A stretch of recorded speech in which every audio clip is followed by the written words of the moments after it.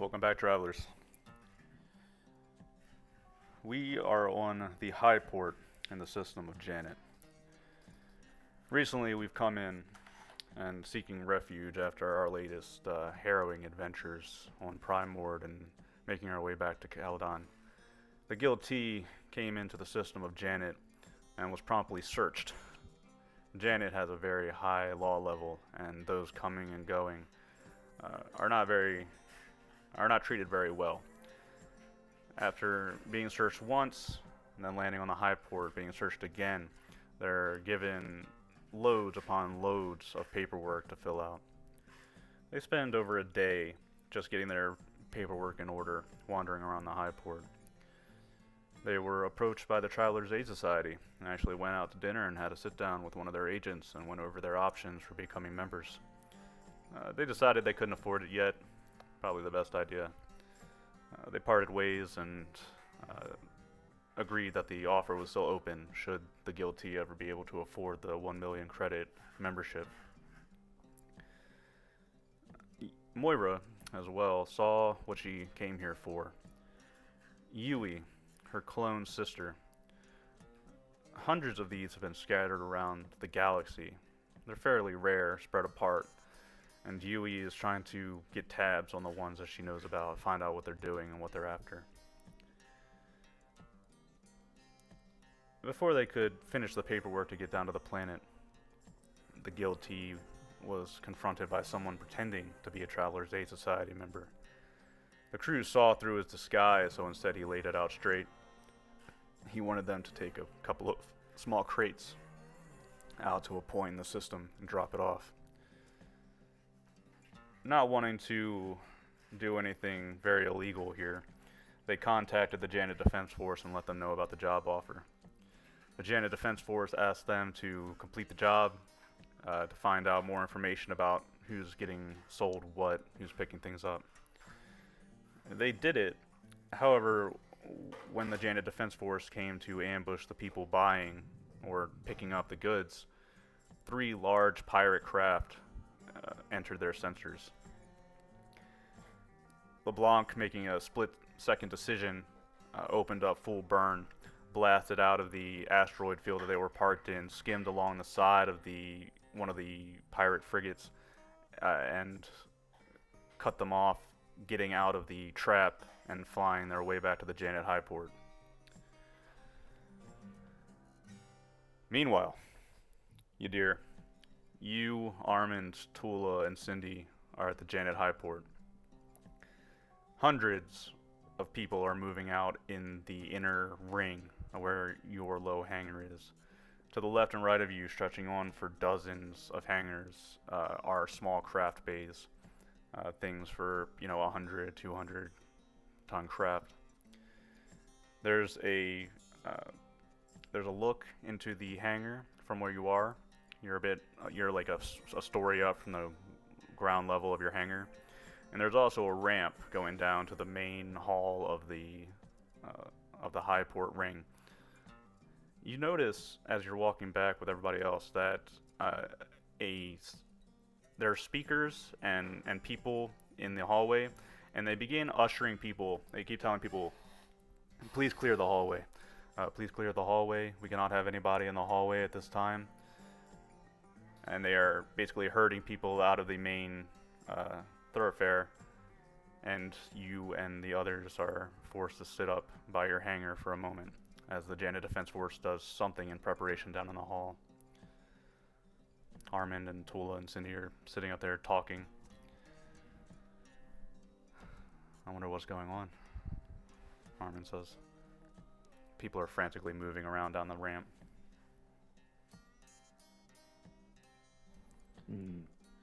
It seems that the Defense Force... sorry.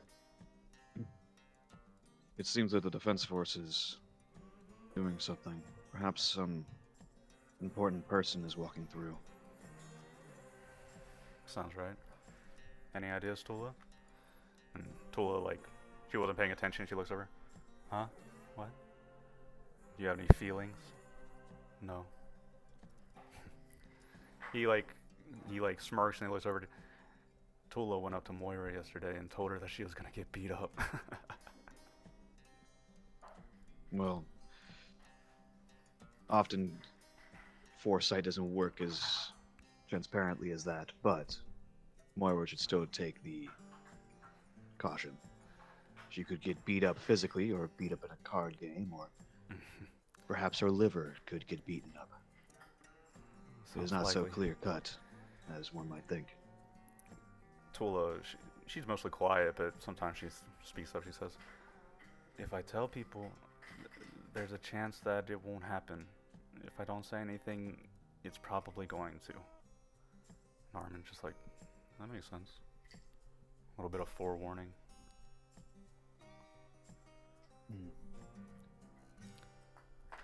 You know, Cindy, I've been meaning to ask. Some believe that. Go ahead. No, Go I was just Yeager is going to say, some believe that fate can be avoided. Others believe that fate is set in stone. I don't have the power of foresight like she does, so I cannot say more on that. Well, he rattled her pretty good. Anyway.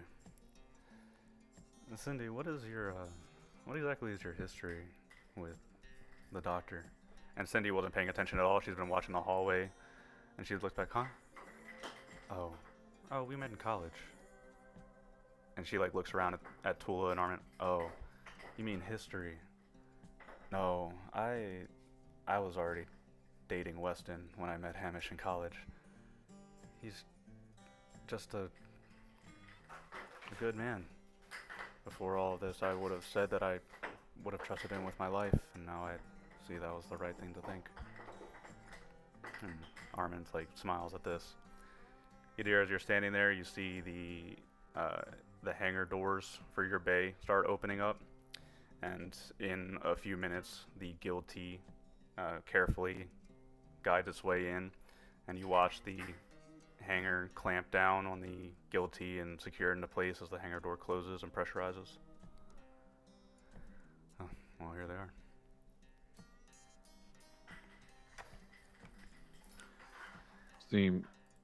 Seems the ship is still in one piece. That's good. It's a complete wreck. Keegan's panicking over it. Oh, you hear my cat in the background? It's because yeah, we could hear the cat like knocking things over. Oh, sorry. It was like playing the fucking cup game, man. It's hilarious. Don't worry about it. She's got a little bottle she's whacking around. It's cute. But anyway, guilty, the hangar pressurizes, and you're given freedom to exit your ship. However, a note on your comms indicates that they are requesting you to stay around your hangar and not enter the main hallways for at least 30 to 40 minutes.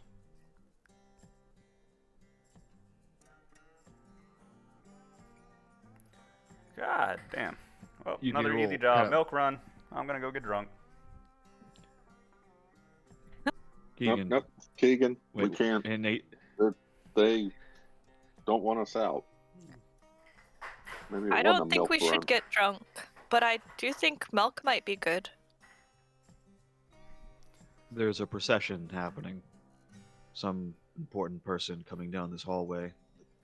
Local PDF is advising everyone to stay inside. Cool. Let's go watch.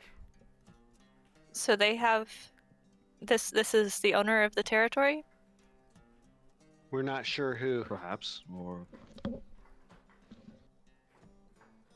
Cindy. Oh, sorry, Tula didn't sense anything off, and I'm hesitant to use my abilities to probe here, as I did not know the extent of their forces. Can we do any reconnaissance? I was just about to ask. You see Moira's looking a bit high-strung. She's kind of like glancing over her shoulder a lot, looking around at the people. Yadir, you were meditating. I didn't want to pull it off your head. You got a headscarf, something spare I can cover some of my face with? I'm starting to get weirded out. Yadir kind of chuckles a little bit. He goes, if this is connected to the premonition, know that it could be anything, but I understand your anxiety towards such things. Here, Edir kind Moira, of like goes to his stuff and like, Moira just strides 3 feet forward and spins Yadir as he's going through his stuff and turns his head to point at a nearby vid screen where you see Yui on the screen once again being shown on one of the vidcasts. Yadir, it's a bit more serious than that. You missed some stuff. I can see that. You know, you are more than welcome to pull me out of my trance states in order for me to be more informed. I tried that. I kicked you in the shin. You just sat there and grunted. All right, that's good to know. Trained my body to resist torture in that state. All right, Yadir, I'm going to be honest. The last time that I poked someone like you when they were in a trance, they plastered me to the wall with psychic powers and cracked one of my ribs, so... I want a book about Moira's life. I can assure you that I do not have the. I can assure you that I have the self-control to not lash out. I can still feel you around me. It's not like I'm completely blind when I'm in that state. Huh. I see your psionic. I see your psionic self, not your physical self. Look, I might have poked that person back in my, younger days when I was a bit stupider. But still, it's good to know that I can wake you up out of the trance if I try. Is there a good way, like pouring water on you, or like? T-pone? No, just Pour tea on him. you. We don't want to waste the tea. No, just say my name, or if that does not work, then think my name. And if I recognize your psionic essence, which I pretty much have all of your essences memorized by now, I should be able to hear it, understand it. Or if you can think of the issue that's happening, I would be able to better see it. But either way, he kind of pulls over this kind of like. It's like he kind of like wraps it around your head in a very traditional Zodani style for a woman, and he kind of goes, "Here you go. This should help." It looks kind of like when he wraps it, it's more like a woman would wear a shawl. Yeah, no, for sure. I totally see that. She just kind of props it up, trying to hide the fiery red hair, and she stoops a little bit, so she's just only one of the tallest people in the group instead of just a little bit shorter than Foon. Yeah. Now Well, everyone Moira, is We short. can Sure, shave that's just- you. While Moira's getting her makeover, I'm going to pull up the ComNet and see if there is a security alert for this part of the station. There is. Like I said, they are telling you to sit tight in your hangars and don't wander out into the hallway. No other information. No other information really that you get on the public comms. I will say that while you're standing here talking, a few high port employees using equipment that is built into the hangar, they actually open up a storage entrance to your hangar as you're talking and start loading in crates and parts of spare ship parts for you. Parts, yes. They load up about 7 tons of the spare parts into your hangar, and one of the employees walks over to you after unloading and says, you paid your berthing fees, so you can access the hangar's repair facilities if you want trained engineers to work on this shit for you.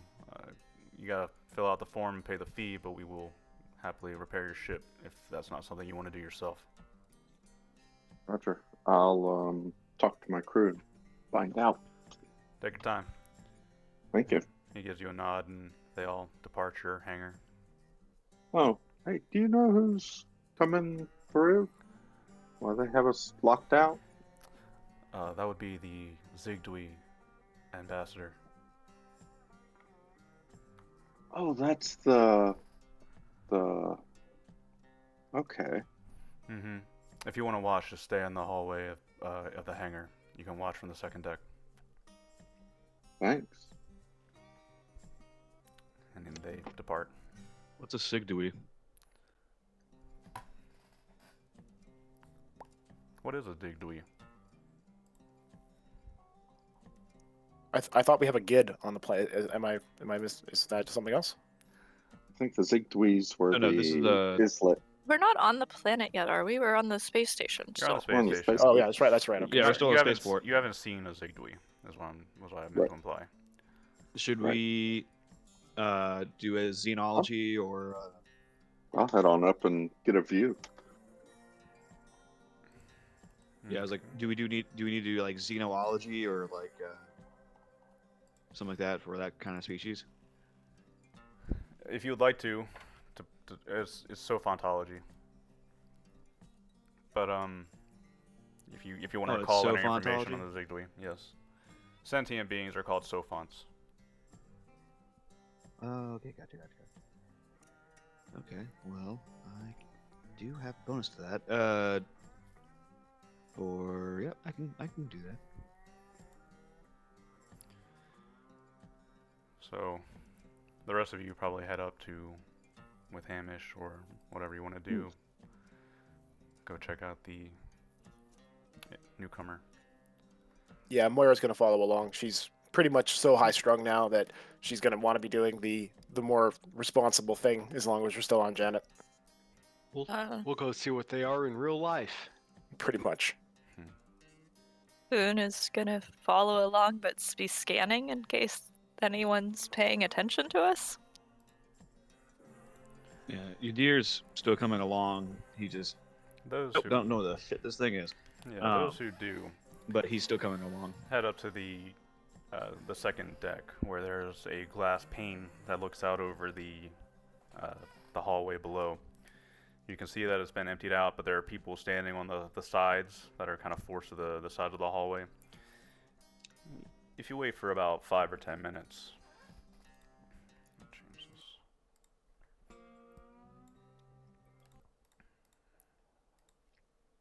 Sorry.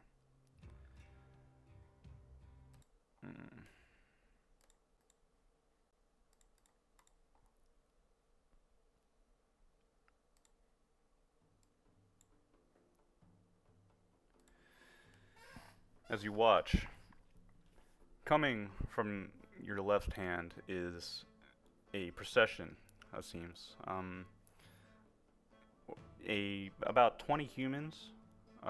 They seem to be a mixture of both researchers and spacecraft crew. They are marching down the hallway.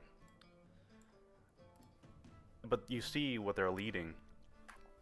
There's a creature in a circular, a half-circle grav craft.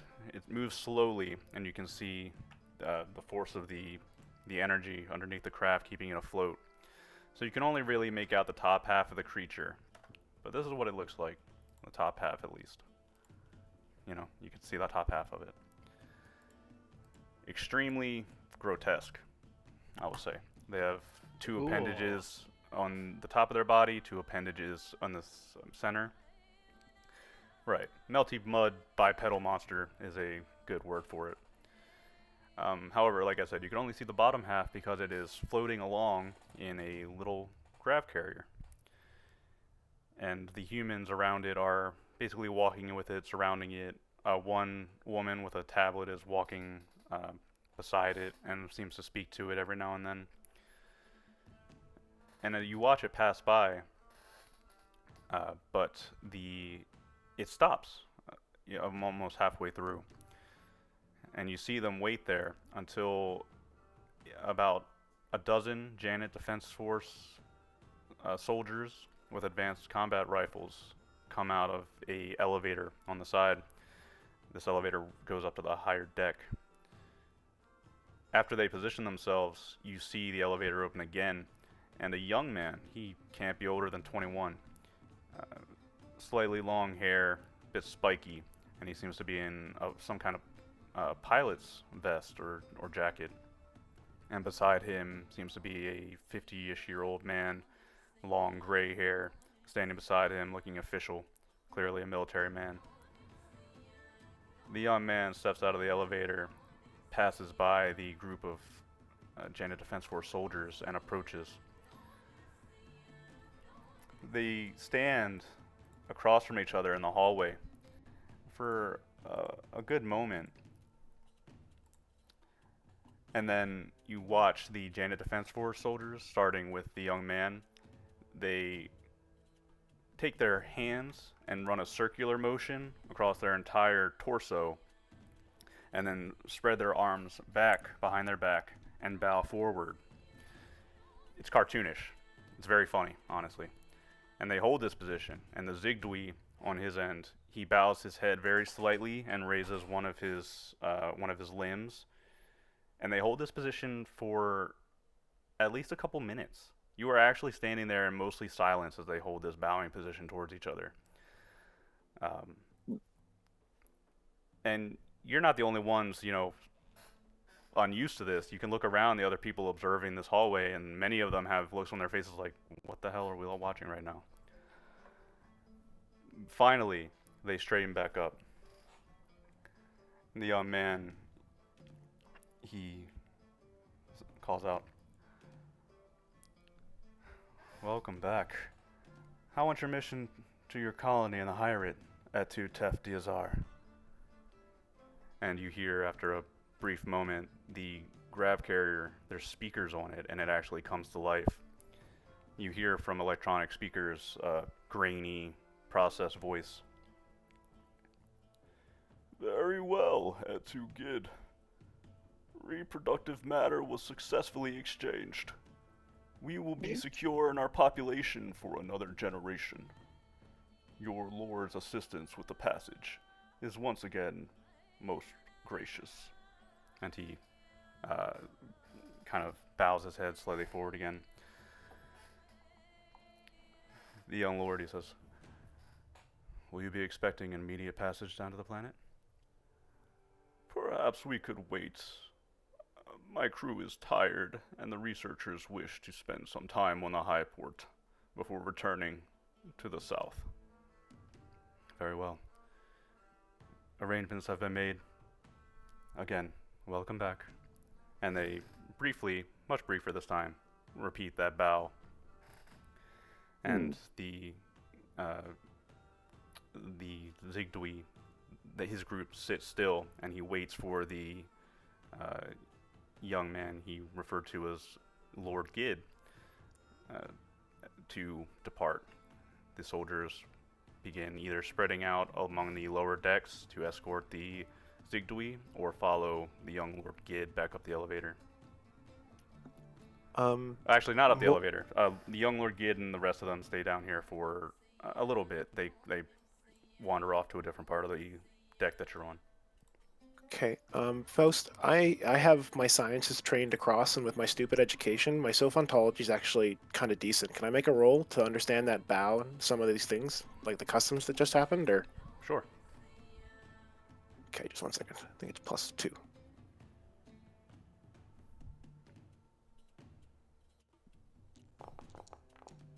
Sweet, give me some context, Bundle. Zigdui. These are a population that spreads from their home world. It was a toxic, gaseous world that they basically they produced so much and over-polluted their own planet to the point that they had to send out colony ships. These colony ships scattered everywhere. However, their population as a whole is very low. So they breed, once every 80, 100 years, and adding 1 or 2 to their number in that time would be a net gain for them. They have very long lives. The bowing and the ritualistic show that they put on, you don't have any context for that, but you can assume that perhaps this is, Zigdui respect your culture. And one thing that you noticed was the etu that they add before every name. It seems to be an honorific of sorts, or, respectful. So you would be Etu Moira or Etu Foon.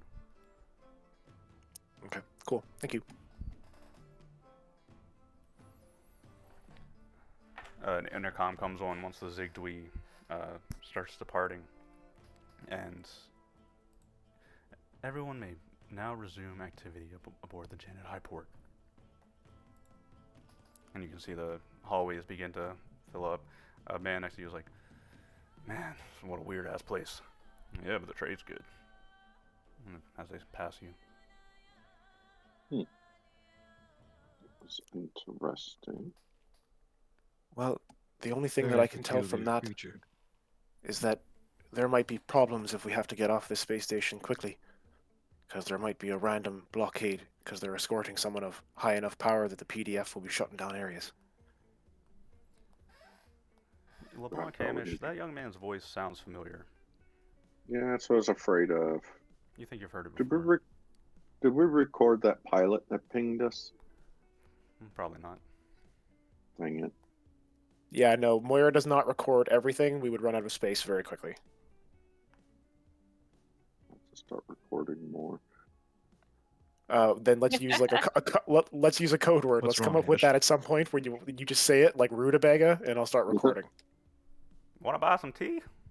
A rutabaga. No, that's not the one to say.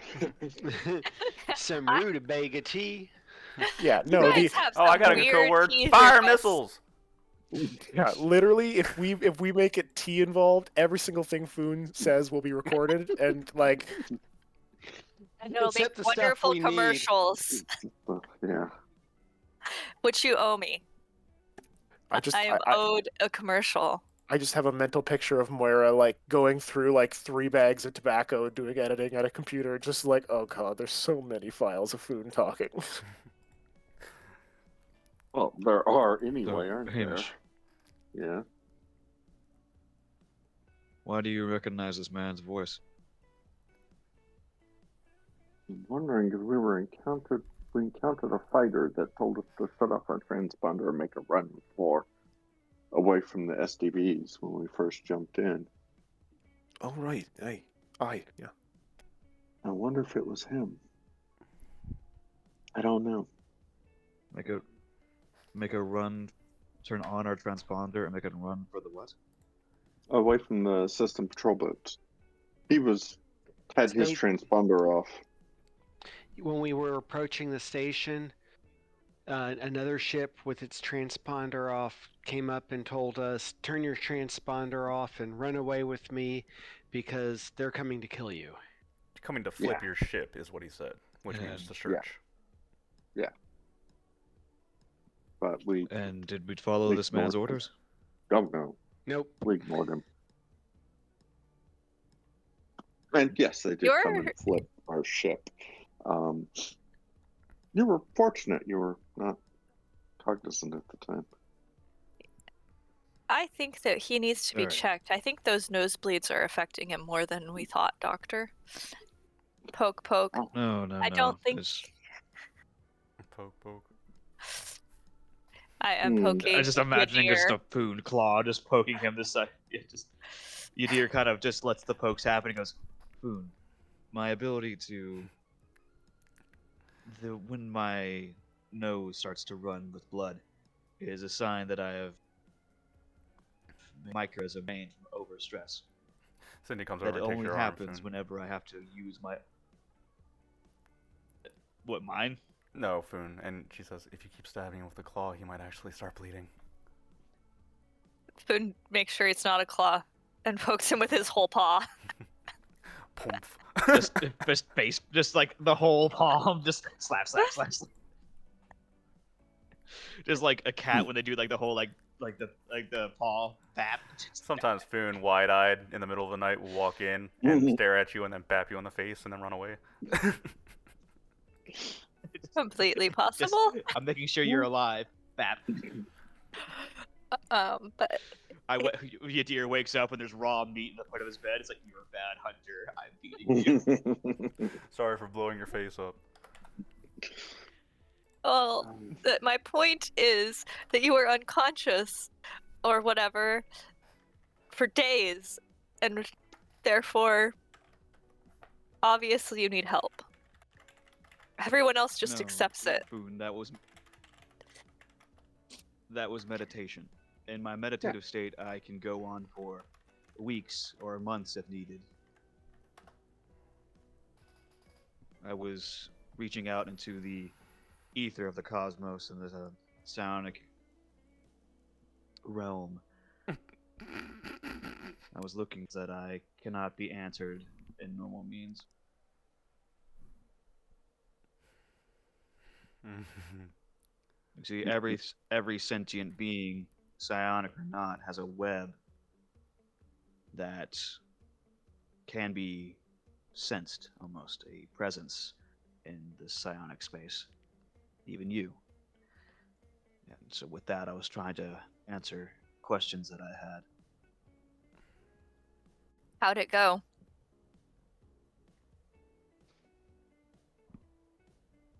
That bad, huh? There's a ping.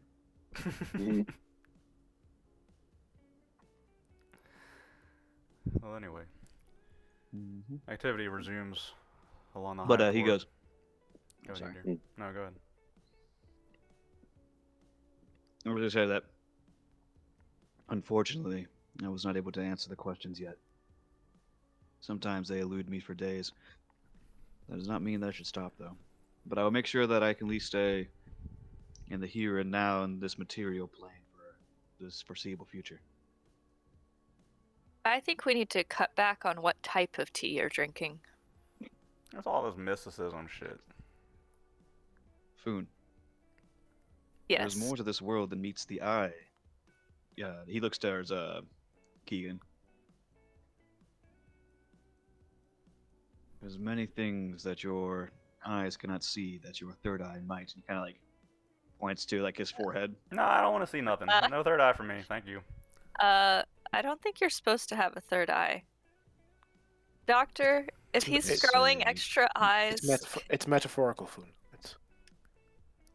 I'm gonna go look up a human dictionary. Yeah, Foon, it's there are certain beliefs where Gosh, the ship smells There- so nice now. oh yes, it got cleaned. Oh my god, it's night and day in here. Smells nicer too. Mm-hmm. That's why we shouldn't keep so many humans in it. We're trying. So We Moira, still need to deliver the scientist to Caledon. yes, but we need to get to the planet, don't we? We do. There's absolutely no way that we can wait up here, paying docking fees for however long, for the No. chance that Yui will come back up. So, I've been working on the paperwork to get us down there, but I basically just need to sit down and work on it. I can't move around anymore. That could take us a long time. Perhaps I could try to find her psionic presence, seeing as she is like you. Perhaps finding two near identical sources can help You ping the sift location. I've been through- thinking about that. If let's say we contact Yui, and she doesn't like what Moira has to say, it seems like she's in a position of power here. Unless we have unless we have a plan to detach our ship from the high port in case they lock us down and escape all of these ships after us, we shouldn't contact her until we're really ready, you know? No, I'd agree. I'd like to have Moira, as many what cards. is in our your hands. goal once you? What is your goal once you meet your sister? Look, it's been good on 10 years since I've met one of the clones. Like I mentioned before, the last one didn't go so well. She blew my ship out of the black, cutting it in half with the other people aboard, and I was forced to make some bad choices to get myself to safety. And I don't really know where that one went. Just kind of left me there. So I'm expecting the worst. I don't think I'm like my other sisters. I'm one of the first ones they released. They dropped me out when I was 18. And, well, they dropped me at a good university. I got a surprisingly good education despite, my attempts to party my way through school. And I've been alive for a long time on ships for a long fucking time. I'm not really trying to start a war. I'd like to have a network. We all have something in common, and it's something that I've never really had in common with a lot of the crews that I've been a part of. I've flown with a lot of ships since they got out. I've had some bad experiences and some really great ones. I'm having a pretty good one on this one so far. And you become a family. I don't need a family through them. I just want to meet them, let them know that we all exist, and that these stars aren't, so big. We could be there for each other, and hell, you've seen what I can do, folks. Can you imagine if we had a connection, in every other system? Maybe going through Reaver's Deep, there's 3 of me, and we can all be helping out. That's a lot of credits. That's a lot of good that we could do. Couple of I'm just lawyers saying. together, we're billionaires. And So you don't wish to destroy her? You wish to no, unite with her? not even unite. Just, I'd like her to know that she's not alone. Because that's how I felt for the first 20-something years. And you just get over it. Time heals in a lot of different ways. How I'm old just are you? moving. I look. How I old look. are you? So she looks about 30. I'm 44. I've been Okay. Well preserved. I've been. Well, that's actually something that I'm gonna mention to you all. She holds up a small little bottle, and immediately, Hamish, you recognize this bottle and what the medication is, but the rest of you probably don't immediately recognize Put what it is. that away. Yeah, just hide it. That can't Look, be what I think Foon's it gonna is. be like, what is that? I'm basically out at this point, so You're Why- out of that's- what? Cindy and Armand are wide-eyed, mouth open. and she kind of pockets it back. Your dear into has her, no idea what that is. and onto her belt. So Same with so, Foon. So Would you look, be carrying that in a place where we get searched every time we turn around? they would have to rip me open pretty good to find out where this one is. And she puts it back in a very careful area that you guys didn't really see her pull it out of. Gross. Look, folks, I've been doing this for a really long fucking time, and I intend to search the stars for as long as this body can take it. Medication You're abiding. okay. Are you sick? Are you What serious? medication are you taking? You've been carrying that around with us this whole time? I've been carrying it around my whole life. I I'm God. I not sure what that is. Is that Cindy, is that a It's- narcotic? she looks around and says, is that a requirement? Do you need to be on anaganthics to maintain your condition?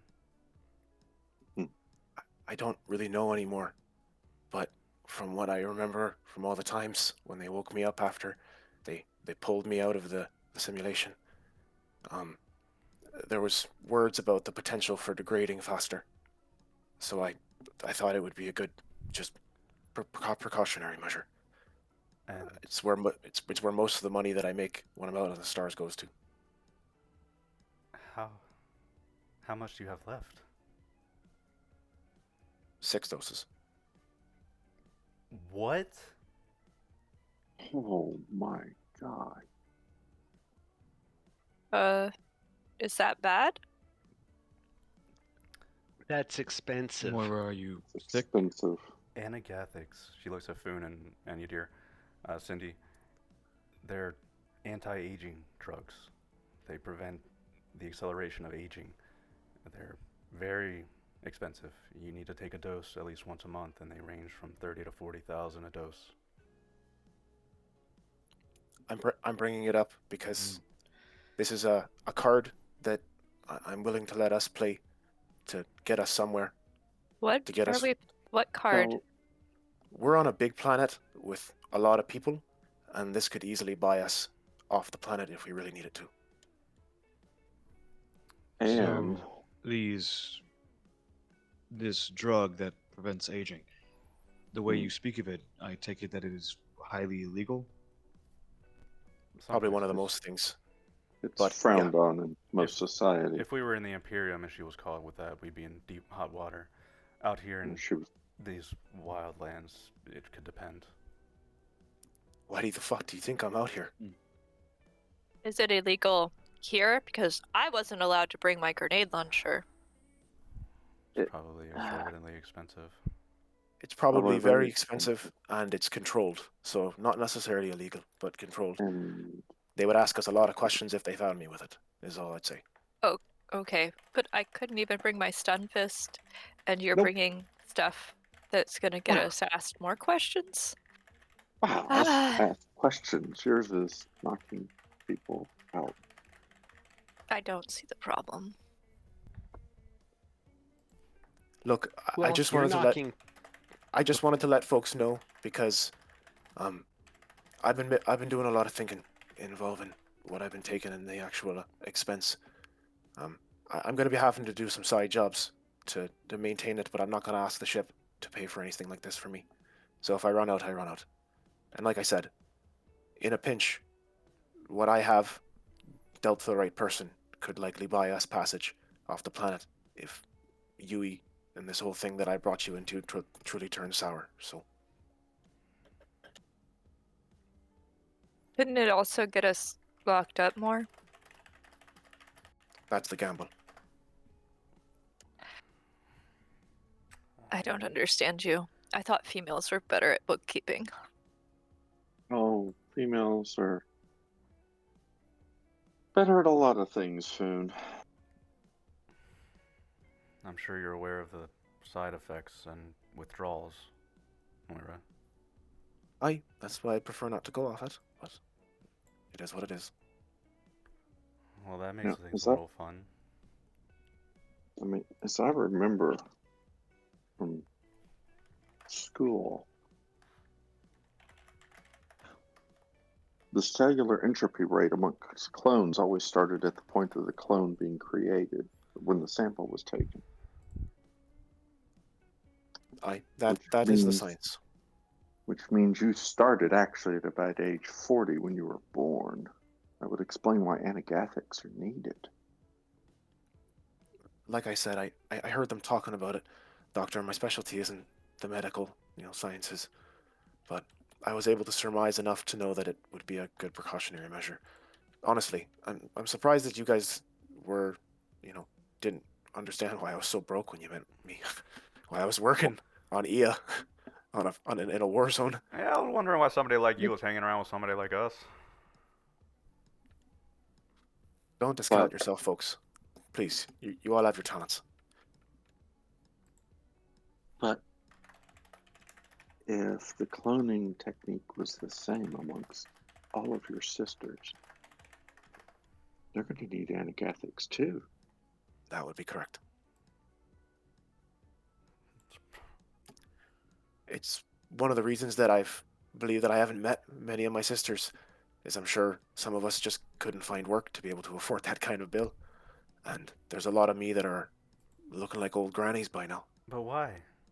Why? I know it's a little callous, but why were you even made if you were just to be released? Well, you'd have to ask the Imperium that. I can't answer questions for a polity like them. But like I said, and she glances over at you, dear, I've seen them do truly awful things to people like myself, to people like you, dear.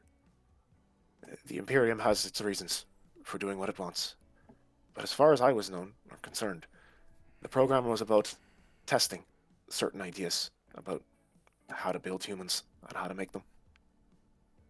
Is it nature or is it nurture that truly makes us? I have no idea what their results were. Frankly, I don't think I'm that interested. I just want a network. Something that I can rely on.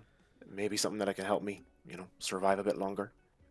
And make what I can of the life that they decided to give me. A noble endeavor to reconnect with twin sisters like that. As I've told you before, Moira, I will be there to help you. Thanks. I too just understand what it is like to not have a connection or as you say, a network. Well, 30, I 40,000 guess a month isn't too big of a deal, right, guys? Right? That's not gonna burn a hole in our pockets or anything. Like I said, I'm Wait. not gonna. Like I said, I'm not requiring you guys to pay for it. Well, good enough doses, but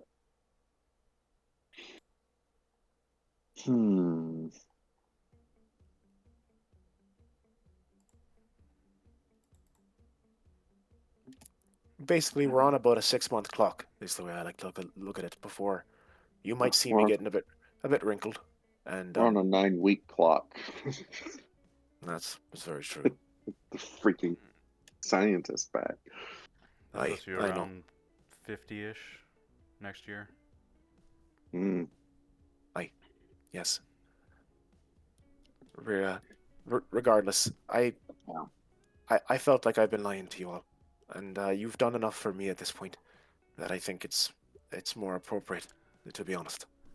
So what we do So- is we bundle Yadir and Moira together and we sell them both, and then we buy a new ship, right?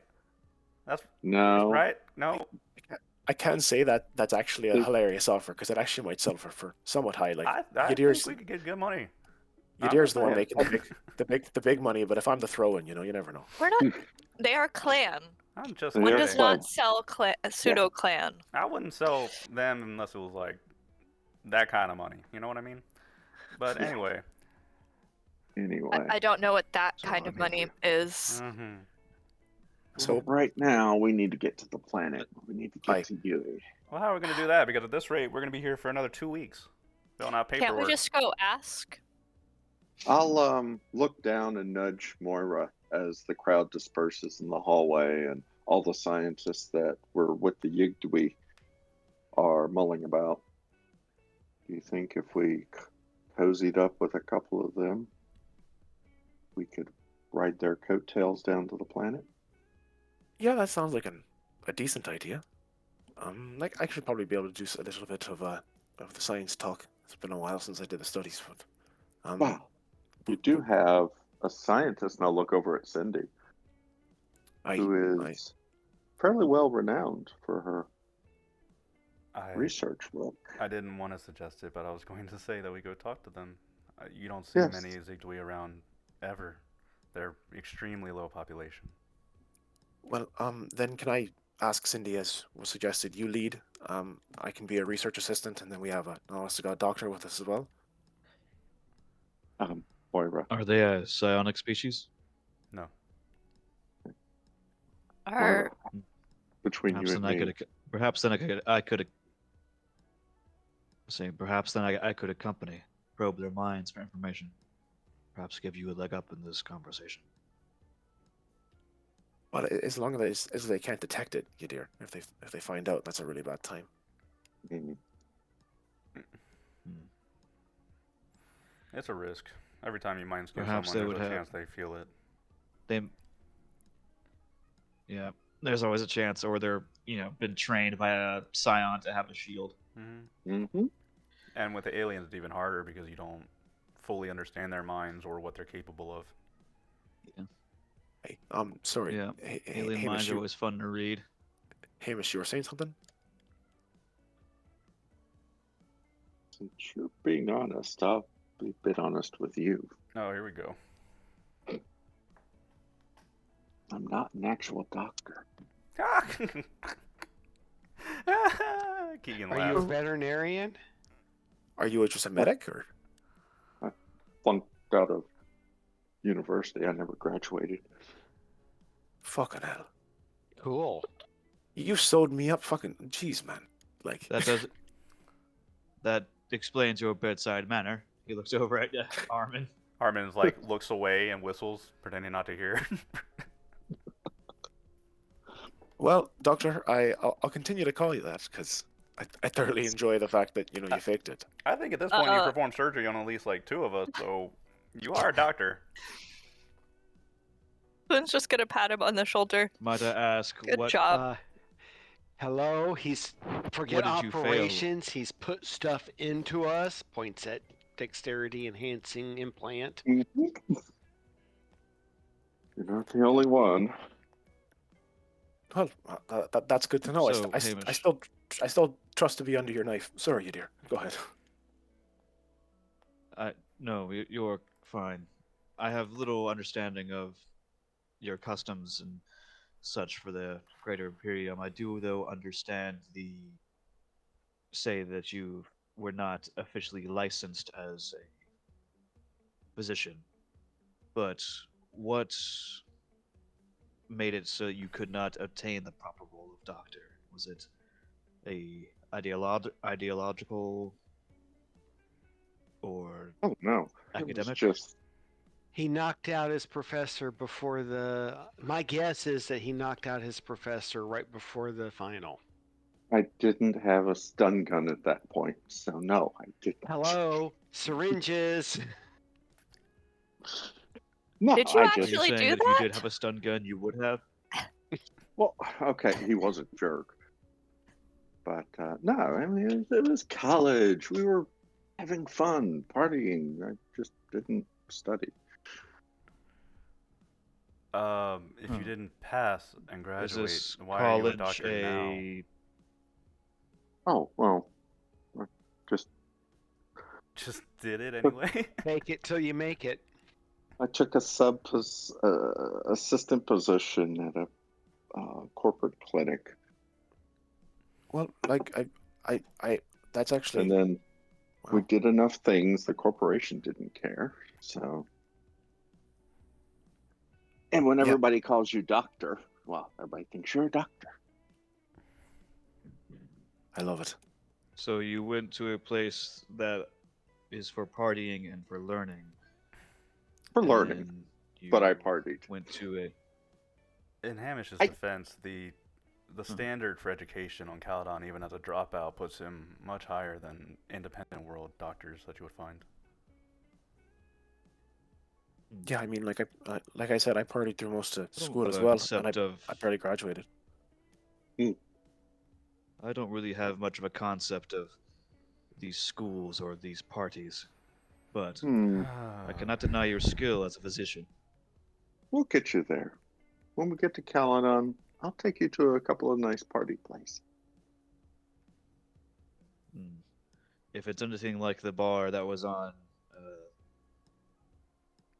the Water World, where it had the fire water, I believe it was called whiskey, Mm-hmm. I would not mind that atmosphere. It was soothing. We have plenty of those on Caledon. Caledon has floating bars. You can take a Mm. hovercraft up over the ocean and sit above the ocean and eat and drink. That sounds fucking Caledon amazing. sounds like a nice place. It's gorgeous. It is. Remember, right before we all took off, Hamish, I have not. we went to dinner on the barge overlooking the high port, or the Yeah. space elevator. I mean, Mm-hmm. it was lovely. Caledon's a beautiful planet. It's just expensive to live there if you're not a native. Hmm. So anyway, We must shall make we it go? there. Greet the scientists before they walk away. Yes, I let's I think go. so.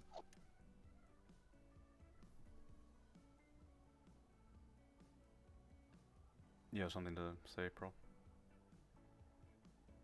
No, I was agreeing. I was Okay. saying yes. All right. Sure.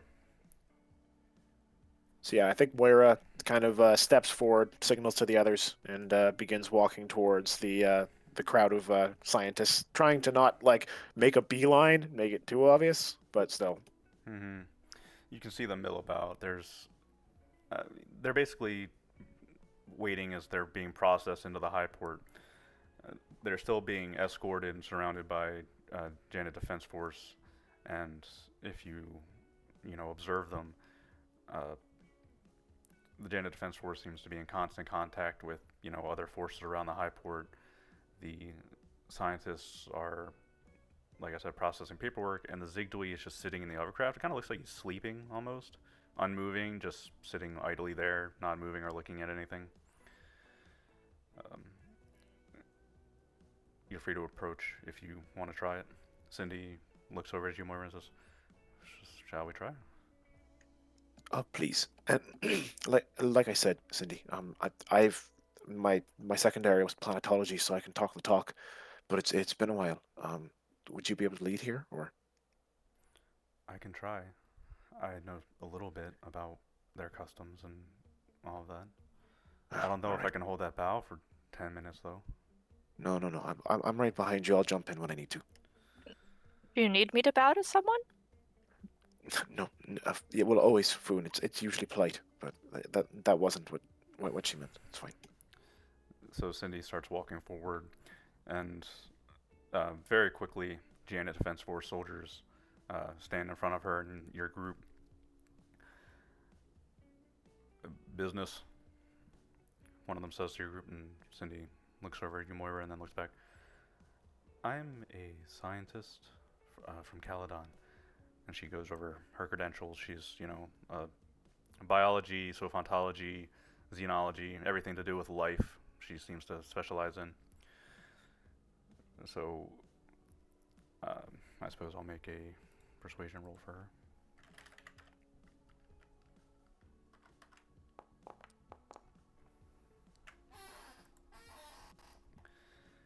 Does anybody want to try to help her?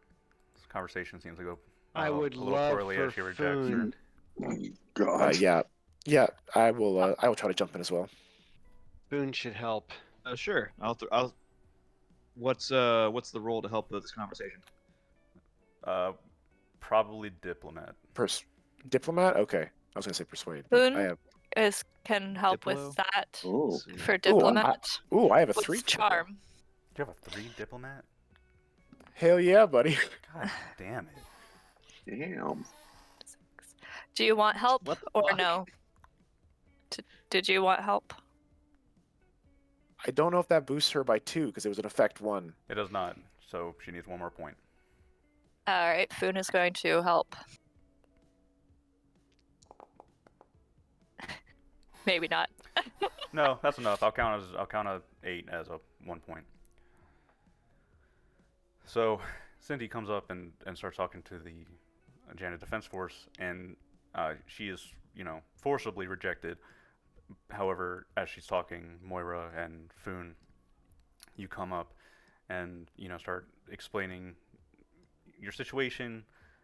Cindy kind of frames it that you are scientists. You are, she's basically using the cover of the story that the Tonto was using, traveling around the systems and observing wildlife, and basically framing it as a official mission to Caledon. And as you're talking, one of the scientists standing by the Zigdui comes and puts a hand on the System Defense Force. Foon is going to be holding a bow until they recognize him. Mm-hmm. You are sitting there, and one of the scientists come over and puts a hand on this. It's all right. Let me talk to them. Hi, how are you? Hi there. Moira Durham, Planetology. This is a compatriot and the lead for our team, Cindy Reese, as well as some other associates. We Malon, were hoping. sophontologist. Oh, then your specialty is the same as the leader of our team here. Maybe you guys might be able to share information, but we just wanted to come and have a quick conversation with you, seeing like-minded people in the High Port. Well, I wouldn't mind you assisting. It seems that you have a good record. However, you must get approved by the ambassador before he will allow you to accompany him. We would absolutely love to go through any sort of process that you would wish to impose. Is there something that we can do? Just speak to the ambassador, or? He looks back at him, and again, the alien is just sitting in the grav craft, just looks like he's asleep. And the scientist looks back. If you approach and speak his name, Etu Tef Diazar, if he faces you and raises his palm, you may speak. If he deigns to respond to you, that is his choice. All right. Hopefully, he is willing to have a conversation today. Thank you so much. And the Janet Defense Force soldiers look skeptical, but step aside, and the scientist comes over and addresses the group and introduces the rest of you. They're scientists from Caledon. Real quick, before this happens, Yadir is gonna go over to Food and kind of like tap Food on the back. Goes, you can stand. Foon will go and proceed with them. And once you're introduced, you're facing basically the side of the Zigdui. He's massive. He's a large creature, and the grav craft just lifts him off the ground, makes him a very imposing, tall figure. You hear the gentle whirring of the grav craft under him. the scientist, he, steps aside for you and looks to Cindy and nods. And Cindy kind of like gulps a little bit, steps forward. Et tu, Ambassador Deft Diazar?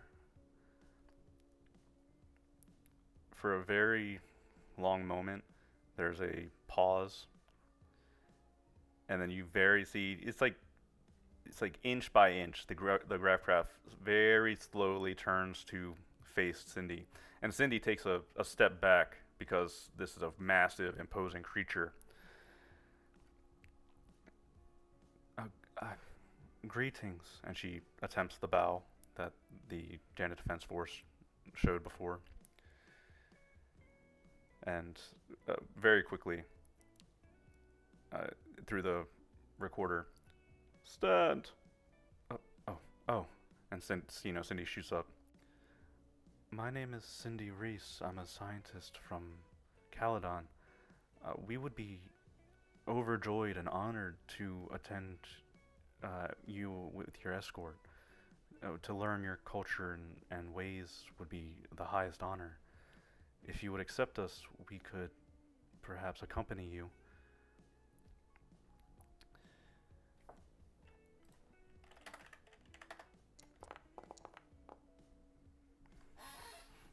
Does anybody want to help her? Diplomat? Yeah, I try will again. help her. Moira, you effect gotta 3. stop. Buddy. You've gotta stop. What do you say? I kind of step forward. I step forward, and you see Moira flawlessly execute the bow that Cindy kind of foibled a little bit, and she waits for the acknowledgement from the ambassador before standing. And I assuming, does she get it, or?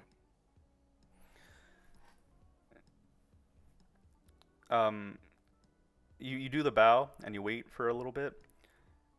However, you notice that the Zigdui does not return the slight bow and hand raise.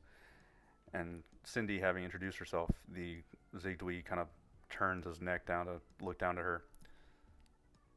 Cindy Reese, what use would I have for you to be among my escort? And Cindy blinks a few times, we are trained researchers and scientists. I have many of those already. Why should I make an exception for Cindy Reese? And you'll notice that he is not including the honorific, which may be less than respectful. Cindy's just So because he's wide-eyed, asking, not what sure does what he? to say. So because he said, "What would I need?" Could I read his surface thoughts to figure out is there something he needs? Sure. Okay.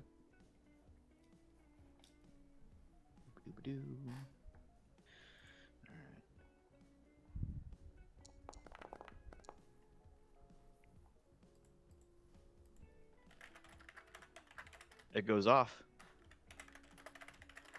Okay, give me one moment.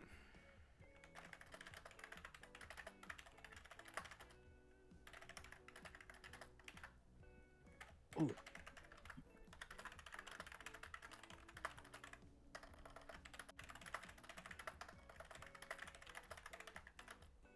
Also, not gonna lie, I do love the idea of Yadir being like the babysitter for Cindy, Talua, and Ark.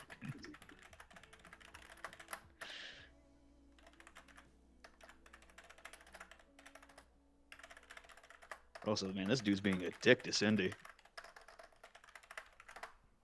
Check your DMs. Yep, I see it. Cindy, she's shocked for a moment because, as Yadir just said, he's kind of being a little dick. So, she looks up and says, Yadir kind of, his brow kind of narrows a bit. And Yadir is then going to kind of step forward and goes, excuse me, Cindy, perhaps you could also mention the times where you helped saved a nuclear attack on Edda, or the other time where we rescued a small city on an underwater planet, or the other time where we helped a minor xenospecies that was looking for an ancient artifact. Perhaps you could tell our humble host, as he kind of looks towards the Zigdui, about those accomplishments. Hmm. Yadir, go ahead and try persuasion or diplomat. And you can add a plus Okay. 1 to it. Let's go. Alright. I think my persuade's pretty good. Persuade. Oh, come back up. Moira's still Okay. stuck in that bow. That bow, yeah. Bow. Yeah, sorry. Yep, just waiting for that response there. So you said +1? Whatever you have, and then add a plus 1 to it. Got it.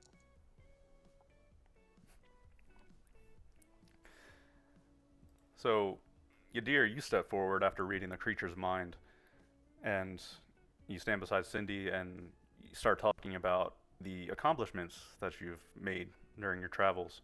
Cindy doesn't know anything about the nuclear bomb aboard the Tonto, but you were there, of course, and you go through the harrowing adventure, and then how you went through Fontramis and secured the city from a drug dealer, or how you went to Tharad and battled Aslan pirates there. Uh, the rest of the crew, you're probably standing there and watching this as just Yadir coming forward and just trying his own thing. However, the Zigdui, as you watch, his eyes finally open about halfway through the story. They've been closed this entire time. And he cranes his neck down again to look at Yadir in the face. And as Yadir finishes, he cranes his head back. It's like a swinging motion of his head as he turns back towards Cindy. Is this all true? And Cindy, off foot. Yeah, yes, of course it is. It's all true. They even rescued me from Tharad. Impressive.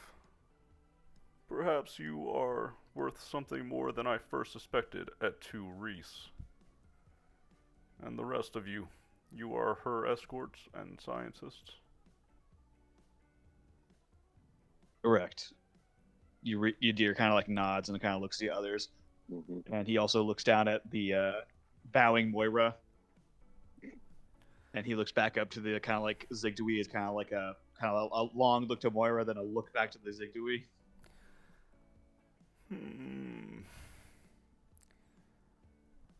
I am not granted authority to grant passage down to the surface.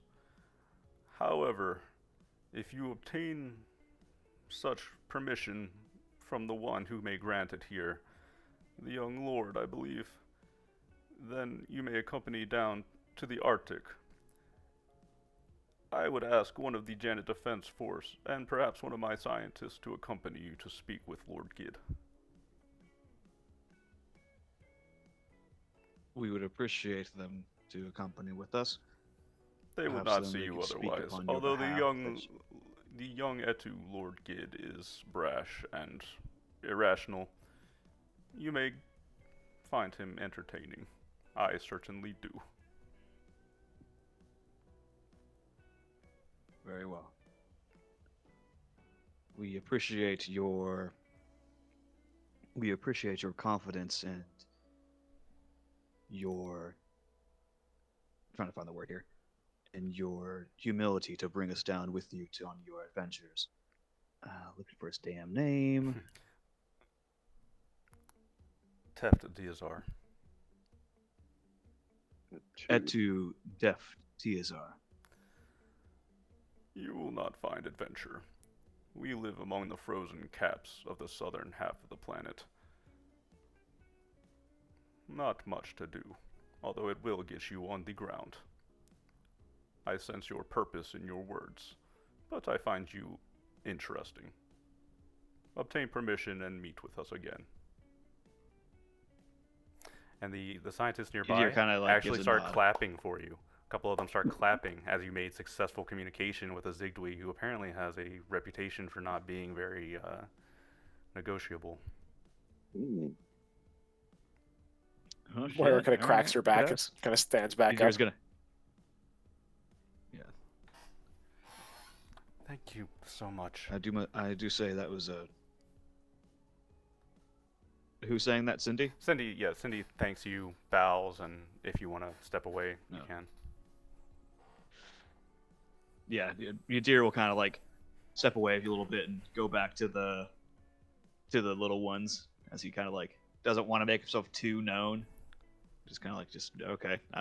People are clapping. Oh god. Yeah, Cindy's sweating and wide-eyed, and as you step away for a minute, she's like, that's so imposing. I never expected that from their appearance. They do have a large frame, but in their callous type nature, he was being very disrespectful towards you. So that's why I spoke about you. By the way, this is all away from the Zigdwees who's Yeah. shit. Mhm. He was being very disrespectful, so I did what I had to learn what he needed to be said. These creatures seem to, or at least this creature, I cannot speak against the whole species, only value those that are important. If you don't bring something to them that they find interest in, you are less than dirt.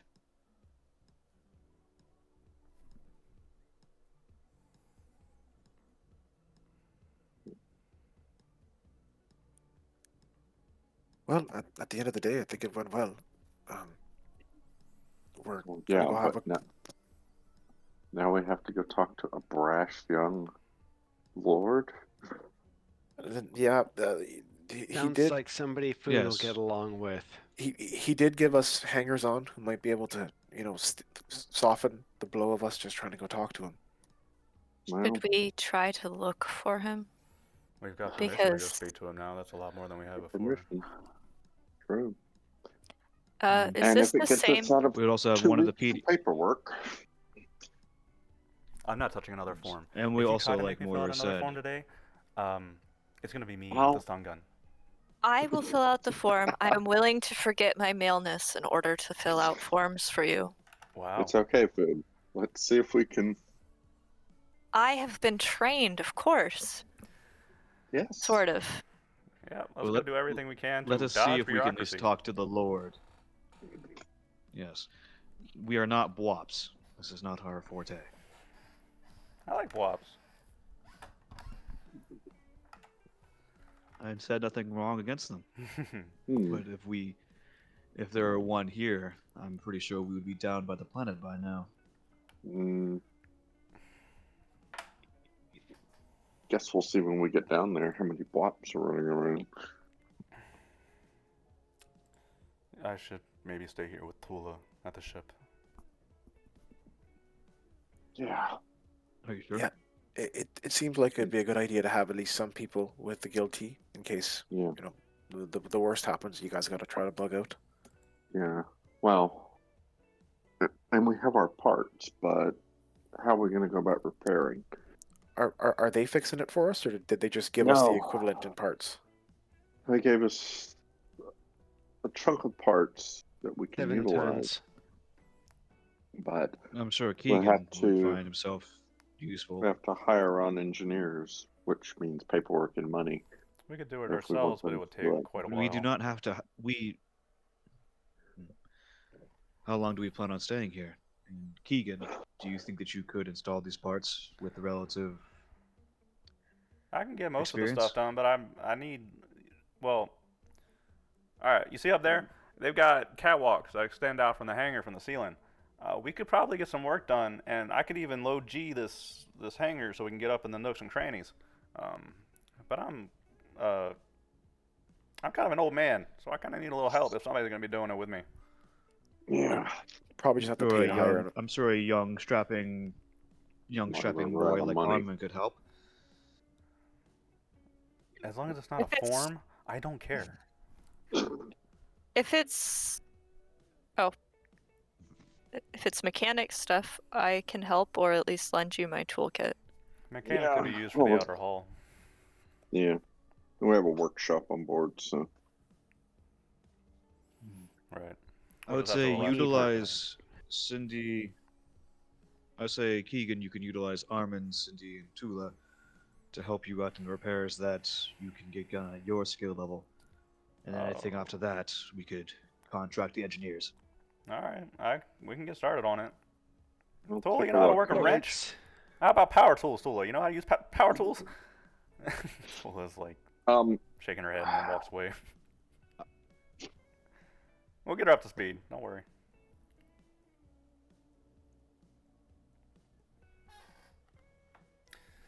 Hull 1 damage, hour each for hull a point ton, loss really? is- What? Oh, damn. That seems weird. Maybe 1d6 hours. Makes I more would sense say to me. maybe, yeah, I'd say, yeah, 1d6 hours. Maybe at like a class A, like top of the line spaceport, or by like an actual like engineer Well, team, 1 if we s- hour, but if- like no, I home think repair, probably if like we're at 1d6 like hours. a lower port, then maybe it should be something like 2d6 hours, and then at a high port with great facilities, Mhm. maybe 1d6. Yeah. That makes more sense to me Or than maybe an one, hour. or at a low port. That's Yeah, fast. or if it's like a really low port, it'd be like 1d6 days. this is for No. hull damage, which is I think considered pretty straightforward. It's just the Yeah. hull, Just No, cutting, as hull. yeah. opposed to Hull yeah. is the HP of the ship. Right. Yeah. So even So if we have like 26 hull points, I mean internals are damaged and things of that nature. Right. I mean that, or we all roll up our sleeves when we get back. I'm sure we'll figure it out. We got time. Let's just not get shot 'Cause this I'm- time. Well, especially since we don't have Yeah. armor or guns. Yeah. Let's not stick around long enough to wait for the Oh, that thing. hockey stick to catch up with us. Yeah.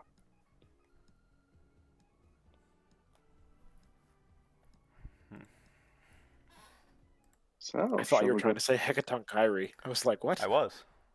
Yes. But Oh, okay. Keegan isn't very good at that. Got it. I was... So, do we know where Lord does he have a palace, an official Hmm. residence? Is there? If you want to go ask the people that were assigned to follow you, if you want to go talk to them, Yeah, sure. That would be great. Can we flag them down? yeah. A scientist and one of the Janet Defense Force soldiers comes up to you. If you want to go speak to Lord Gid, we have to take the elevator up to the VIP section. Before we board the elevator, you must submit yourself to a physical search. Probably should.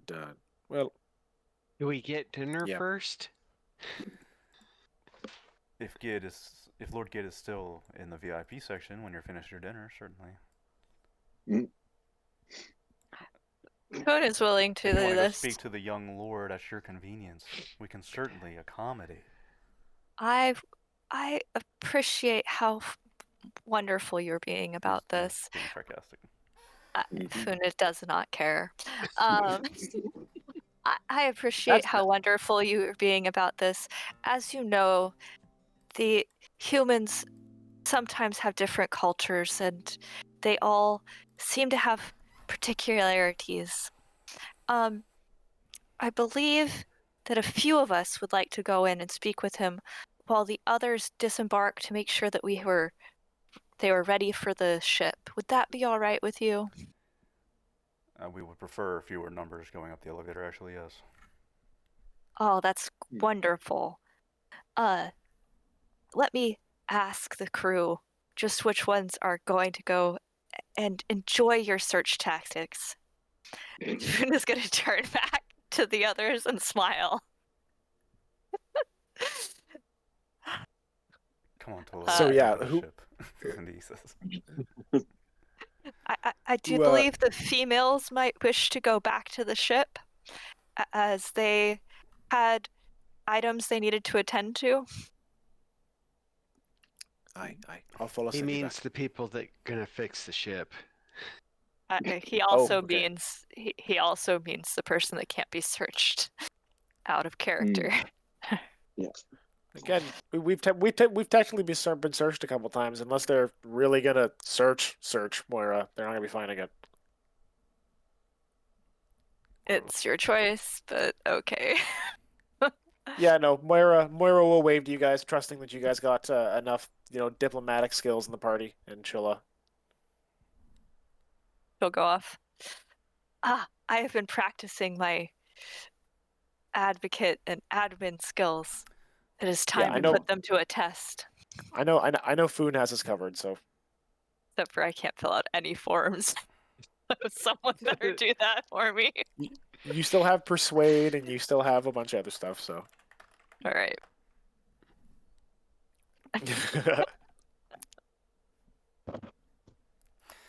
Okay.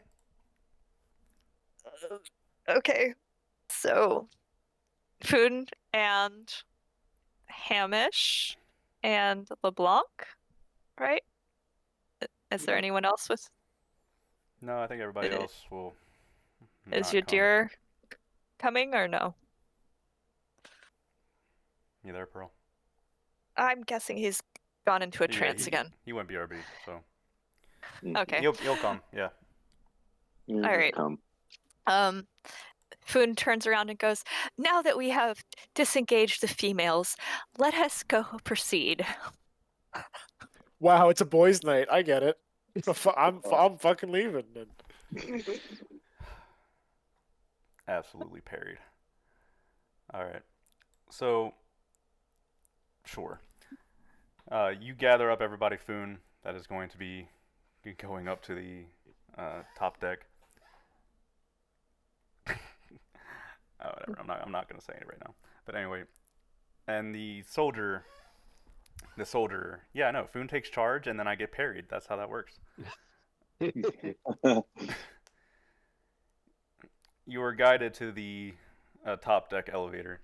It's locked down, and all of you are subjected to a physical search as you are allowed onto the elevator. I'm assuming none of you have weapons or armor, so up you go. No, this culture is slightly barbaric and they like us going around almost naked. Mm-hmm.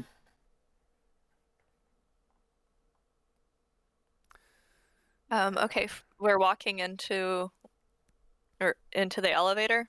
How crowded is it? One moment.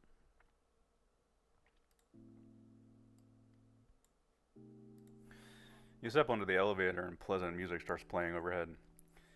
You're alone, except for the scientist and soldier that's following you up.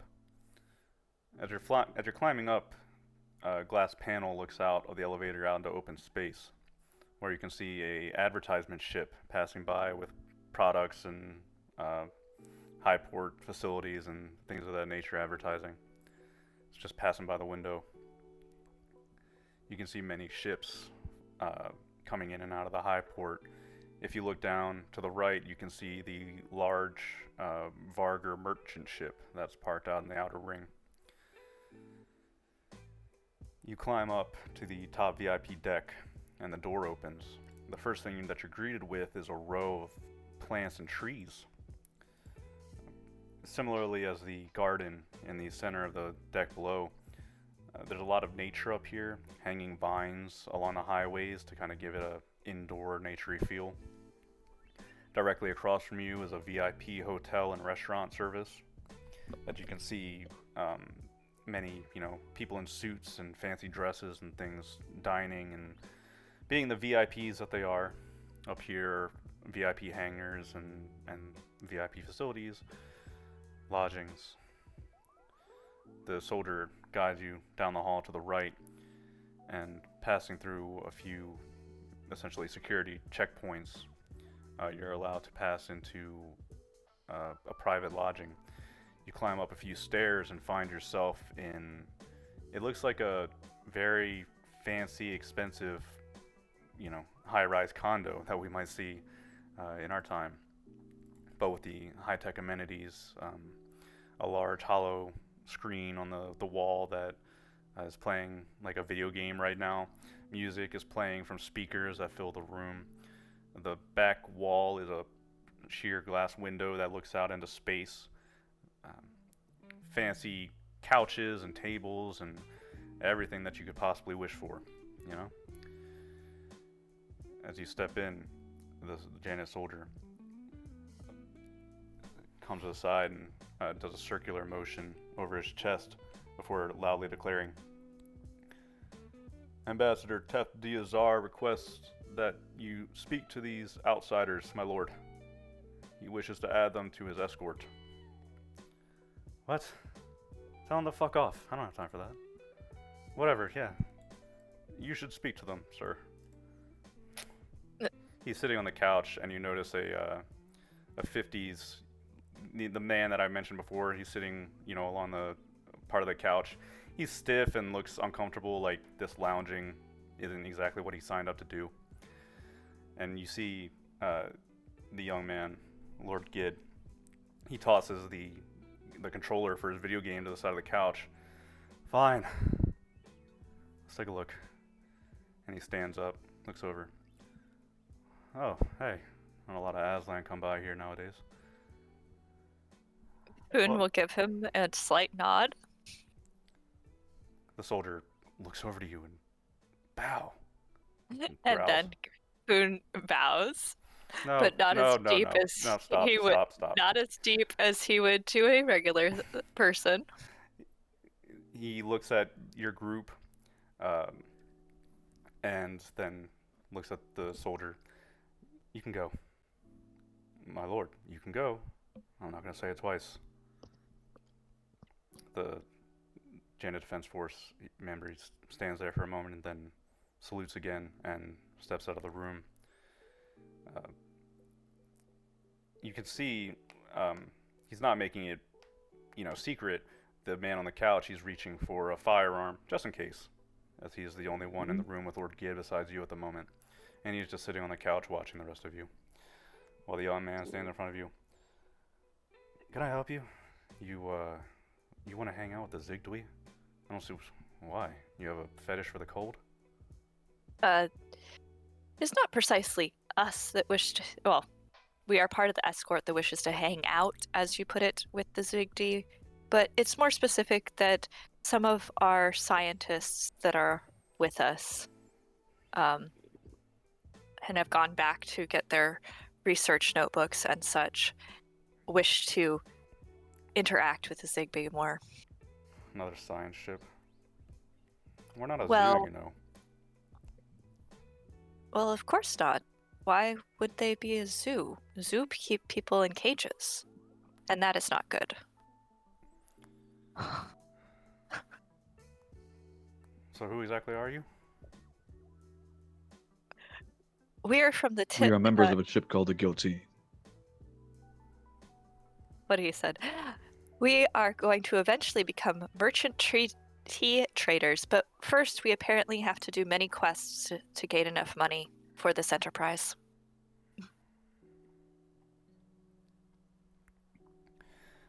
He looks back and says, We're friends. Harlock, guilty. Is that in the docks? And you see the long-haired man. One moment, Lord Josai.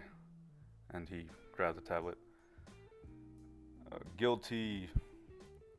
Filled out the paperwork to dock. Searched twice. Escorting. It says a note you made contact with them, Lord. What? And he looks back. Oh, yeah. Oh. You're the scout ship. You snubbed me, didn't you? You're the fighter pilot. Well, Hmm. interesting. Yeah. You, didn't heed my warning. I guess you didn't actually have anything to smuggle. That's too bad. I thought you were more entertaining than that. We are only entertaining as friends. We have many problems that have come with doing illegal business. We just want to get home to Caladan so that way we can return the many scientists we have back to their families. Hence, we're trying to avoid illegal business. Lord Josiah, you might want to see this. And the officer Harlock hands out the tablet, and Gid walks over behind the couch, takes it. Heroes of Tharad rescued Caledonian scientists? You have them stored in fast drug in your cargo bay. That's rich. Wow. You're something different, aren't you? We have become We We don't need heroes. drugs to be entertaining. We are the Guild T. It's kind of an incriminating name. I don't understand why it is incriminating. After all, we are a group of people that will eventually sell tea. We are the Guild Tea. I would prefer to be selling tea sooner rather than later. Harlock, you love tea, don't you? Yes, my lord. I would love to prepare some tea for you. Lord Giz seems amused by this, and Harlock, if you look back, Foon, he adjusts and looks at you and says, "You sell exotic teas from around this sector?"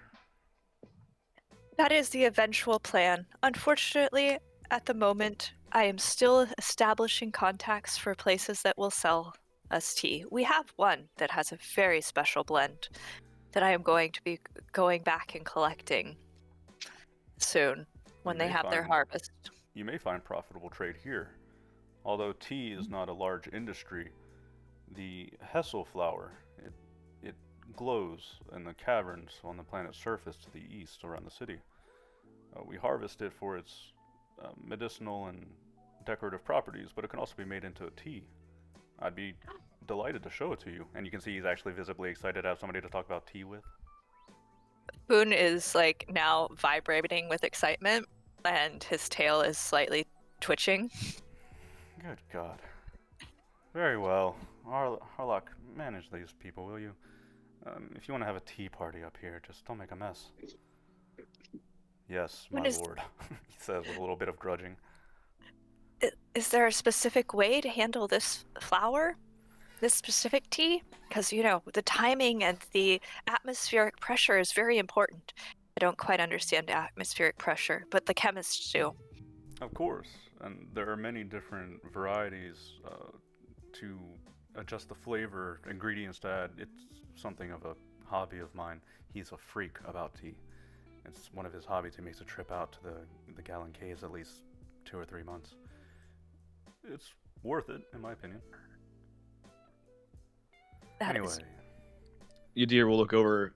I'll say you're just gonna look over at the young lord. He goes, "While tea is a end goal for us, currently our goal is to reach the planet's surface, and Why? if you can provide that aid to travel.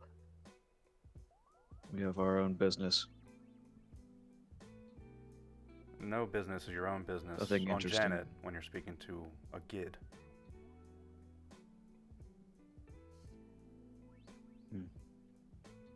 You seem to be a man of open mind and sound body."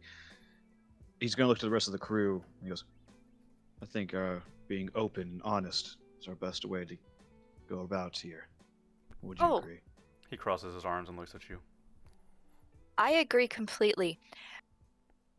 One of our people has a friend down on, or well, friend, relative, something. Has a sister. There we go, A sister. sister. That's the word. Clan linkage is very different in humans. That is down on the planet, and they wish to speak with them.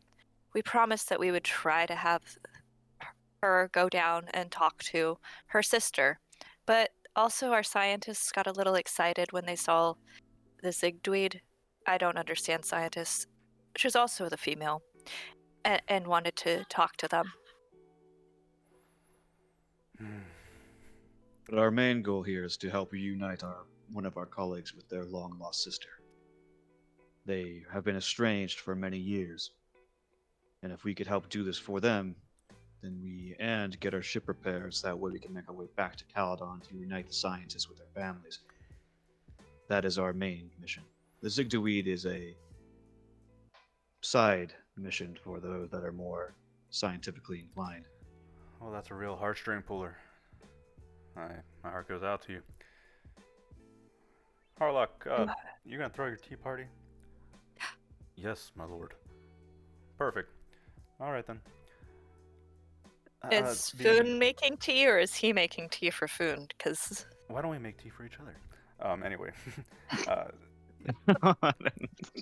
Harlock, when is the Zigdui meant to be returning to the planet? 32 hours from now, my lord. Perfect. We have time then. Why don't you all be my guests for the time being? Harlock seems to take an interest in you, and I'd like to keep a closer eye on you. Do you have other crew? Yes, we have myself. Question. It's me, you. It's me, Foon, Hamish, LeBlanc and and LeBlanc here, right? Mhm. Yes. Okay. Yes. I said yes. Our primary crew is missing its fifth member.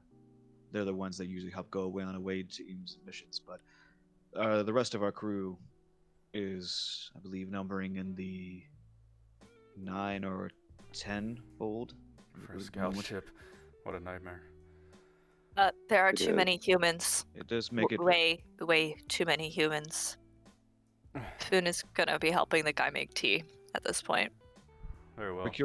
Procuring a larger ship is also in our goals, but we must do what we have. We've made it this far. The guilty has done its job. Alright. Harlock, get them situated.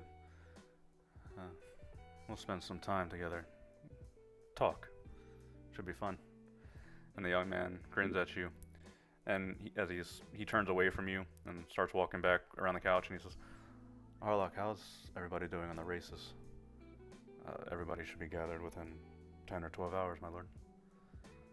Good. Should be fun. Races? Mm-mm. Oh God. Baited. He looks up at you because he meant to do this to you. He meant to do this to you, and you say races, and he says, "Yes, I race fighters. It's a fun time." I have a question. What do you do when you race fighters? Is it for some particular reason? Like, you know, Harlock speaks quickly. The young lord has a adrenaline junkie habit, I'm afraid. Make recon checks. and this is a piloting item? I don't understand the question. Boone wants to know if it is all piloting skills. No. Oh my god. No, actually, our race is we head out to the local gas giant, Baltic. We set up signals around the gas giant in a U shape. Typically, we would fly by, and you have to strike the signal with your weapon of choice, typically a beam laser. Once you activate it, you're registered. You hit all 5, and whoever can hit all 5 and return back to the high port in the shortest amount of time wins. You roll recon, and there's clearly more to the story that he's not mentioning. Like, he clearly baited you with that question to ask more about it, and then he's telling you about it and describing it as a fun race. At least with the rest of you. Why? You like to fly. Me? I tend to crash. He likes to shoot. I'm the pilot. I do like to shoot, though. He looks down at Harlock and back up to you. Maybe you'd enjoy a race or two. Who knows? But let's get to know each other first. Boone has made acceptable tea. He will offer it to both of them. Sure. And we can If run... getting to know it, Go ahead. if getting to know each other is on the table, we've been honest with you. Tell me, young lord, why is it that you would approach my crew, telling them to turn off their transponders, thinking that they had some sort of illicit cargo? Was this some sort of trap? Or Make do a you corral or somehow persuade find check. yourself in the need to? God.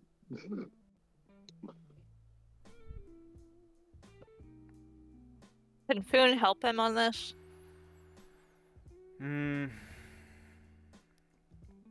If you want to say something and then try. All right, what was the last thing that Yadir said? Because they sort of just stopped mid-sentence, as far as I could tell. He's asking why the fighter tried to pull you off. No. It basically, why did he pull us off and tell us to turn off our transponders and all that kind of stuff? Was it some sort of trap to Mhm. catch us, or was it or does this prince to rebel against his father basically and He's leaning on the couch. find these air quote interesting people? Yeah, he's leaning on the couch and he's looking at you. Go ahead, Finn. Foon is gonna go, oh, I'm sure it's just that the Lord wished to interact with those lowlier than him. After all, we were a crippled ship coming in. Yeah, I noticed that. You actually Can I jumped in from. roll? You already Roll for the No, I didn't. For Oh. persuade. Oh, Hamish rolled recon. That was me. Oh shit. Let's go, Foon. Yeah, he leans forward and he looks at you, Foon, and something about your nature puts him off guard, so he opens up a little bit. Well, you were coming from a strange angle, and I noticed the damage to your ship pretty quick. And on top of that, your electronics are a step up from what a scout ship usually has.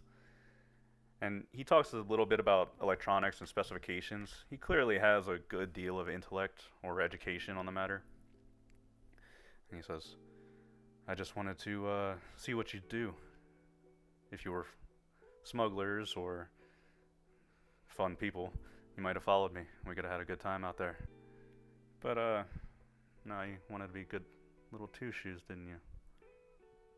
Well, after all, we did have being a more, good more than our fair share of a clan, and we can't break peace when you have a cross-clan agreement. Sure, I get it. that, and also going on a joyride with a prince is not what we needed. What we needed was safe port and help to get these people back to their homes. Sure, how could you have known? You got a bit of a head on your shoulders, at least. Somewhat. That's quite enough. You'll find that it young is lord. less of us wanting to be good. Lord Josiah, we mustn't antagonize newcomers. I suppose you're right, Harlock. Why don't you get that tea situation started, and... Oh. Foon will hand him the a cup of tea, in addition to the ones he handed to the other guy. Sure. And Is there anything else Foon had anybody that shit would on like lock, pulled that shit out. Is there anything else anybody would like to do or say or fill the time if we move forward a few hours? Foon is mostly going to be trying to get the guy to talk about his clan and to talk about his racing. So you spend a lot of time speaking with Harlock, mostly. The rest of you are either watching or playing video games with Lord Kid. I want to see if I can get an idea from Harlock. Is it safe to beat the Lord in a race? You say this, you wouldn't. His fighter's top of the line. Thrust 9, you wouldn't beat it. Well, considering I don't have one, yeah, that wouldn't be difficult to match. Even if you did, you wouldn't be able to match his ship. Yeah, that's like the F1 races where no one can beat Mercedes because they have the best engines. Fuck. And But Foon, as you spent some I time with believe Harlock. you and- misunderstand. Go ahead. No, I was just saying that Yadir will kind of pipe up to defend LeBlanc a little bit. This man's skill behind the pilot stick is more than anything I've ever seen. If the mere fact that your prince could only win because he has the means to procure the best ship, that would do the sport a disservice, would it not? Harlock, can we have him executed?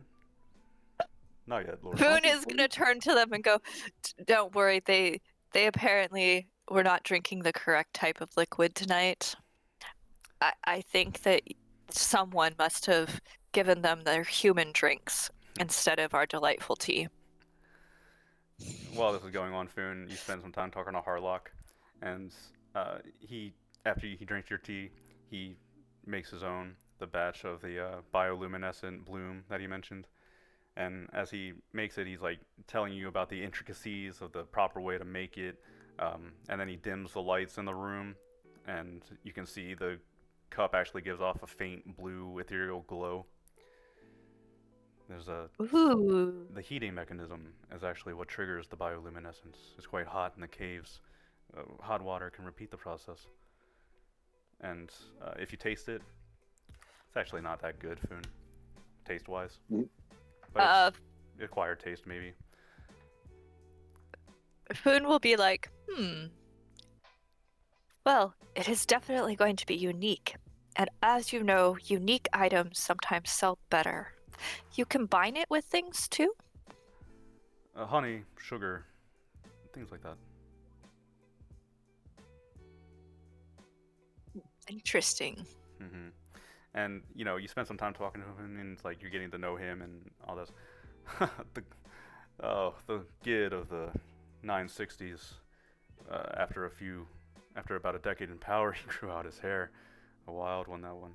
You should have seen it. Every man in the streets had long hair down to his back, just to match the Gid, the Lord Gid. I was only a boy then. He's like reminiscing, talking, loosening up.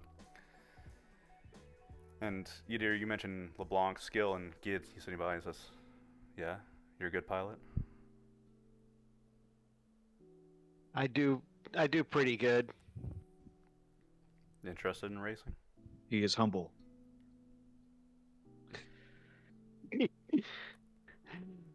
Quite possibly, but I lack a ship to race in. Harlock, Especially not one with the thrust 9. Harlock looks up from talking to Foon, and he looks over. It's like, Lord Josiah, no. But before he can even get that out, Harlock, why don't we lend them one of the custom ships? My lord, your father has expressly forbidden. It doesn't matter what he wants, now does it? This is my high port, isn't it? Yes, my lord. Good. Give him the, What did he forbid? Foon is going to say that under his voice to the other guy. Harlock looks back at you. Lord Josiah is technically the lord of the high port here, but we are not. There have been incidents in the past with other strangers that we wish to avoid. Mm-hmm. Gid just waves a hand. Forget about it. It's in the past. It's just a custom ship. We can afford one of those. It's barely even used. I think we have a Type 1 in the hangars, don't we? Yes, Lord. Good. Maybe we can get them arranged. I take it these incidents in the past involved casualties. I'm thinking more somebody stole one of their ships. A little bit of column A, a little bit of column Or B. tried to run it. I would say. Yeah, tried Yeah, I expected. tried to run, made some issues. Harlock, he leans forward. Lord Gid makes friends very easily, although he's a little trusting at times. Well, we are a very trustworthy bunch. So, tell me more about the tea. He will gladly do so for hours. And For Foon the is first time, Foon, you completely found a kindred happy. spirit. You found someone that will sit down and share his love of his hobby with you. Yeah, they're gonna be like, he's gonna be exchanging comm notes, everything. And the quote-unquote night can wear on as you sit around in Gid's, lodgings, and either play video games with him, talk, or, after a few hours, if you want to head back down to your ship, he'll wave a hand idly. Sure. The password to the elevator is Mullock. Say that and they'll let you up. Passwords change every 48 hours, though. Moloch? Mullock.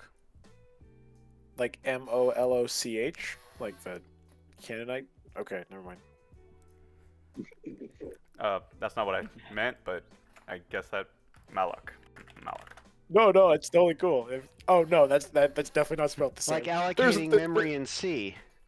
Password is Yeah, Satan no, there's- 666. I was gonna say Moloch. Moloch is the ancient god of child sacrifice. I know. Oh, Great. His computer's name is Abaddon. The spoiler. Mhm. His That's dog's melodious. Beelzebub. Satanas. Yeah. Lucifer. Sorry. Cat's name is Lucy. I'm so hoping these are 2 min ships so Boone can shoot for me. If you want. Time passes more. I don't want to leave you out for too long, so if you want to come back in or stay out, whatever you want to do. I was totally up to actually you. gonna say that I would say that Moira was just talking to Cindy to get her opinion on how to approach a conversation that she has to have with Yui soon. So Oh. they've just been kind of they've just been riffing back and forth, Yeah. trying to figure out the best way to approach that incredibly awkward conversation. Yeah, we're having girl talk in the bridge, I guess. Tula is idly and- sitting in the med bay with the door open, and Cindy and Moira are sitting in the bridge talking. And I will say that like one of the windows is open because Moira's been chain smoking, and like Cindy's politely like trying to not be Enduring nauseous. it. Like Yeah. God. And I mean, anyway, if I mean, you would know best, wouldn't you? You have similar mindsets, at least, right? Yeah, that's the part that worries me. You know, it's fine. It's fine. Thank you for the talk. It really, yeah. Oh yeah, fuck yeah, Todd, I get it. But she kind of paces back and forth around the room and goes, "Oh, it's been a freaking long time that they've been gone. We should probably see if they're coming back." Sure. Hold on. So Moira calms you guys, wondering where in the world you guys have been. You hear the background sound of video games? Oi, hey, am I hearing Call of Duty 7000? No, you're not. I do not know what these things are that they're on the Gran screen right Turismo now, but it seems to be some sort 13,000. of- Yeah. It seems to be some sort of interactive simulator.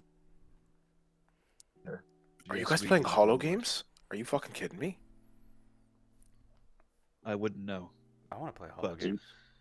It You seems just to be hear some sort of, Hamish in the seems to be some background. sort of saying- interactive game.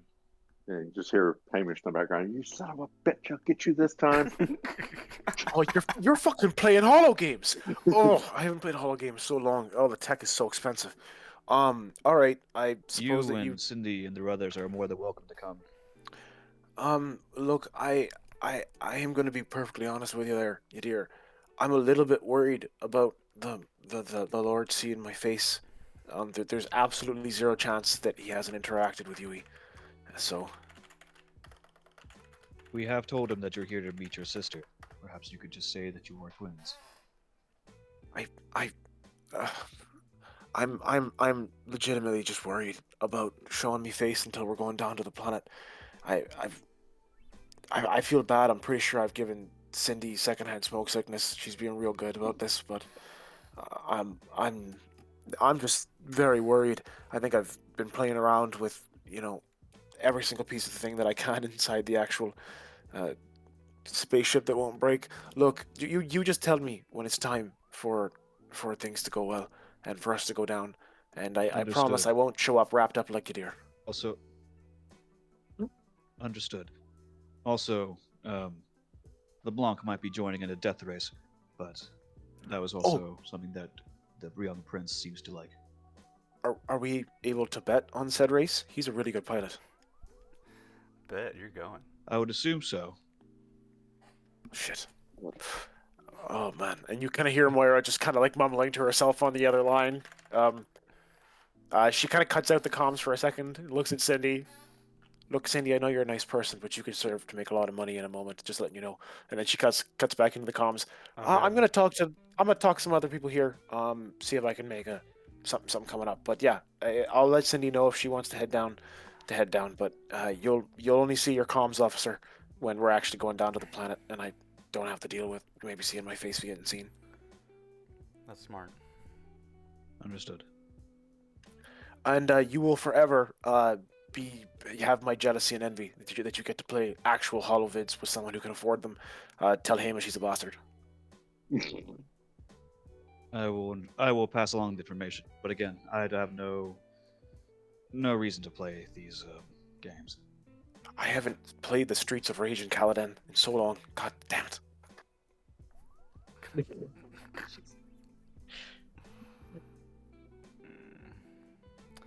Okay. Well, We're never formally introduced. That's Wow. how I picture him doing it. you never met your father. It's like you were conceived out of wedlock. Your parents didn't have the proper paperwork for your birth certificate filled out. I bet you were born in the clinic, weren't you? God, what are we? Wait, okay. All right. You spend hours getting to know the young lord and Harlock, and as you manage to get up there and speak with him, and since inevitably someone would find Foon charming after all this time, Foon makes a good friend, and Lord Gid basically invites you to act on his race's invitation. If you want to, he'll actually walk you down a few hours after you've been hanging out and step you into a Janet Defense Force hangar. This seems to be one of the older hangars, and it's full of kind of rickety old ships and whatnot. But he points to one of the center rows, and he points out a small 50-ton customs patrol boat. He says, "That should do you. It's thrust 4, has beam lasers, double turret. Should be able to keep up with most of the other fighters out in the air. I'll slow down enough for you to keep up at least. It's a little cheating if I do it full out." Ooh, and Foon will be able to come and hit the targets for me. Yeah, you'll need a pilot, astrogator, and a gunner, and maybe sensors if you care about that kind of thing. Okay. To our group. Who, possibly out of character. Who besides me has astrogation? I thought Hamish had it, but hang on, I'll check to see if Moira. I was working on it, but I never completed it. Okay, Moira's bonkers education gives her a 0 on it, so. I have a -3, so you don't want. Yeah. I mean, I have Foon a has +1, but Foon has a -3. Thanks, Foon. I mean, I do have psionics. If we like want to cheat, I could probably do some stuff like that. GM recommends the entire party go. Okay, so I think I'll step in for astrogation because I'm the only other person who has an okay bonus in it, which sounds like Hamish. You gotta run sensors then. Yeah, I'll run sensors. Did we need to shoot something? yes, there's targets to hit when we Yes, get so there. I there's only I have wanted a- to make along sure the Foon route. could come. I have a 0 for turret. And I have a -1. Okay. Wait, you have a 0 for turret? I have a 2 for turret. Well, you apparently are awesome. No. It was someone from the past helped train me. Was it you, LeBlanc? It was one of the connections thing. I specifically got turret from a connections thing. Possibly. But anyway, yeah. Regardless, whatever position people want me in. However, GM, is there any way for Moira to attempt to set up a bet? There is absolutely 100% a way for you to set up a bet. Cool. So, and Moira just straight gambling now. there's a bit of context to this. If you were to ask Lord Gid the question of could I tell other people about these races, he would say yes, but keep the information limited and don't reveal the course path. absolutely. It's more or less just trying to find some sort of bookie or something that would take some sort of bet. right? Either Ye- through Lord Gid, because Lord Gid is a racer and would easily know people in that industry, or You remember that those tents and whatnot, the market stalls and things like that that I mentioned that exist on the lower decks. If you wander about those, you'll actually find there's an area where multiple screens are up on different walls of the high port, and they're shouting and betting on sports and races down on the planet itself. And you come up and there's one man shouting about uh, place your bets on the red streaker, things of that nature, and um, he'll gladly help you set up a bet, although um, he wants you to provide information on when you're leaving, when you come back, and we're just kind of like fast forwarding through this conversation. You asked Lord Gate about that, and he, sure, fine, but just don't reveal where we're headed. Reveal where we'll take off and where we come back from. And you can do that. And up on the board, after a little while, Moira, is the bet. There's a few specifications on the ships that would be involved, but a little bit of lacking of information. Seems strange to you for, like a sporting event. yeah, Moira's going off the idea that Lord Gid isn't willing to reveal the specifications of his ships entirely. So if he's ever competing, it's just going to be, a little bit obfuscated. Right. Let me. So just telling you, thrust 4, right? Is it supposed to be thrust 9? no, it's he's 4. yeah, It'll he's keep he's up going to with the reel his other engine back. people. Yeah, like he'll specifically not go full out. Yeah, Okay. And let me pull up the small craft catalog so I can show you what kind of fighter he's rocking. Cool. So just to let you know, Faust, my character only has 2,500 essentially credits left in her personal accounts. So she's just gonna bet it all because she's flying with the ship right now, and we're using our general thing. She doesn't want to use any of our assets, so she'll just bet her personal things. Hopefully she can make some money on this race, and if not, whatever. She's just out 2,500. Sure. So that leaves me with 70 credits. Let's hope we win this race, folks. So wait, hold on. Wait, you bet all your money on this race? She can't really spend that money, 2,500, on anything really useful anymore. Like unless we get a good job and we split that all up personally instead of just throwing it into our actual big pile of monies, which we all just take from. Mhm. Wait, does Foon have the most money What's out of everyone? what's the bet? Like, what's the ratio? Oh, yeah, Yeah, what's the like- ratio? Regardless, she's just using as much money as she can because she doesn't like it. Like, what's the difference between 1,200 to 2,500, right? Like, Fair enough. How much money does Yadir have? shit, but shit yeah, is what's the expensive in this ratio game, guys. here? Like, shit is expensive in this game. Tracking. I have 2,000 credits. Other fighters start pulling into the hangars up on the VIP deck. As they do so, Lord Gid leads some of you to the fighter hangar, where you can see them pulling in, and he greets some of them by name. Hector, good to see you. Let's have some fun today. And he'll show you. This is the Cashew. It's my baby. It's the same as the image, except the paint Cashew? job is red. And he passed the side of it. Thrust 9, armor 6. This king can blow anybody and everybody out of the water. Fixed mount with a pulse rifle. Even has a PG HP 14. 2 of them.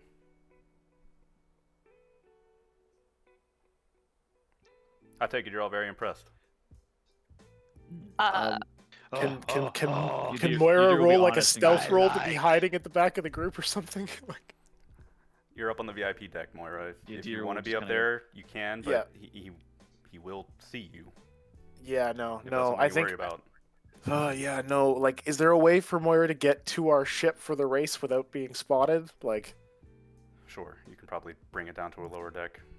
Perfect. Okay, so she'll be communicating that with them, and just like most of you are just getting messages from Moira. It's spread out around the group demanding information. When one of you doesn't answer, the next person gets like a string of messages. Like, Oh, the comm feed, the camera, and Moira's looking through it, and then you see the fighter, and you just see bruh pop up on your comm.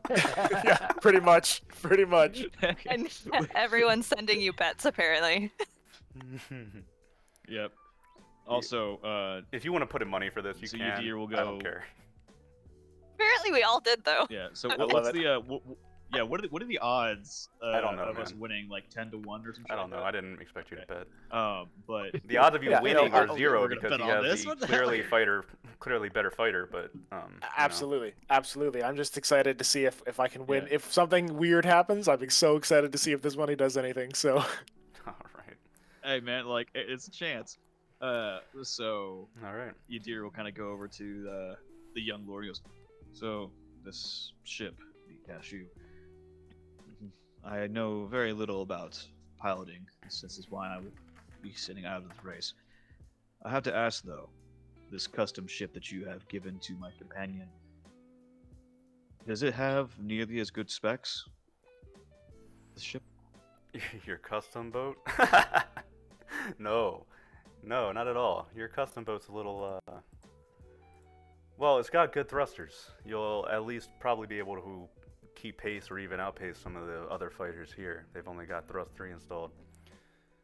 Typically, we stay in a close enough formation that we're not completely separated from each other. And don't worry, if you get straggled behind, I'll come back and get you.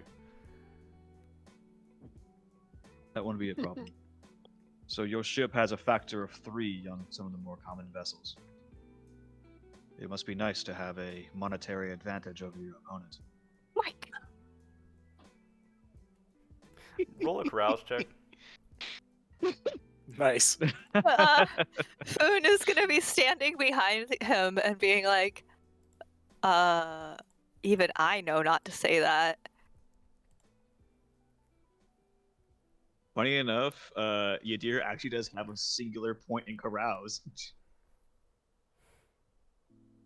Don't know how I got it, but I do have it. Okay, well, do you want help or no? Let's see. Let's see if. Oh, that's the wrong character sheet. I love the Yep, still got a cable single. cost is given in mega credits. For Yeah, just for fucking- what these ships are. No, look at the foundry page. That's 21 That's billion, not isn't good. it? No, wait, no, I'm wrong. No, sorry. I'm wrong. Stupid. Oh, shit. Did you double one? Yeah, that's not good. I might need to burn a luck for that. I did. I might have to burn a luck for that because that's So, not good. can Foon? Well, he double one-did. I don't think there's anything I can do. You did roll recon. No, I'll have to burn a luck. I'll have to burn a luck to re-roll if I want to. You don't burn luck to not reroll. die. Remember? Roll a recon.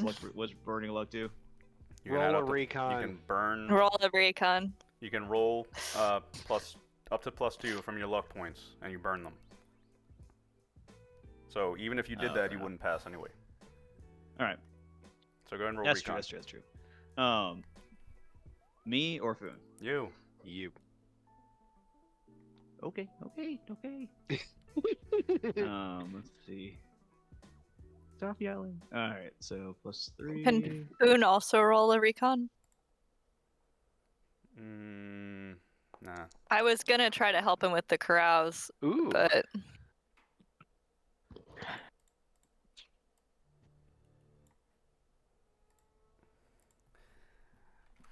Yadir, you say this, and before Lord Gid even has a chance to react, a large man approaches, dark skin with a beard, and he looks down at you as you say that, and then a large fist flies towards your face. Roll initiative. Okay. The music. All right. Let's see. Damn, I'm pretty sure that guy's gonna go first. Pretty sure that guy's gonna beat the shit out of you. What are the rest of us We'll see. doing? I don't know. What do y'all want to do? do? Well, for the first round, nothing. After that, you can act as you will. Somebody want to look up how much unarmed damage does? Is it 1d6? Yeah, I think it's 1d6 because with claws I have 1d plus. No, it's 1d. Because with claws I have 1d plus 2. So. Okay. Yeah, 1D. You hear this large man. He steps up to you as you, mouth off to the Lord and throws a punch straight into your jaw.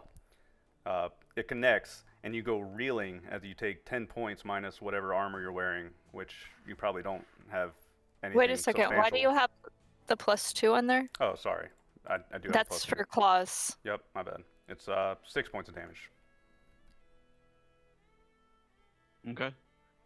So How much? Yadir You have any armor? taking that kind of I hope not, just or we're worker going leather. to jail. So I think that's like. I think workers' leathers. No, if it technically is doesn't give you armor if too, it doesn't but give you an if armor not, then nothing. bonus, then if it's not marked on your sheet, then we'll just call it 0. So you take 6 points. Okay. All right. He slugs you across the face, and the rest of you, see this. And he says, "Watch your mouth." Foon is going to. Yadir will kind of like hold his jaw, and spit out some blood, and then he's going to go over to the large man and he's just gonna fight back. Just What? Fight What? back? so he's gonna swing back. Alright. Foon is gonna try Foon's to. Can Foon try to step in Not between this them? round. Fudge monkeys. Oh, music's really loud. There you go. So yeah, I'll swing back.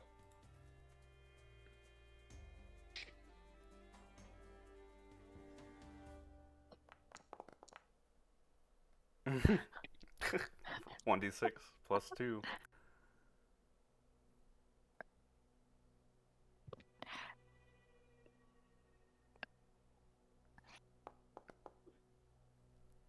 You slug him for the same amount of damage.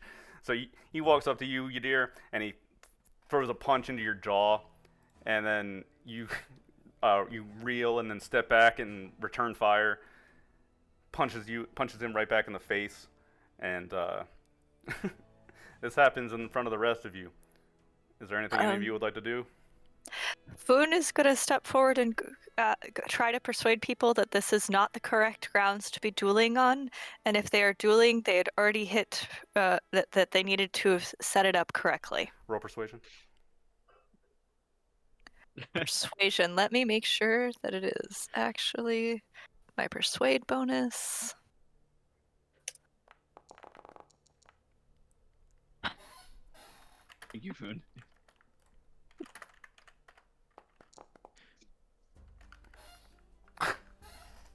What the? Foon. Do I have to meet Hell it yeah, or Foon. Roll initiative. roll initiative? Yep, roll Oh, initiative. let's go.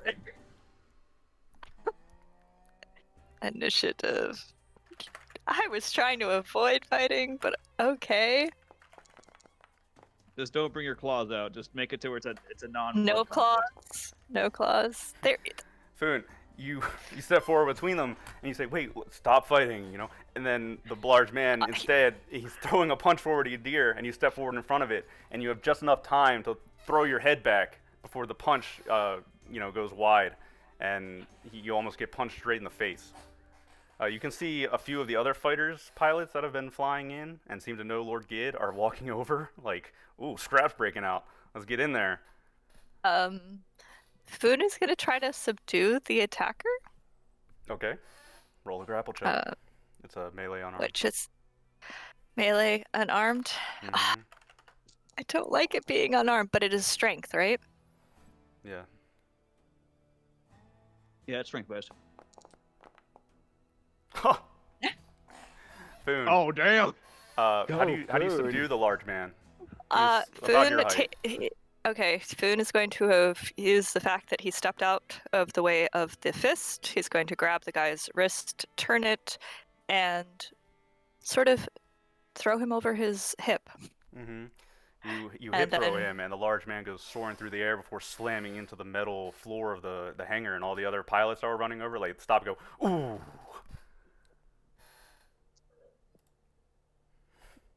And then he's going to be like, we have not established a dueling ground. If we are going to have dueling, we should do it in the formal way. And he's going to be trying to convince them that this is the inappropriate way to duel. Lord Gid over there is laughing his ass off, standing by the fighter, and Foon, when you hip throw the large man, he starts clapping and whistling. Wow, I've never seen anybody throw old Gaz like that before. Gaz, you're eating shit right now. And you hit the large man under you is like, let go! But you have him locked down. And Foon is going to continue to try to persuade him that he should not be upset with us, and instead we should probably go out for tea later. And as you're doing that, Gid comes up. All right, that's enough. That's enough. Let's break it Can up. I Guys, try the get up. Stop persuade or causing an no? issue. Aw. There's not. Yadir It wouldn't kind have of an goes effect over either way. to Foon and pats Foon on the shoulder. Yeah, he pats Foon on the shoulder. Goes, "I appreciate your help, though it was unneeded." As he's still like, you can see that his lip is bleeding from that solid hit. Foon is gonna go, I know, you like bleeding. I just don't approve of it when we are about to race. Yeah, if you get blood on my fighter, I'm actually getting you I all understand. killed. I would appreciate not being killed. Our comrade will be attended to by our wonderful doctor. Yeah, I'll take a look at our It's, busted. Foon is still sitting on the you can definitely guy tell that his until the guy quiets down. Harlock, how are we doing on time? The sensors should be in place and active within the hour, my lord. Good. All right. Keys are all yours. If you need to go back to the low port or whatever. Here's the starting position, and you'll mark it where outside of the high port, facing towards where the gas giant is towards. Now, I shouldn't have to tell you this, but it doesn't have a jump drive, so if you try to take off, we're going to blow you up, okay? We don't like to be blown up. Thank you for the warning. I know. Just letting you know. Alright, let's get the show on the road, people. And he starts attending to his fighter, as the others do. Gaz, the large man, he stands up, shoots a nasty look at Foon and Yadir before turning and heading back towards his blocky fighter. So Foon can't repair the damage and persuaded him to go to tea with him after the battle? You're Or not absolutely battle, free to go race. try, Foon. I Foon don't is going to really attempt care. to. Foon. It's probably a carouse. yeah, Corral, Yadir would Not a persuade. No. Mm, Well, carouse is okay. Aw. So, a little bit of time passes and you walk over to speak to him. But he's like working on his fighter, and you come up and speak to him, and he turns his head slightly and then turns away again and with his back towards you. Sadness. I will go talk to the more civilized beings, and then Foon wanders off. Mm-hmm. It was So, just Hamish, tea. is there like a metal check you need to do yeah. to me, or I got my fucking. Funny enough, Yadir, I actually trained pretty well in unarmed combat because I figured there'd be a lot of times where he would not have anything. Ooh. We got 2 back. Thank you. Not gonna lie, I was really tempted to pump all my psionics into awareness and just clobber this dude with like an uppercut, but I didn't want to be too suspicious. Hamish, you're sitting, like, tapping away the blood and tending to Yadir's chin and lip that got punched. The hangar starts being fairly busy. like you said, you have about 2 or so hours before the race is meant to get started. So, if there's anything you would like to do in that time, let me know. Boone is Take going to look take at- a nap. Do we have any other details on the course? Yes, there's a gas giant. It's fairly good ways away, so it's probably going to take you about 3.5 hours flight to make it there. On the way there, at halfway points to the gas giant, and then 3 around the gas giant itself, there are floating sensors, fairly large, and you have an electronic lock on them. As you fly by, you're meant to hit them, and if you miss, you have to either try again or circle around to give it another shot. 5 targets in total around the gas giant and back. Should be all told about 6-7 hours. Okay. Damn, 7-hour race. Fuck. Spaceship races be like that. Man, I did a rod, but every race, I love it. Yeah, spaceship races, some last for days, weeks. Yeah, no, totally. Totally does sound like the Iditarod or something. Oh. Just go dog sledding. Dog sledding. Hey, those people are insane. Like I have a lot of respect for people who can do those kind of ultra marathon races. Wow, Yadir is muted and silent, Happened. and Everything he really popped up. doesn't like us. He went into hibernation mode again. Yeah. We can kick him now. Wow. okay. Do we want to give the ship a once over? Yeah, give the Boone ship can a look one. for Boone can look for mechanical stuff and stowaways. Yeah, so I want to do a recon and a mechanics check, I guess. Or would it be So- or would it be investigate? I would do investigate and then engineering, maneuver, and jump drives to examine the ship. Okay, so investigate, that is Or probably no jump shouldn't drive, be sorry, me. just maneuver drive. Can I do recon first okay. to make sure there's nothing like a Whatever you want to do. suspicious, like a bomb Yep. type I of have- things? I have a +2 for the M drive, so I'll make that roll. Whoa, that was my investigate roll. Damn, Todd. Mm-hmm. LeBlanc, this Todd is now a knows the full history. yeah, LeBlanc. This is a fairly well-made little vessel. Not on the level of a system defense boat, but it'll get you there.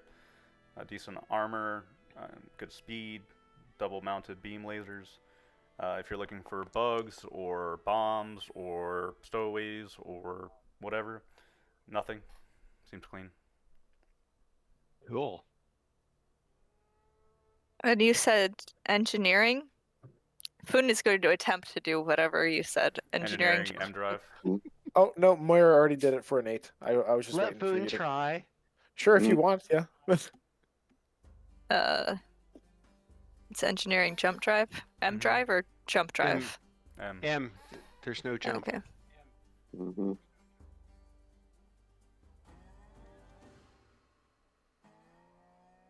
Oops. Aw. Has What did no you- clue. Find the jump.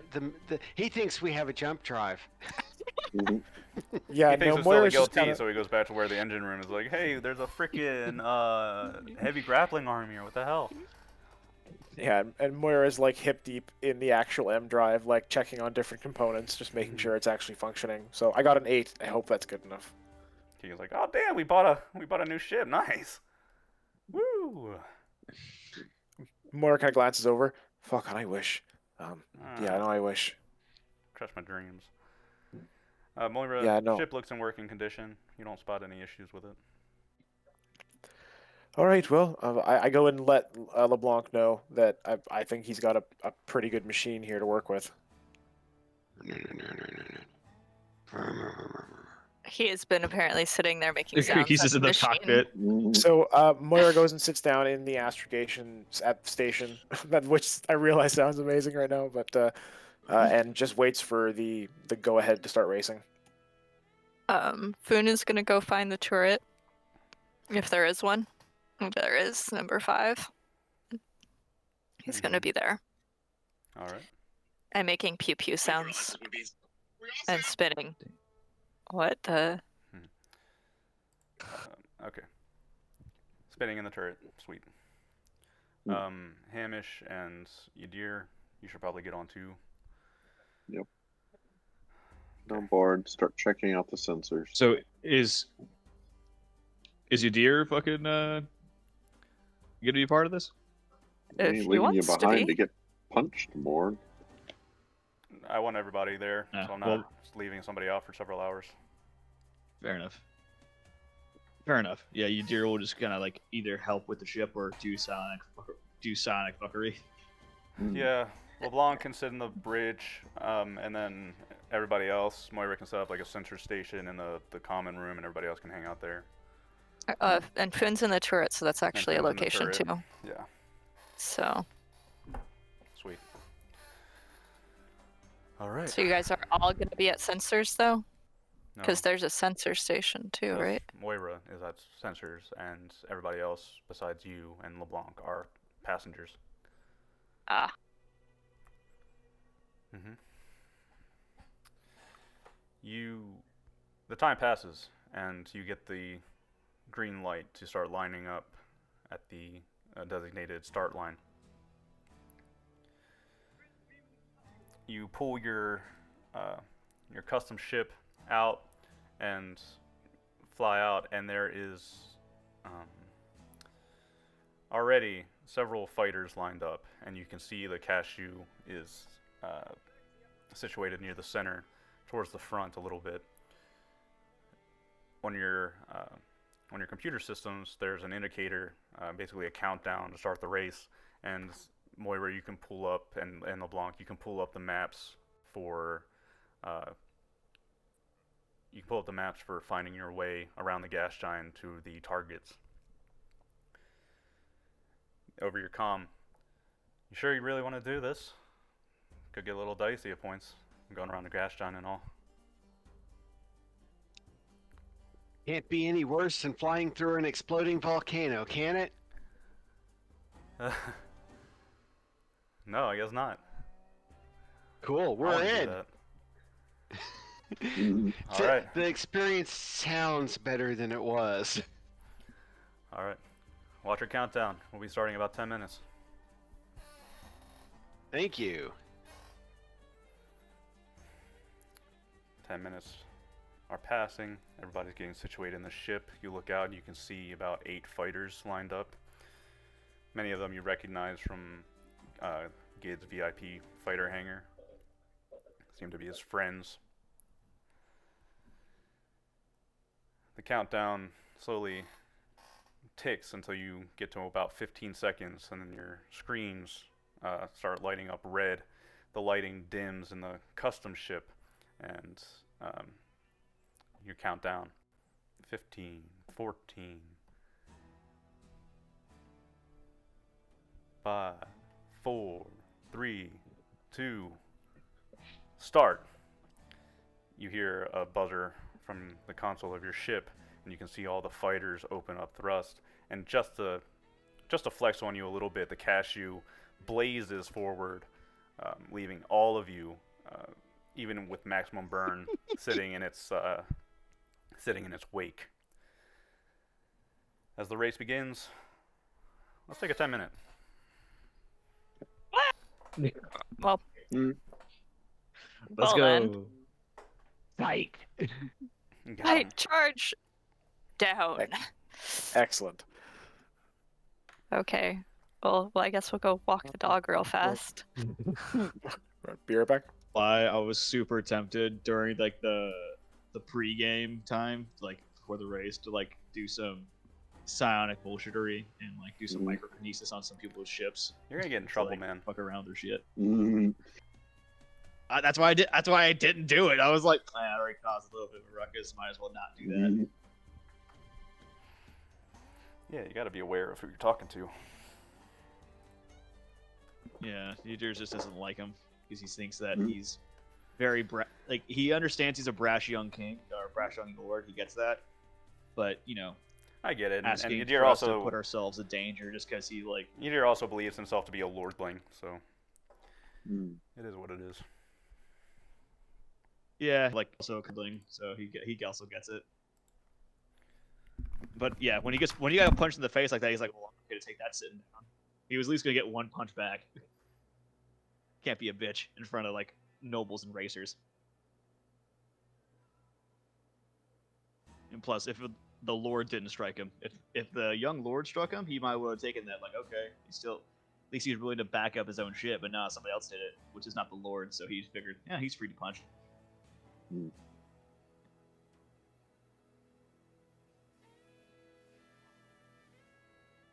I do gotta say though, being part of a spaceship death race, pretty fun. I know I say death race. I'm not saying it's like a death race. I'm just saying it's like people can die here. No, I think it actually is a death race. We just haven't figured that out yet. We just haven't figured that out yet. It's like, oh yeah, there's some targets out there. Oh yeah, what are the targets? Yeah. You. Oh You? no. Yeah. We're the target. They had to shoot us. It's like, man, we're pulling out way in front. Man, that's man. As long as you're really kicking ass, he goes. And Lavon's like, I'm just flying straight. All of a sudden. Censored.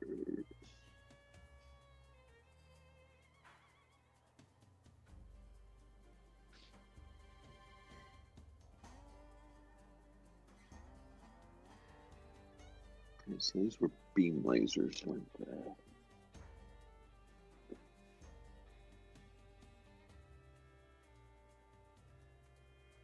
Beam lasers.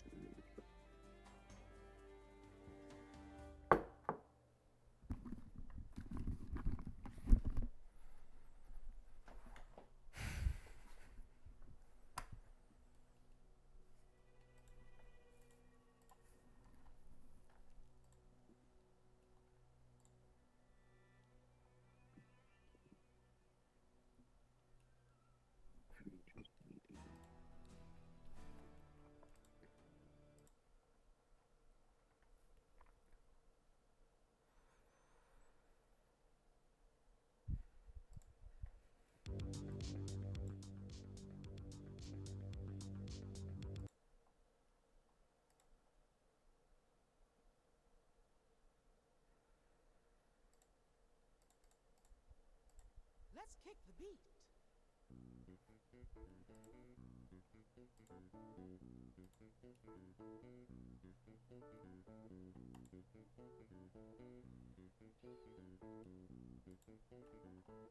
It's your turn.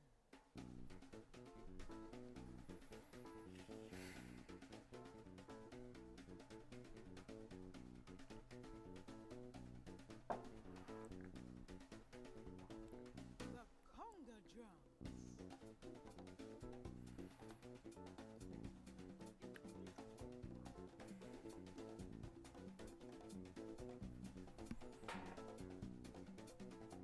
Listen to the rhythm tracks. It's your turn.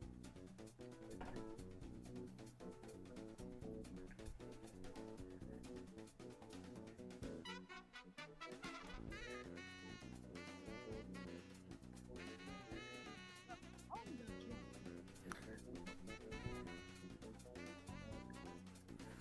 Hey, bro, you got a little bit of echo going on.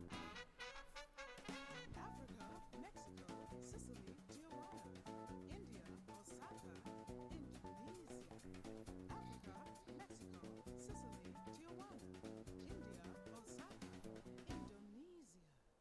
Africa, Mexico, Sicily, Tijuana, India, Osaka, Indonesia.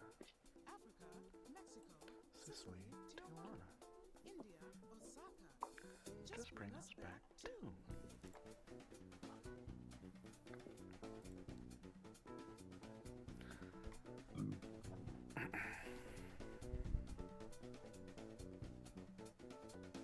Let's kick the beat.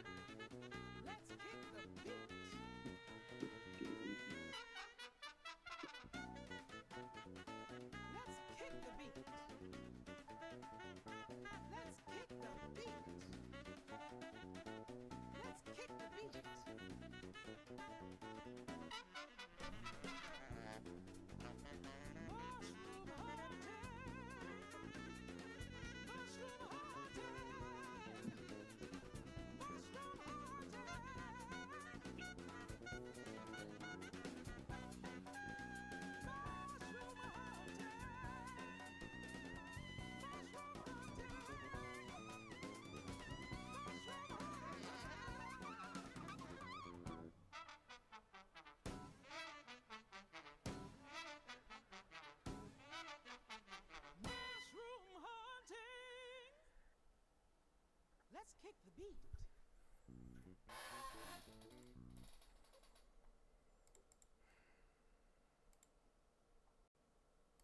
Not gonna lie, that shit. What? I said, not gonna lie, that beat and that mushroom hunting, that shit was groovy. Everything about Yoko Kanno is good, man.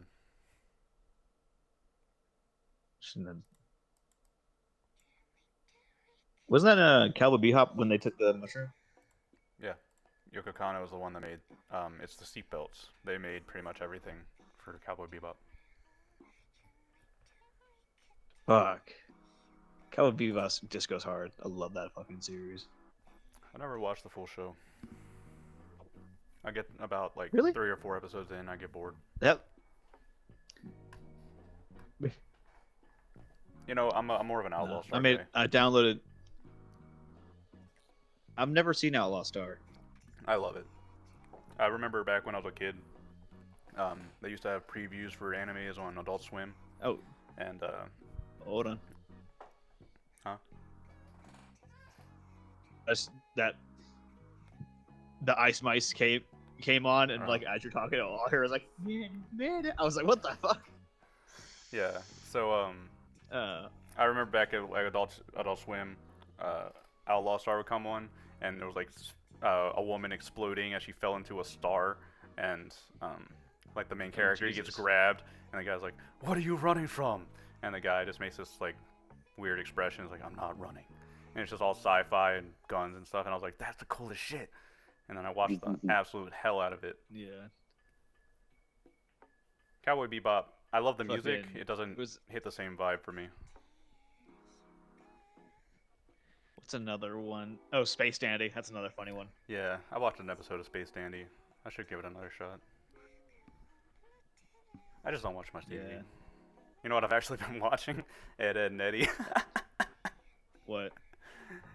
Dude, Ed, Edd and Eddy is actually a good ass show. Yeah, I know. I've literally been binging it because I don't know. I've been thinking about it. Like, man, I haven't watched Ed, Edd and Eddy since I was like 10. Yeah.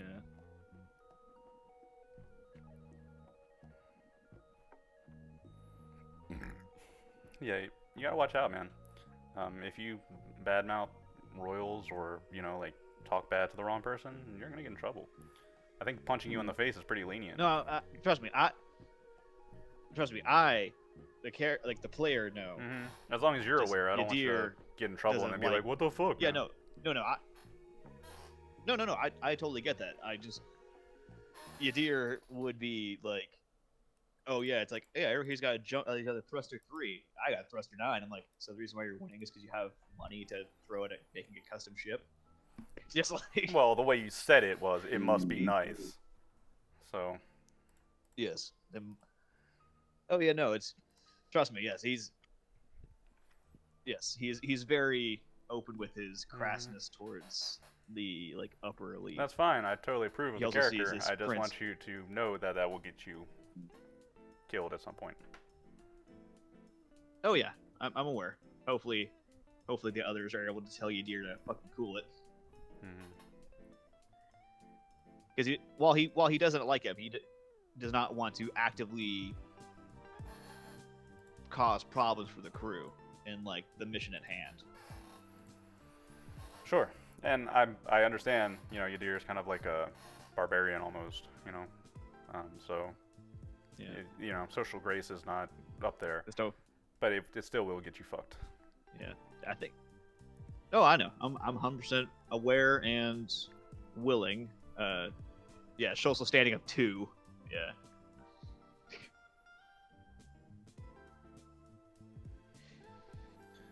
Yeah. Got a message.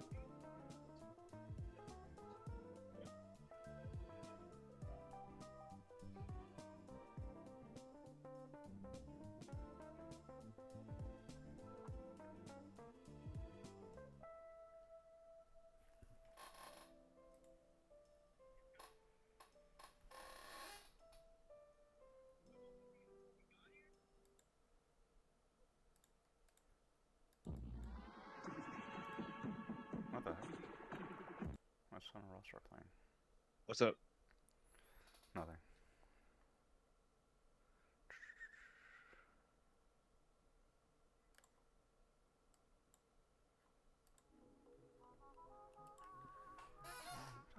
Swing.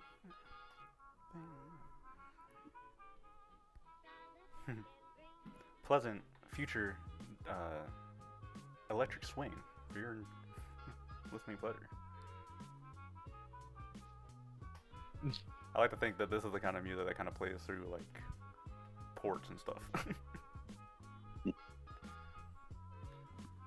Yeah, I can imagine hearing this, like as you're walking out of your boat, and each area has a different swing to it, and like some people love it, but you can tell the people who don't, who are just like, oh gods, here we go again.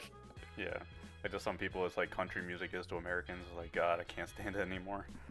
Yep. Mm, Well, like I had a buddy who worked at a dollar store for like a real long time. He got employed when he was pretty young, and he worked there into his early 20s.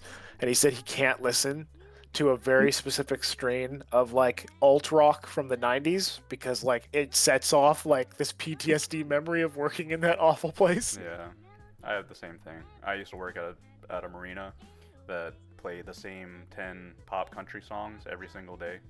Oh yeah. I Okay. lasted about 2 or 3 months there before it was either like jump off a bridge or get a new job. I was lucky enough that the one major retail job that I worked in a very big. I worked at a Costco, and this music, it's usually not loud enough to hear in every single section of the store. So you blissfully get away from the awful Christmas music and all that kind of thing. Hey Pearl, we can hear your screen. Ooh, back. Doo-doo-doo. Okay.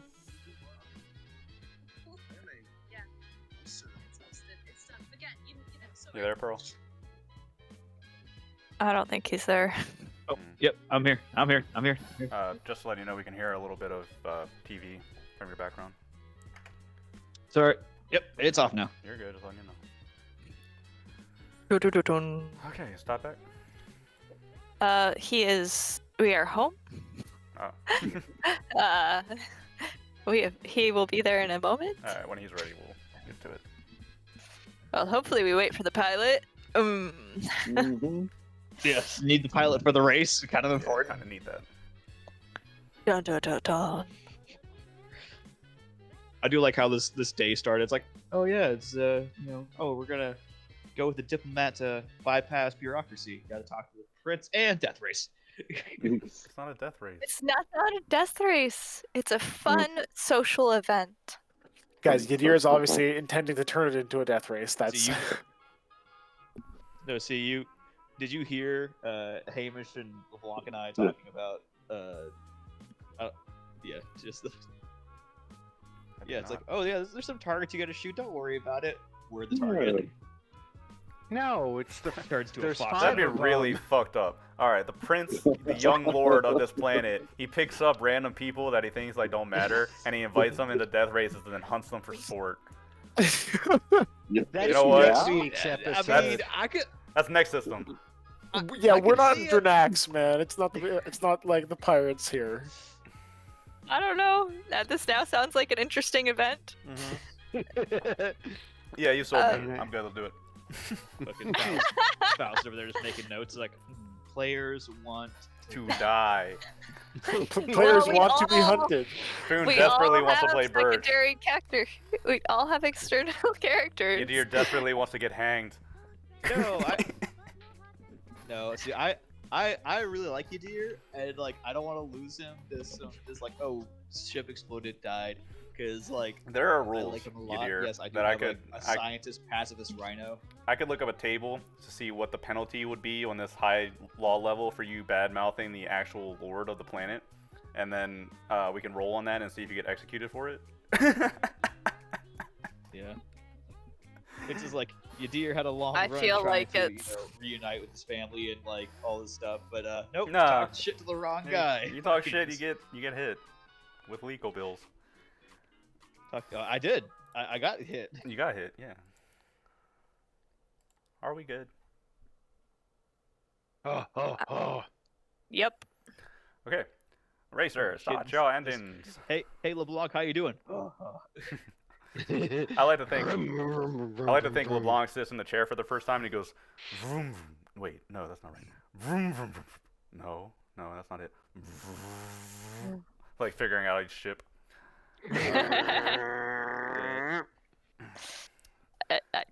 You're giving him much credit. All right. Races start. Now the one on the left's the clutch, right? The rest of you have to make do with the common room or whatever space you can find to set up your stations or just find a place to sit. LeBlanc, you're up in the bridge, and as you see, the other fighters nearby start opening up burn and taking off. Lord Gid is already beyond you, but you still have electronic comms. He seems to be making sure that he stays within distance that you can at least keep track of him. Let's go and follow. Yeah, let's do it. Let's start with a astrogation check to get us to the first point. Okie dokie. Astrogation +1. You got this.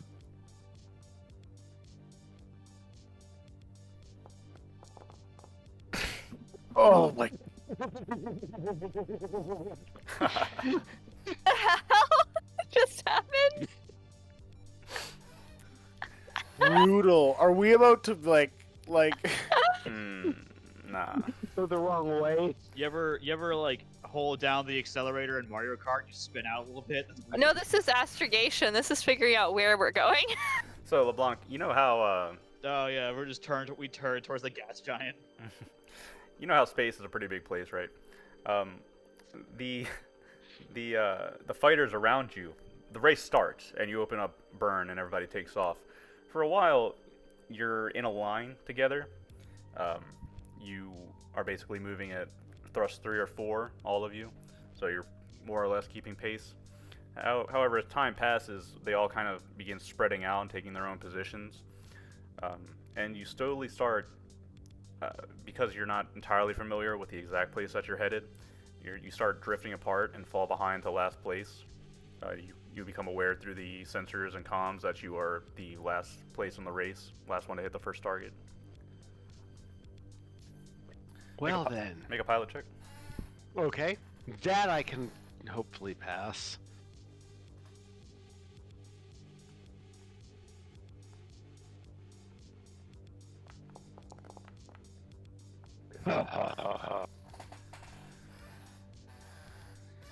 You're last in the race, and through the sensors you can detect that many of the fighters have already, or all of the fighters besides you, have passed the first target. As the first target arrives, Foon, you see it. It's this very large structure that's floating out in open space, and it seems to have a clear metal target that you can aim for. LeBlanc spots the target, starts moving in at a steady pace, and keeps the ship still, level. You can go ahead and make a gunner shot from long range. This will be, you'll have several attempts as you approach the target to try. Although if you can hit the target first, you can ignore it and continue on to the next target a little bit quicker.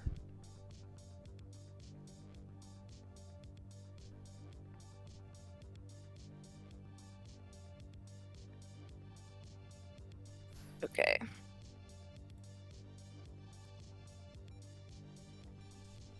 Alright, I can't type very fast for some reason. I keep on hoping that I had more of a plus, but I don't. There's no plus. None at all.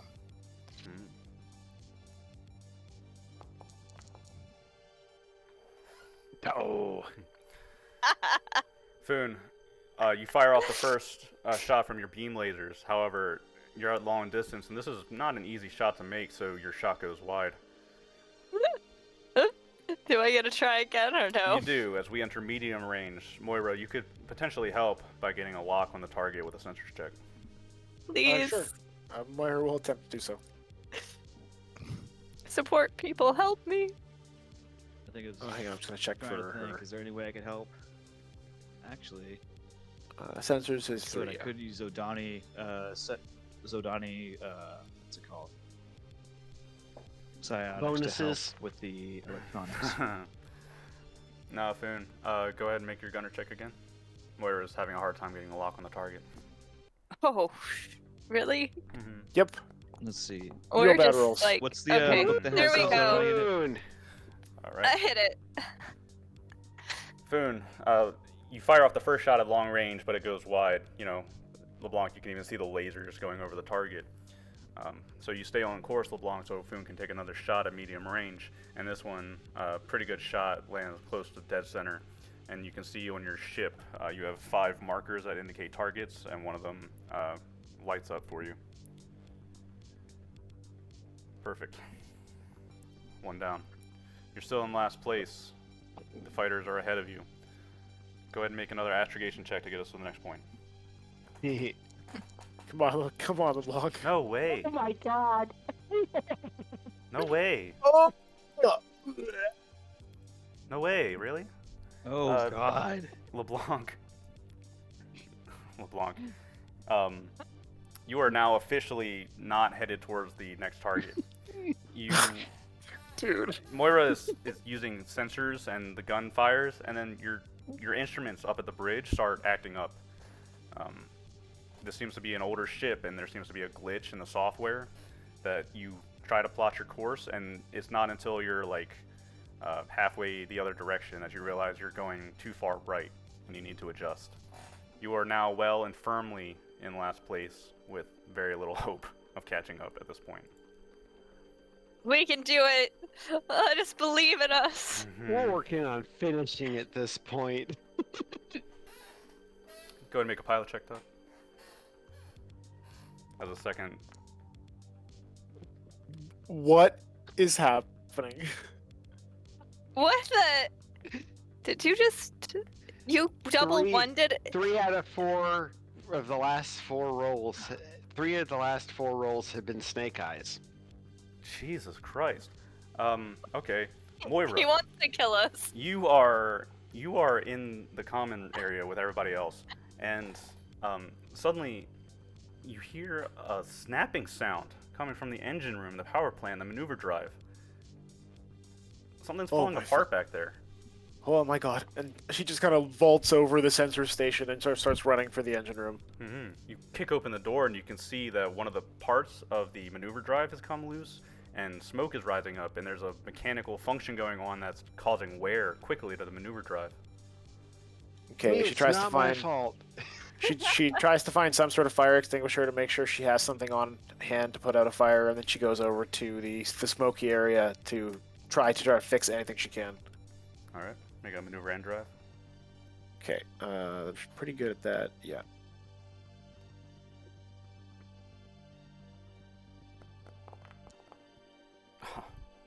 Oh, thank you. Yeah, LeBlanc. As you're piloting, you suddenly notice that the stick locks to the down right, and as the custom ship starts nosediving away from the target, Moira has to run back to the maneuver drive, and you hear just a large commotion until Moira manages to hastily put the maneuver drive back together.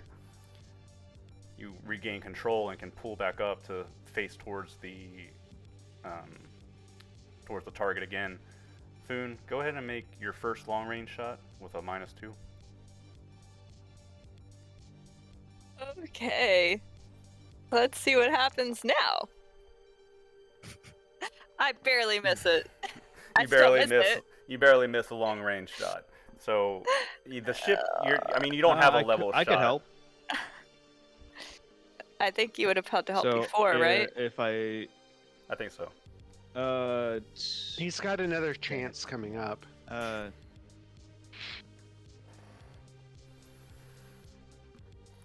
Yeah, let's here, pause. I'll use interact in order to. I'll let you do it this time. You do. Go ahead. Okay. Let's see. Plus. Then use of Donnie powers.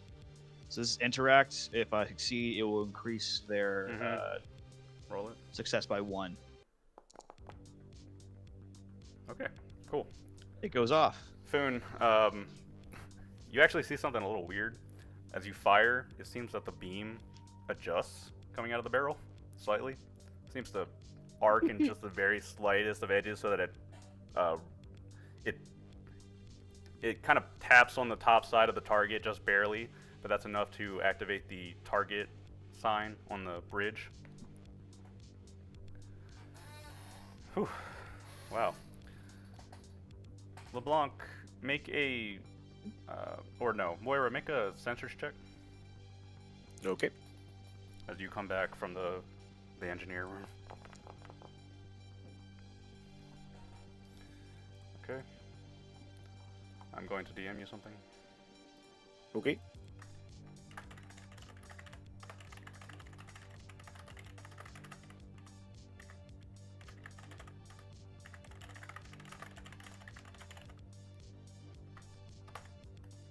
I mean, if y'all really trust your deer, I could teleport us in the ship. Although it would like probably make me go unconscious. Does anybody here trust your deer to teleport them? I Uh, think it's important enough. All right. Foon is busy on the turret. Otherwise, he'd probably actually agree to this. Moira Would be fun. transfers the new vector information to LeBlanc to let him know. So there are a group, the fighters that you are following, because we're real far behind still, are slowing down as they're coming up. So on the, like whatever target is the third target, so just be aware. Okay. Okay. LeBlanc, let's see another astrogation check. If you double one it again, I think the ship is going to explode. It's another Yeah, like our engine's gonna fall out, dude. fucking like this ship's Oh, been I saw sabotaged. that one. Oh my! I saw the one. I saw that one. I was about to lose my shit. I wanted But it. it passed. That sucks. All right. Foon, as you approach the third target, go ahead and make your long-range shot. How many minuses do I have on this? You can just roll it naturally. I'll apply the modifier for you. I will assist with the Damn. psionics. Well, if it only adds +1, you dear, that's not enough. So Let me see. I'm just gonna read it verbatim because it. I'd rather you not. Just read it and let me know if it adds any more than +1. So, Foon. It just says making one level. It says makes the check one level easier. 1 level easier. That's different than 1 point easier. So if Anna was trying to hit an 8 and you make it 1 level lower, it's actually a 6 now. See? Yes. Okay. So, Foon, Okay. you actually do succeed. Yadir is sitting there in the common room, and he's just, every time that the custom ship gets ready to fire, he activates it and, just kind of points it towards the right direction for the target. It's a little haphazard, but it gets the job done at least. And again, you hit the top right corner of the target as you fly by on the long-range shot. So you are actually getting... I wouldn't say you're catching up, but you are getting back in the race. My ancestors are with me. I have no idea. As you pass the third target... that was the third target, right? Or second? That was the third I target. lost track, but yeah, I think it's third. Okay. You pass by the third target. Yep. And LeBlanc, surprisingly, you seem to caught up in some fashion to the fighters in front of you. Make a inter-education check with pilot, LeBlanc. Okay. Enter education with pilot.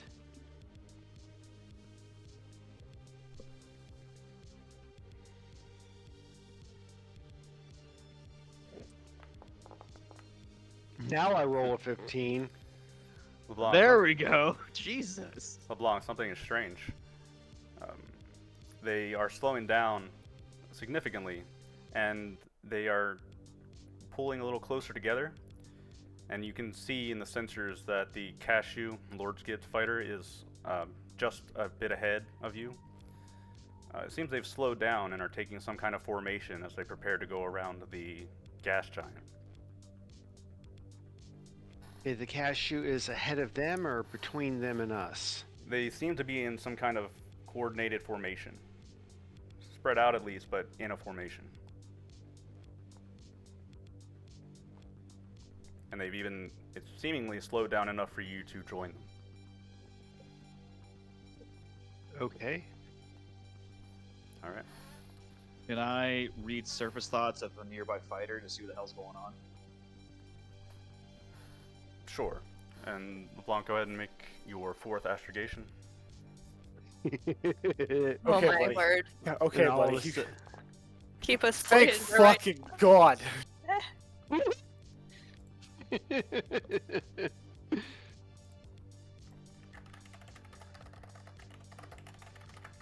I am so taking another point in astrogation.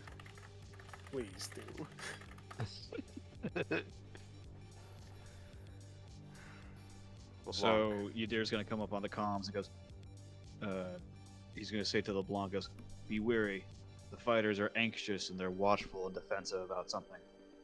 Keep your scanners up." Moira, keep our scanners up, please. The other pilots are acting weird. I'm constantly running scans. I'm waiting for something to ping. Base whale. LeBlanc, go ahead and make a pilot check. Moira, go ahead and make a sensor check. Okay.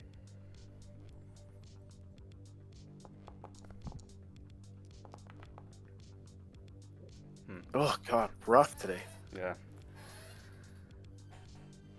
LeBlanc, you are quickly approaching the 4th target. You're on the far side of the gas giant. You see this purple swirling and white mass of a planet beneath you. As you come around the far side, LeBlanc or Foon, go ahead and make your long-range shot with Gunner. However, Any subtractions? I will assist. you can just roll it straight.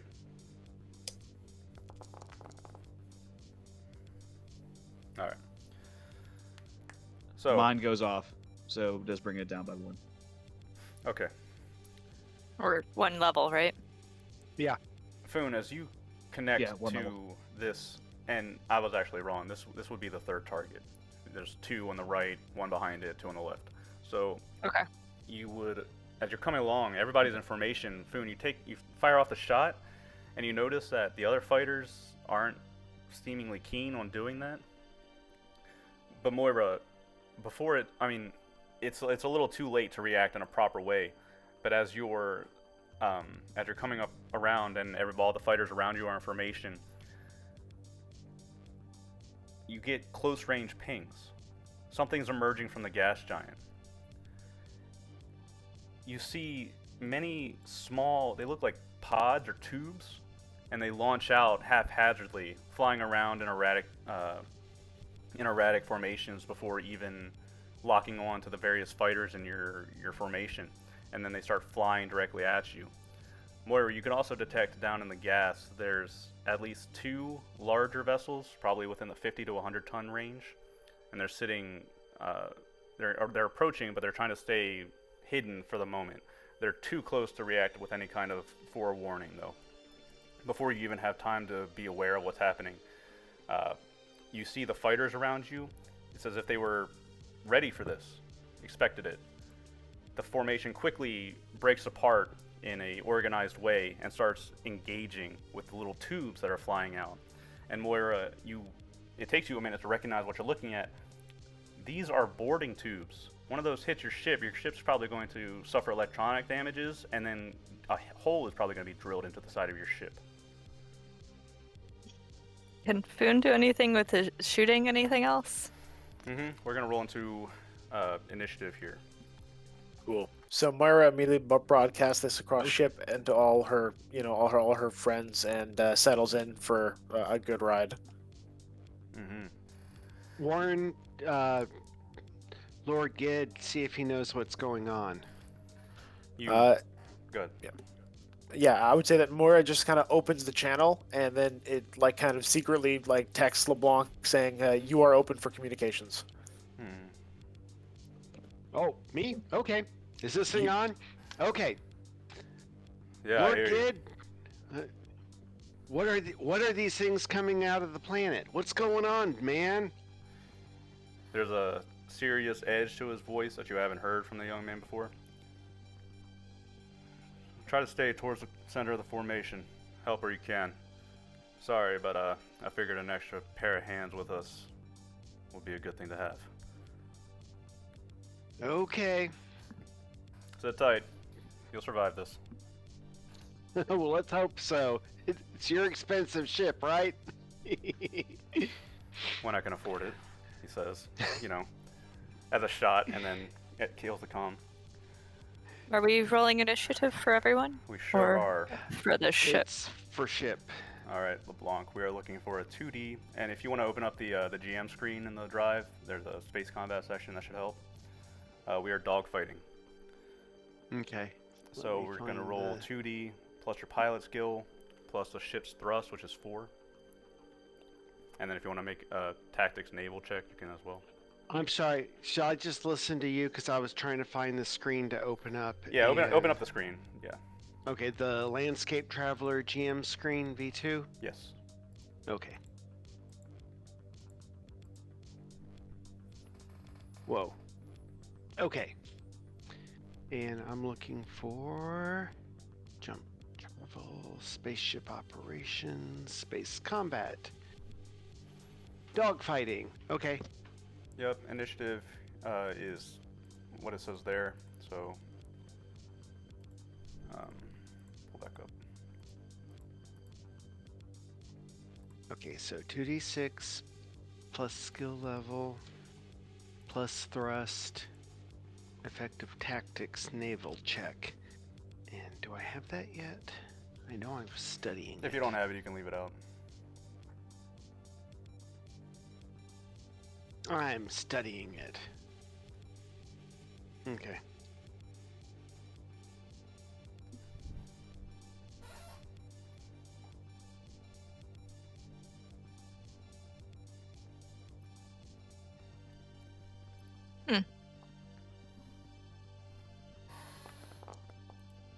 I only see white pages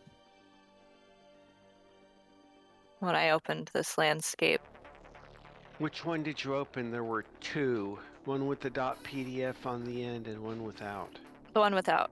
Yeah, open the PDF. Try it with the .pdf. Ah! Yay, okay. It is not 90 something number of blank pages. Sorry. All right. You rolled a 14? Are you fucking kidding me? Is that good or bad? What do you think? It's gonna be good. All right. I rolled another one. LeBlanc, a few things that you notice as this dogfight begins over the gas giant. The fighters around your formation, they, you know, despite maybe the callousness of bringing you out here without full awareness of what they're doing, they are at least trying to keep you within the center of their formation and keep you from getting hit first. As the fighters scramble, you see out of the windshield, and Moira can track along the sensors how there's a very hectic, chaotic scramble around your custom ship. The boarding tubes are thin and narrow targets, basically missiles, and the fighters are dogfighting, scrambling to get angles to shoot them out of the air before they can get a hit on anybody. Again, this seems to be coordinated, like they planned for this.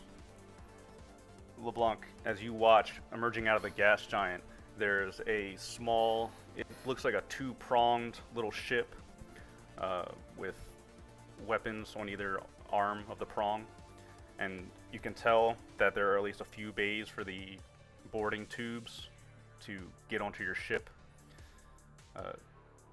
Because you rolled really well with the pilot check and the sensors check and everything, you suspect that their plan is to take as many survivors or active ships as possible. Not a lot of missiles flying around. Seems they're trying to take survivors. You are first. We are dogfighting. 2 of those boarding tubes are penetrating into the middle of the formation from underneath and heading towards the bottom of your custom ship as we speak. But you have amazing reflexes, LeBlanc, so we're going to move with you first. We are dogfighting, so I believe we need to roll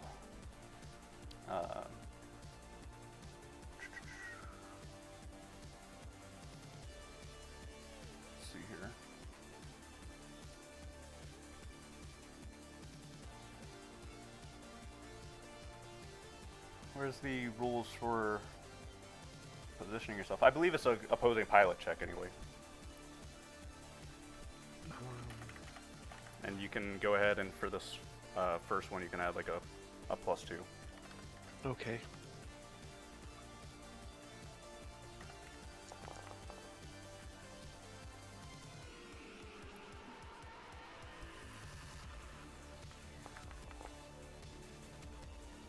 You gotta be He- kidding me. You gotta be kidding. I saved him up, I guess. I can't even beat that. Yeah, you burned all those ones in astrogation. I can't even beat that with a 6-6. Let's go. LeBlanc, you're not up against rookies.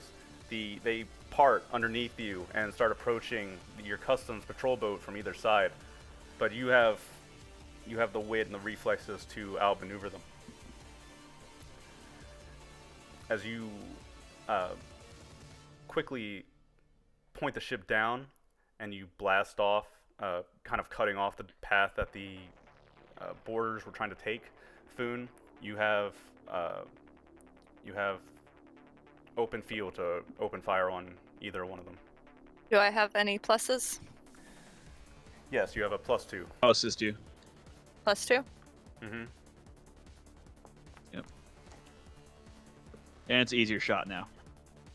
Oh, you didn't need it. Well. You're good. So that's a that was an easier shot. So that's actually a +6 effect. Yes. Okay, and I'm assuming you're firing both of your might beam help. lasers. Yes. All right. So we're going to have to roll the damage for that, which I now am realizing I need to pull up the book so I can see what beam lasers do.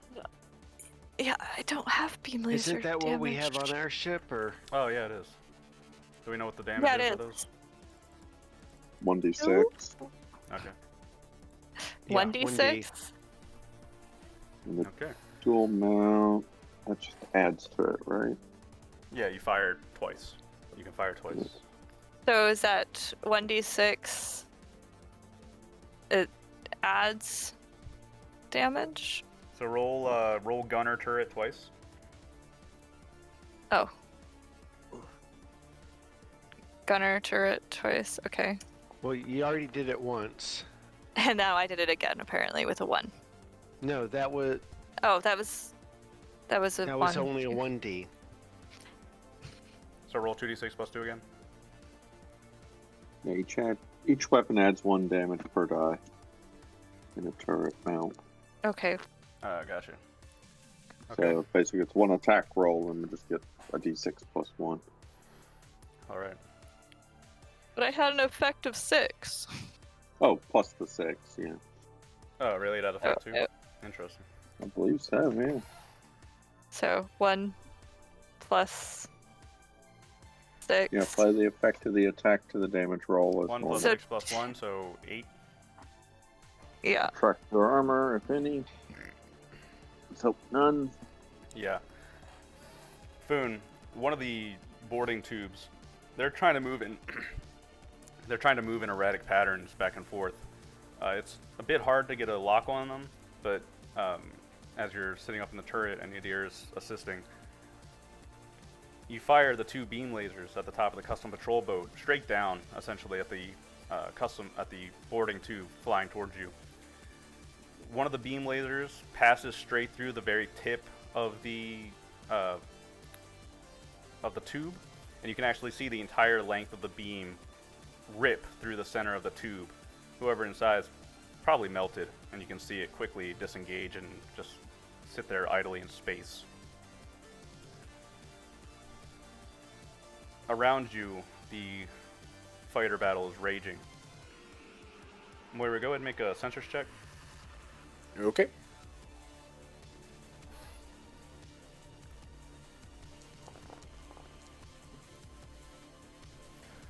Moira, this is a very chaotic situation. You're trying to keep track as best you can of the fighters and tubes moving around in the air around you. And on top of that, you can even see that the 2 smaller ships are approaching, getting closer. About to hit you in the flank, your group. Yeah. I would say that Moira's watching mostly for missiles, because I think that's what I can really contribute with sensors in this fight if it comes to that. They don't seem to be firing missiles at you, but what you do see is that one of the connecting tubes, as this chaotic battle goes on, one of the fighters in Lord Giz's entourage um, takes an impact from one of the tubes. You get the sign that the ship is very quickly being hacked and powered down from the contact. If that goes on for much longer, they're going to be completely disabled and at their ship's mercy. You're aware of this, nobody else is. Okay, I broadcast it on our channel to Lord Gid and to others, giving them the mayday, and then I attempt to do any sort of. Can I even try at this distance to try to help out electronically, or can I just broadcast it to the allies? Yeah, make a electronic warfare check, which... Yeah, hack him. Electronics comms. Yep, difficulty 10, electronic sensors. Sensors, okay. Okay, you're using the one Or for 8. missile. 8 or 10. Jamming it. Nope. Yeah, these are Ow. basically missiles. Hmm. Moira, you're trying your best to stall the hacking attempt on the fighter in front of you. And you let LeBlanc and the other fighters know that one of the fighters has been hit with a boarding tube. As we come back, LeBlanc, you are, as you were dogfighting, you took out one of the boarding tubes with the help of Foon and passed by the other one, dodging out of the way. Moira lets you know that one of the other fighters is being hacked and that other tube is coming around to meet you. Additionally, within at least a minute, those other 2 smaller ships are probably going to emerge from the gas giant to join the fray. Okay. Are we using this page of rules? Yeah. Okay. Then I will spend 1 point of thrust to give a negative DM to their attempts to dock with us. So, or basically to take evasive action. And 1 point of thrust, and I'll do a pilot check to try to help Foon out with this next attack. And beam lasers. Give a +4 to hit. Really? Yeah, right above reactions in the 3rd column. Oh, it does Yeah, we show always it. we always forget that. Oh, well. Oh well. You still killed the other guy. Alright. So, what is your goal here, LeBlanc? Are you still working on the tube? You're Yeah, dogfighting with the tube? keep from getting hit by the 2nd tube, and then hopefully help that other ship if we don't have more things All right, make a pilot attacking check. us.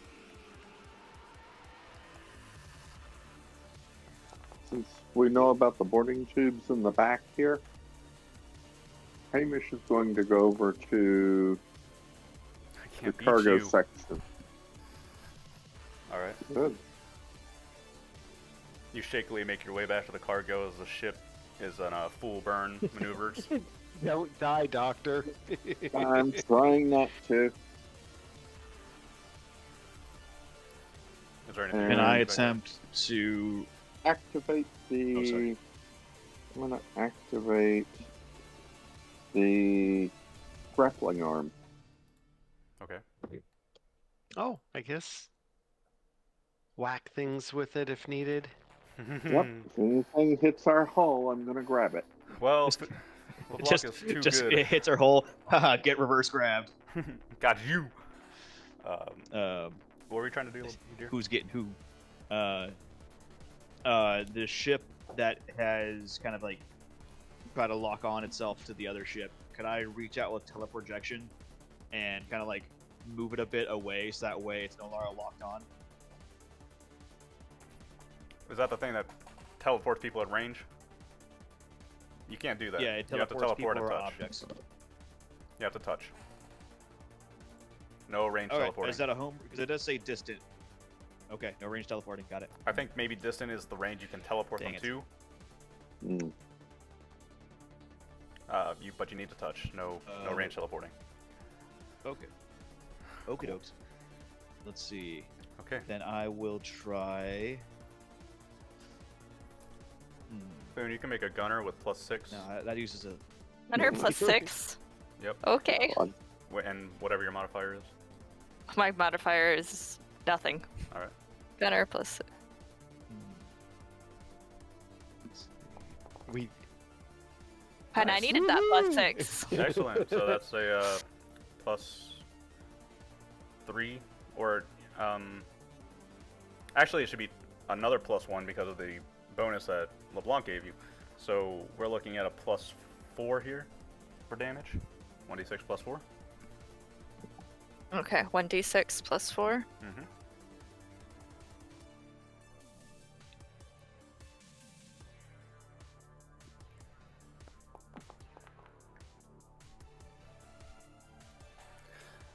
You fire off the beam laser again, and you're firing your bow, so you actually do 7 damage. yeah. Sorry. You strike on Yeah. the back end of the tube, Foon, and this isn't a clean hit like the last one, but instead you manage to do damage to its thruster. You see the tube spin out of control, like fly around wildly in front of you as you pass by it. And if you keep track of it, you can see that he loses full control and eventually plummets down into the gas of the gas giant.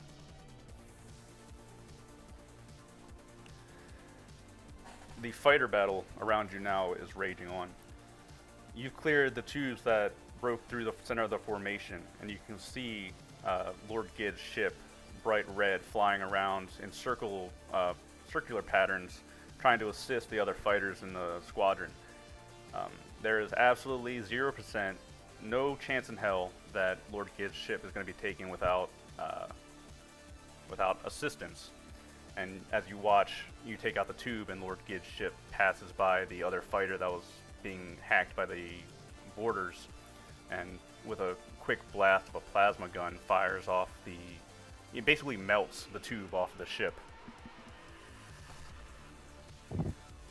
As the other fighters try to deal with the last of the boarders, the two smaller 50-ton ships start emerging from the gas giant fully and begin loading up beam lasers and other assorted weapons. They fire out the last of their boarding tubes, filling the air with about another 5 or 6 of them that spread out and circle you. Over the comms, Lord Gid goes, "Hey, try not to make it look obvious. Slowly work your way around to the 4th target. Try to stay in formation as best you can. We can outrun these guys, but don't go too far away from them. Can you do that?" We're on it. Good. Fly casual. Fly casual. The 50 tons start entering your space and quickly join the dogfight as you wrap up the last of the boarding tube on your end. As the other fighters spread out to handle the newcomers, you and Gid are following his orders and attempting to maneuver around the gas giant as you fight, edging closer and closer towards the 4th target. Moira, go ahead and make a sensors check. I will roll initiative, even though I don't think I'm ever going to beat LeBlanc.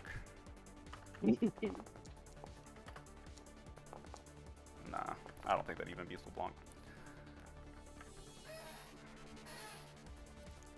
Got a 9. Mm-hmm.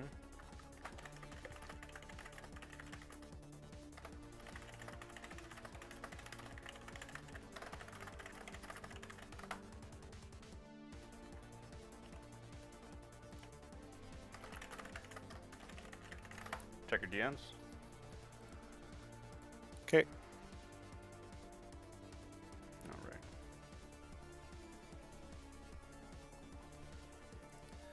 Okay, I will send that as a text to LeBlanc so he knows.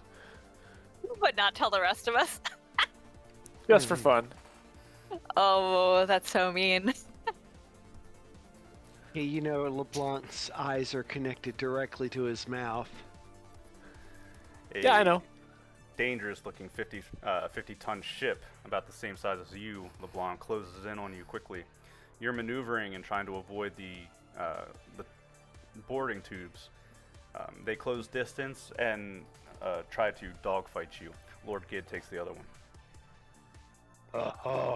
But you Don't worry, move everybody. We got Uh, this. Let's go ahead and start our dogfighting. I'll roll with a -2 for the first one because you beat me out there.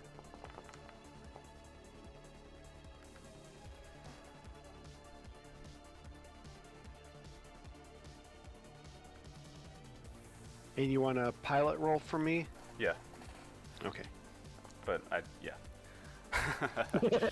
It's like, but no. I The- can beat No. that with just my bonus. The double-pronged pirate ship emerges from the gas giant and streaks towards you. Lord Gid quickly cuts off the other one that's joining the fray and is basically running circles around him.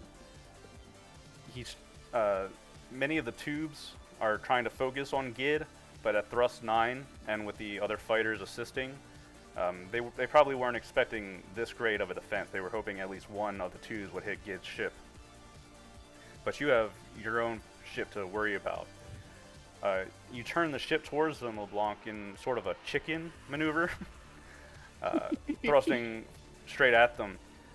You hold course for a moment, and right as you get the sense that they're going to start opening weapons on you, you duck underneath, do a spin, move out of their line of fire because they have front-facing mounts, and then sideways in space, Foon, you can aim up and take a shot at this ship from underneath. It's +6.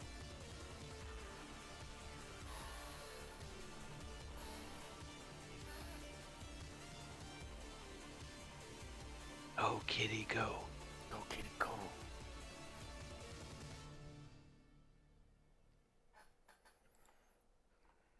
Go, kitty, go. Is the kitty there? Yeah, go kitty go. Go, kitty, go. Okay, yo, sorry. I'm trying to remember how much plus it was. It's +6. Foon, do you want me to help you with this to get a better factor? No? I mean, If she snake eyes it, it's still an 8. yeah, if I snake eye, it's still an 8, Yeah, so but still, don't bleed. lowering. 1d6 with It only armor cost me 1 applied. point to do it. That wouldn't do much damage, so you want to obviously do better than that.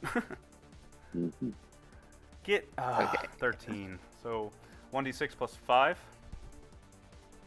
And since I was doing both lasers, is that plus? It's a 6. Yeah. Oh, Plus six yeah, again? Yep. Gross.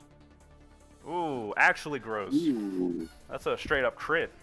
Yeah, Hell that's yeah. a lot of damage. Mm-hmm. Yes. You That's burn. a lot of Oh damage. man, LeBlanc, you run chicken with this guy for a minute, keeping course with him, but then you pull out of the way to the right. Everybody in the ship has to hold on because your small craft is doing a freaking barrel roll in space. And then Foon, LeBlanc gives you just the right angle as the ship passes by to aim the gun up and fire your beam lasers into the bottom of the ship. You immediately get a nasty reaction as part of the engineering of the ship in the back goes up in an explosion. You absolutely damaged one of their thrusters, and their maneuvering is a lot worse. You've crippled their Yes. ship in a nasty way, and almost kind of made this fight a lot easier for yourself. Yay! LeBlanc, one more try, as he shakily tries to pull back around to hit you. Meanwhile, one of the boarding tubes breaks off from the skirmish around you, and Moira, you pick up a beeline coming in towards your flank. Okay, she just kind of screams back over her shoulder from in the sensor spot right in front of where Todd's piloting. Fucking someone's coming for you! All right, LeBlanc, let's dogfight.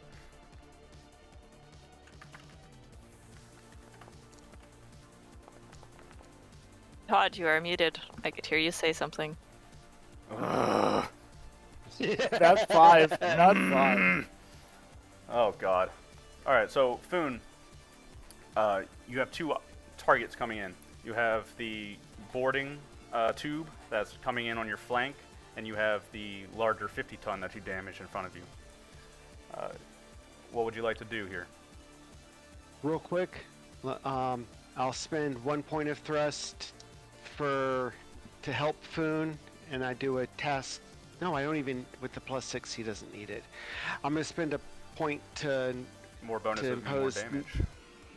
Okay, I'll spend a point of thrust, and then I do a pilot check to start a task chain with Foon to aid him in his shooting. Okay. I would like to split this into 2 different shots if possible for this one. Use one Oh, being on sweeping one, shot. and, Yeah, let's do it. All right, and then LeBlanc. one on the others. You and Foon are working together. You need to get him into a good spot to sweep. Okay. And Eight You like number. me? I'm going to help Foon with the shot just to do maximum damage. Ew. There you go, Ew. Foon. It's one easier so- now. Yeah, so it's anything above a 6 Foon is Ew. effect. That's +5 +7.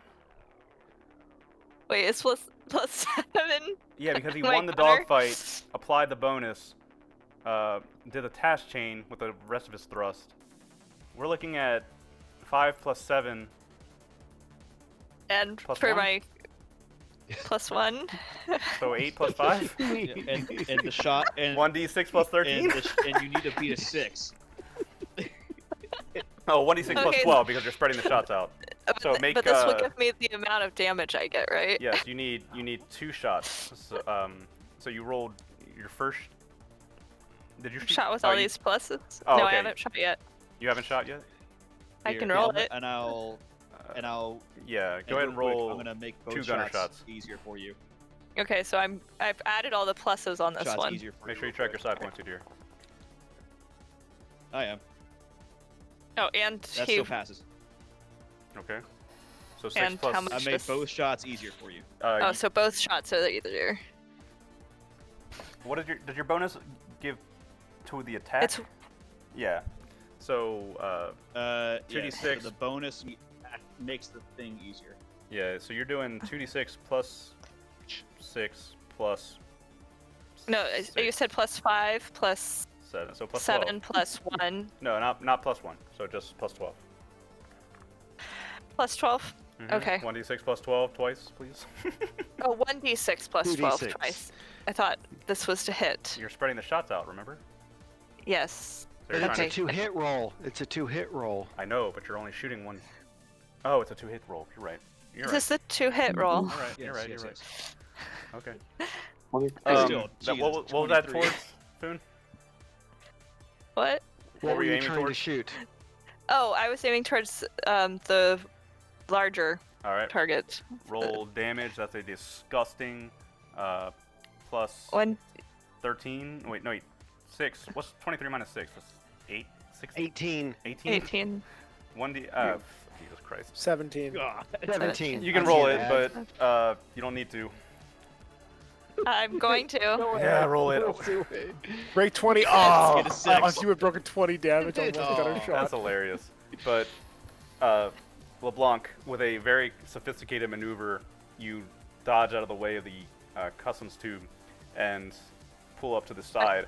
Helplessly, with their maneuver drive shot out, they sit and wait for Foon to fire or a singular beam laser directly through their Yep. bridge. And now I need to shoot for the other one. Does Right. it still? How many pluses does that one have? Same, Does this say plus 12? Okay. same, yep. So it's 2d6 plus 12. Yep. I'm making sure. And this is so all one motion. Foon's been practicing this spin. Foon's been practicing Oh this my spin. God. He spins on one side, doesn't stop moving, fires. The one shot goes straight through the center of the bridge of the larger ship, and then in one clean motion keeps moving until he turns fully around and then fires another shot that passes straight through the center of the boarding tube. Both ships around you explode simultaneously. And Foon is gonna go, yay! When are we having tea? This is open comms, right? So they can hear me Sure. on all of the different ships. Harlock just screams back. Gid is over there, and you watch as he flies straight down on top of the ship that he was fighting and winning his dogfight and blasting the pirate ship to pieces. As you approach the fourth target, more ships seem to be coming from other directions. However, you watch as the fighters in your group begin gathering around the fourth target, and as the boarding tubes and other pirate vessels start closing in, from the far side above the gas giant, Moira, you get a ping. System defense boats at full burn are coming across in a fleet to surround and engage the pirates that you're fighting. Your fighters sit in a defensive pattern, trying to keep out all the other attackers until, Moira, you watch on the sensors as altogether the pirates call it off. They start scattering in different directions, some trying to disappear back into the gas giant to evade the system defense boats. And you see one of the system defense boats actually kind of like breaks off from the rest of the squadron and flies down and disappears into the gas itself after them. But It's a hardcore cop. And the other ships, the pirates, scatter to the winds as the system defense boats begin surrounding you, covering target 4, and you find yourself safe.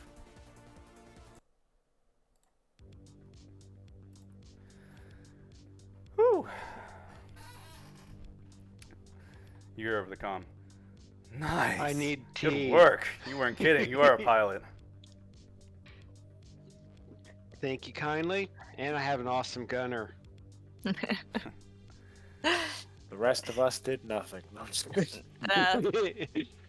And obviously, the rest of the crew is amazing. I'll apologize for tricking you like that. I wanted to see what kind of people you were. You find out more about that sort of stuff if you just ask. That's not really my style. If I might ask, could I get my money back for the bet? How about we finish the race? Oh, I was about to ask LeBlanc to burn hard on you and get away from here, but I didn't want to be rude about it. All right. Hey, you heard the lady. Last one back to the high port. It's a rotten grok. All right, LeBlanc, seriously, I want that money. Go, go, go. LeBlanc, let's finish out these last 2 targets real quick. Okay. Make a astrogation check. So if Foon makes another 23, does he just hit both and then we win? Like, Jesus. Oh yeah, go ahead and Food. Make a target shot. Split Are we shot it and supposed- hit both. Just for laughs, I'll let Are we you allowed add the to? bonus. Oh, Okay, wait, you want are an we- astrogation Split roll? shot. You're right next to the target anyway. Oh, double Yes, I would one like it, an swear to astrogation roll, God, please. if you double one it. Okay, Oh, so thank God. I'll roll Wow. for that. Oh, I saw. All right, Oh, LeBlanc. and then Foon, you don't even need to roll. you nail the target. It's right next to you. And then LeBlanc, Aw. Moira's like, full burn now, go! And you blast off. The other fighters quickly take up positions around you, although you notice that the Lord Gid and the cashew is sitting behind you, staying in the back now. And all right, LeBlanc, with a bit of initiative, you take the lead, and you are approaching the 4th target. Go ahead and make a pilot check to level out. I thought that was the 4th target. No, that was the 3rd Okay. target. I Okay, apologize. That cool. was wrong the first time. It's 1, 2, and then behind the gas giant, and then 1, 2 on the way back. Gotcha. Damn. Foon, go ahead and make a gunner check with a plus whatever the I'm hell that is. assisting. Plus 10. plus 10? How many side points is that, Pearl? To cast. I have used a Think- lot. He is gonna So- collapse. To cast it, it's only 1. Really? No, it's not. I'm not gonna collapse. It's only 1 point to cast that. Yeah. That's disgusting. Oh, Average wow. of 8. All right, LeBlanc, you've gotten a good head start because Yeah, Moira was cost like, one "Go, point. go, go!" And you pull ahead of the other fighters as you level off and take a final shot at the, or your first shot at long range, Foon. You get a very good bullseye from a long range. You're warmed up now. And you sail past the fourth target without giving it any thought. Many of the other fighters do as well, but you notice at least one, kind of misses the long range shot and has to get a little closer. Fires off another shot, falls behind. We apparently need adrenaline to work. Mhm. We were asleep before. All right, Adrenaline or tea? We'll LeBlanc. try tea next time. we are home stretch. The final target approaches. Let's make our final round astrogation check. Double ones. Shit! Nope, another 10. Make a pilot check. Shit! Make a gunner shot with plus 12. Oops. It is gross. Yeah. I Are wonder if I'm you doing this giving right. the effect from both of those? Hell yeah. The effect from the pilot check. It's a 6. Yeah. So that's. Yeah. But then I get a +4, so it should be a +10. Oh, plus Right? 10. Yeah. Oh, yeah, right. We're not dogfighting anymore, so plus 10. Just making sure. Not that I don't Still. want it to be. Whew. At- It's on- very simple now. LeBlanc, as you are jetting ahead in the customs patrol boat, you don't you trust Foon to make the shot. You don't deviate at all. You just Foon's gonna make that shot, and he does. The long range beam laser sails across the sky before striking the target. Your console lights up with all 5 targets hit, and you can hear over the comms other fighter pilots like, "Fuck, really? Shit. Seriously? We lost to a customs patrol boat?" They hear whooping in Anglic that goes on for a long period of time. We did it. We did it. Like Cindy's or everybody else is keeping track back at the high port, and they're like, "We did it. We did it. Yeah. Woo." Fuck it. When we get back to the patrol, it'll be like this. Just like this. We're gonna get in so much trouble. Lord Gid over the comm. He stayed a safe distance behind the rest of you. Wow. Nice. Good one. You earned that. Oh, thank you. Go ahead and pull into the fighter dock, won't you? Sure thing. And vroom, vroom, vroom, you pull into the VIP deck, into the fighter hangar, and the customs patrol boat comes to a stop. Yeah. Woo. I'm gonna. Heck. The other fighters crowd into the hangar around you. A few of them get out, and a couple of them congratulate you, like, "Damn, you're a hell of a pilot. Why don't you? Do you want to join a race team or something?" He's quiet because he went to the bathroom. LeBlanc's taking a bio LeBlanc, break. LeBlanc lands the customs patrol boat and then runs out of the boat. Guy runs to a bathroom. He's like, I gotta pee. And Lord Gid comes out of his ship and is wiping his hands, like, "There goes the brave hero." Yeah, he has the social skills of a gnat. Sometimes Don't worry. sometimes the G-forces really screw around your guts, Mhm. Well, I'm impressed anyway. I really had the wrong idea about all of you. I thought you'd run and hide or something like that when combat started, but can't say I've ever seen anybody fly a customs patrol boat quite like that before. Well, he's a very interesting character. Yeah, no, I can definitely say he's probably the best pilot I've ever flown with, and he pulls moves that you're just kind of surprised you can even do in the boat. Yeah, I saw that. Well, I'm impressed. Yeah, the one thing that I kind of wish he'd do is tell us beforehand when he's going to make a real evasive maneuver, because it feels like my skull's going to fly out, but Moira, as you're talking to Lord Gid, make a recon check. Damn it. After all of that.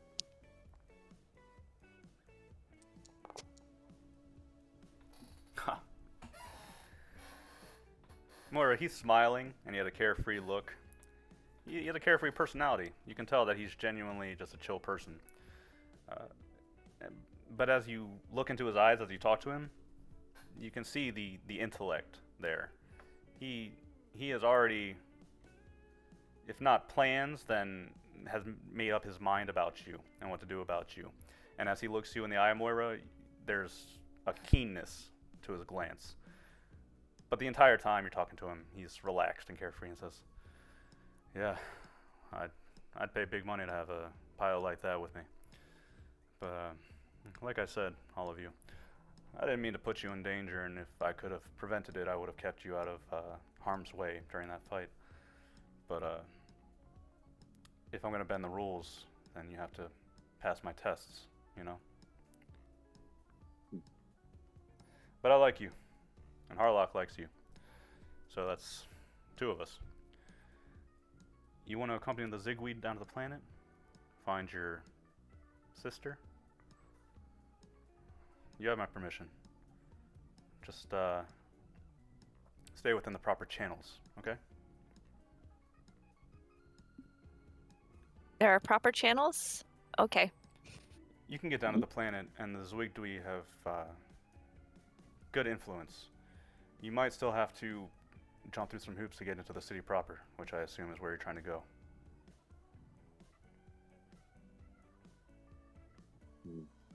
But once you're down on the planet, it's a lot easier. We try to screen as many people out at the high port here. I figured as much. Lord Gid, is there anyone that you think I could talk to, or that we could talk to, make things a little bit easier? A name you could give?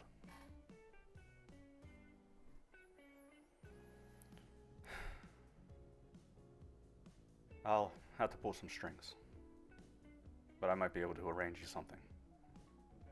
I understand. Siblings can be difficult. He looks you in the eye, Moira, smiles. Yeah. Well, I'm gonna go take a shower. The rest of you, feel free to use the accommodations up on the VIP deck if you want to. Just let them know that I sent you. Or if you want to stay down in your ship, that's fine. I'll let the Zigdui and the escort know that you'll be accompanying them.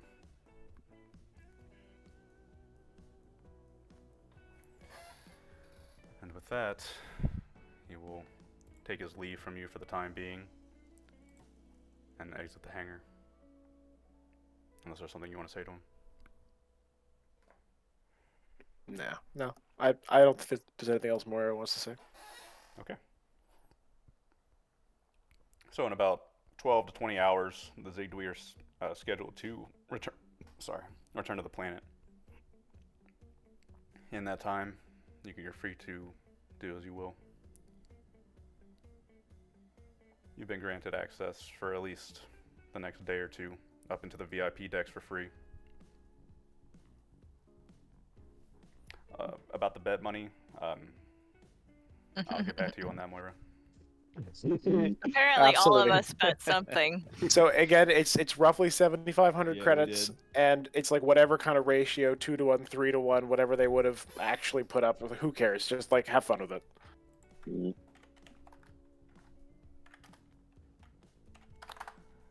Let's say you 2d6 pull times- 22,000 credits from that. Does that sound fair? Absolutely. So there were That's 3 not bad. people who put roughly equal in, and then 1 person who put about a half bet in. That So would be because Foon does not understand cash. cut it up 3 ways, and then a smaller thing. So 6K, 6K, 6K, and 3K, or I guess a 4K. 4K kind of thing. Yeah, there you go. That works for me. Foon Okay. gets section 4K. So you bet on your own race and won. Congrats. The bookie is like, how the fuck did you do that? How did you beat the fighters in a custom patrol boat? Nobody bet on that. I'm not gonna argue with you choosing to take a bet. So Damn it. And he pays out grudgingly. Moira has trouble not skipping out of the bookies. Yeah.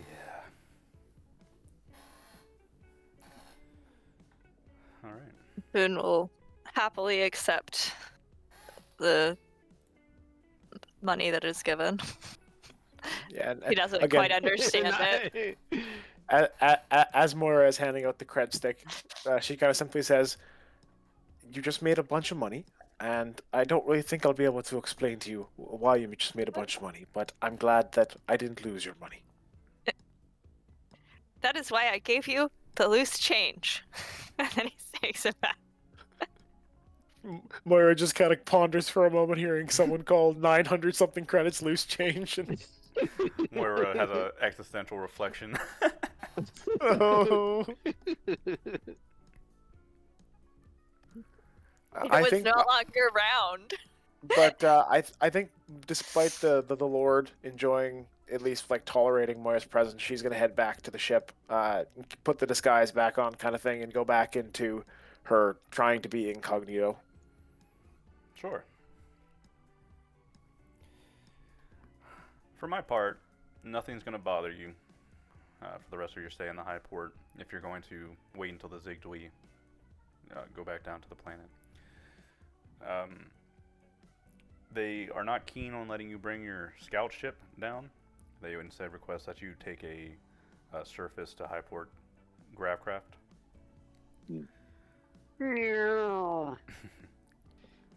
But as the time passes and everybody, I know some people are working on the ship, I assume. Some people are chilling.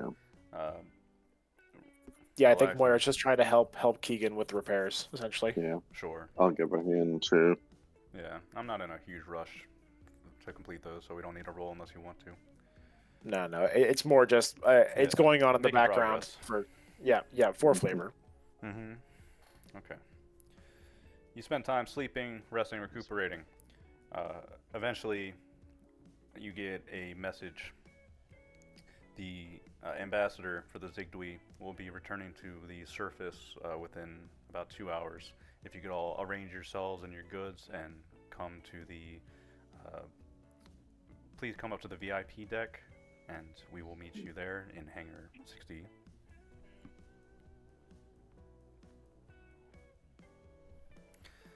And you can do that if there's nothing else you want to do.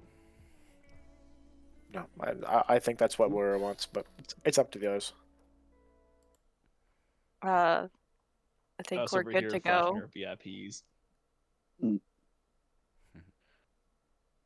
Woohoo. Yeah, Yadir's is gonna just tell Tula just to be mindful of this place, since we don't know of how they're gonna treat our kind. Also, if she would like, she could perhaps try meditation to help better focus her thoughts. Are you planning to take Tula down And to the also, he'll surface tell with you? Armin to keep. No. Oh, She's staying okay. here. But also, I'm gonna tell Armin to like keep an eye on her and just to radio me if something happens. Sure. It's not like I'm going to be taking any jobs up here, so we're not going anywhere. I'll keep an eye out.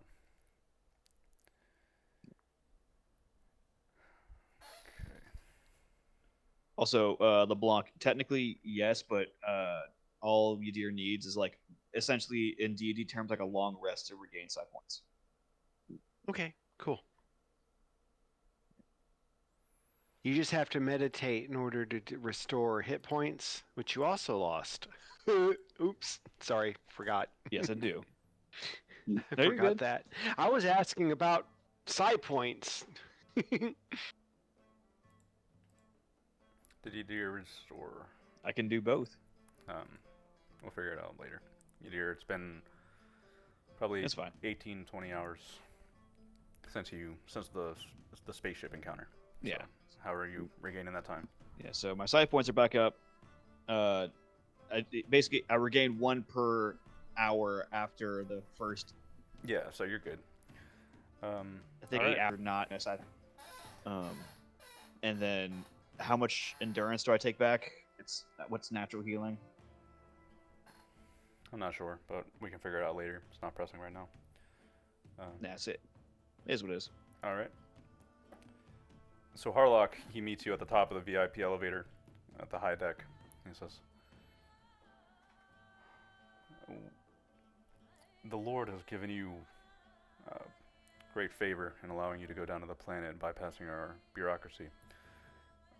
I don't need to tell you how much of an honor that is, and should you cause an issue on the surface, that will be taken as an insult by us. Is that clear?" Crystal. Good. Then they are in Hangar 60. They'll be leaving in about 30 minutes if you want to catch up. Good luck to you. Thank you very. I hope you find whoever you're looking for. And don't Thank forget you to very much. And don't forget to visit the caves, he says to Foon. The bioluminescent bloom there should be in season very soon. It's a beautiful sight. It sounds like one. Is there any way that I can take any samples? You might be able to buy Big- some, yes. Yes. We'll help you with that part. Thank you. Good luck to you. And he gives you a strange salute and then walks away.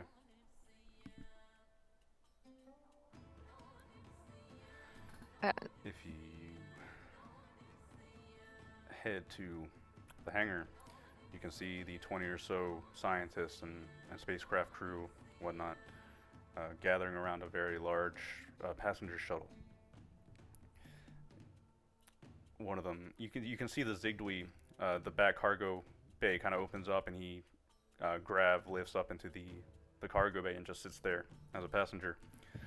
Whereas the humans gather up. It almost looks like a cargo liner or a passenger airliner in our time. The seats are arrayed, so you can find a spot, get in, and wait. The passenger shuttle takes off from the high port, and you can see at the side your last glimpses of the high port as you enter atmosphere. It's a fairly short trip, and you can actually kind of feel for a moment the temperature rapidly plummet and regulate itself inside the ship.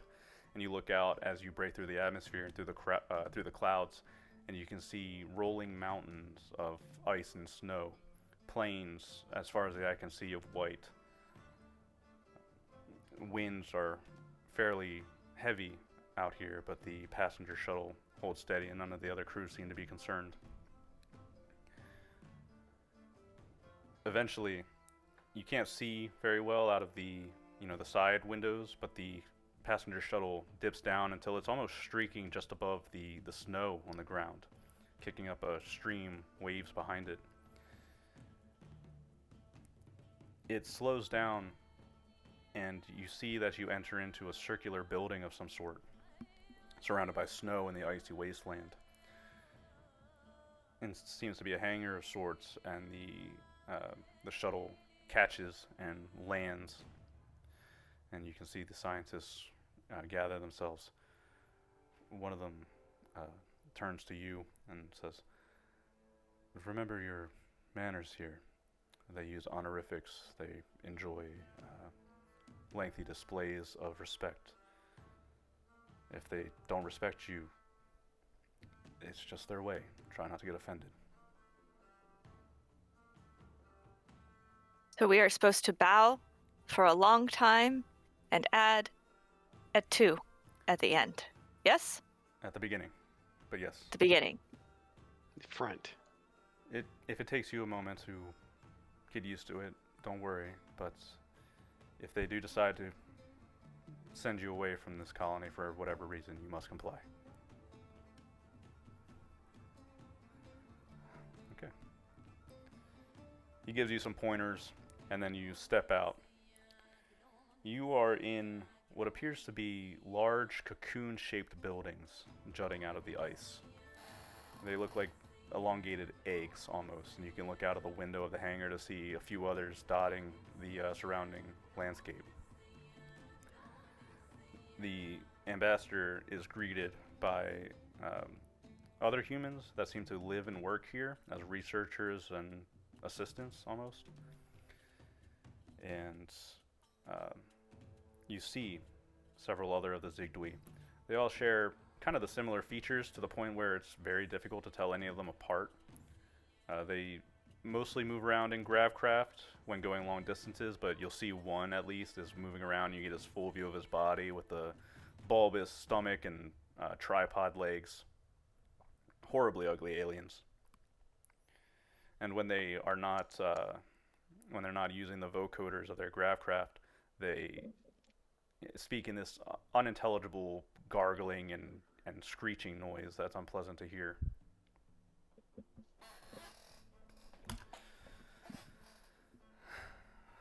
You are in a science lab of some sort.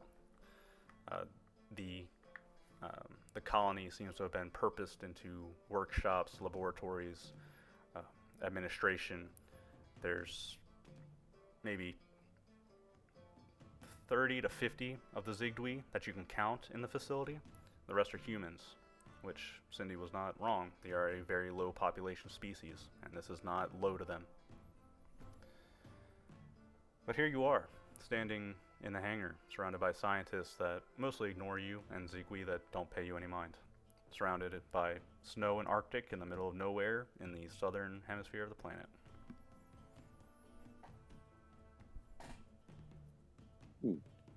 Boone is gonna be smiling and And waving. not quite, but more or less very happy.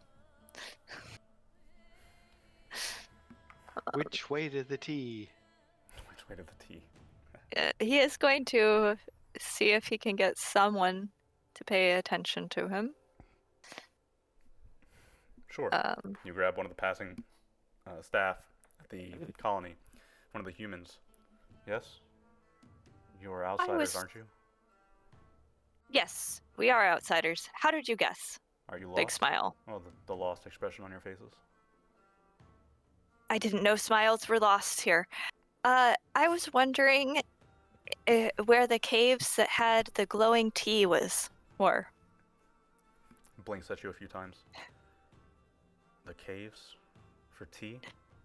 The caves that have the glowing flower in them that is used for making not a really good tea. He's talking about the but bioluminescent blooms. One of the... The Hessel flower. Yes, the Hessel flowers. Oh, you are in the wrong place for that. You want to be in Gid. That's like over 1,000 miles to the north. Sadness. I'm not sure if we'll be able to make it over there, but we will see. Thank you. What's your name? Marlowe? Thank you, Marlo. He's gonna nudge Moira. Oh, sorry. To try to get Moira's attention, but No, keep going. Yes, You sorry. will go to Marlo and be like, so what is it that you're researching down here? Do these people, do we come from a cold planet? No, but they are a very interesting species. We've only had them on this planet for about 200 years now. And their population is low and they're spread out so much that it's very rare to get a good research opportunity for them. We're making leaps and bounds in our understanding of the Zigdui. So this research station is to study these people. No, this is their home. They live here. We are graciously allowed to live among them and assist them.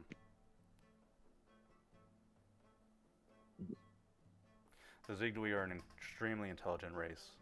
Their appearance may be unattractive, but their productivity, ingenuity, efficiency, their minds are beyond humans.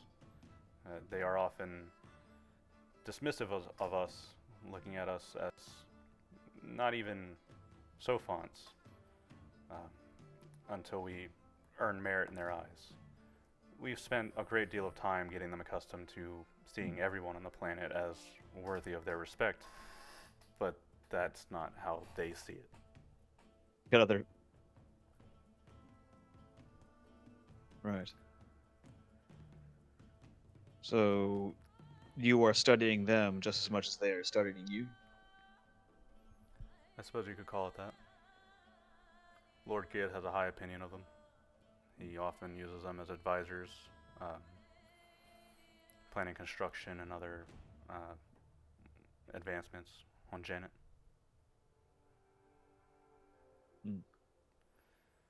Are they the reason why this planet has an economic boon as of late? You could call it that. The high port is actually their design.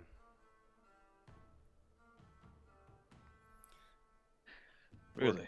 The Lord Gid never had much of a mind for space travel. In the long generations of his rule, we've mostly kept on the planet. With the arrival of the Zigdui and their assistants, we are making strides to join in the larger interstellar community on a more peaceable basis.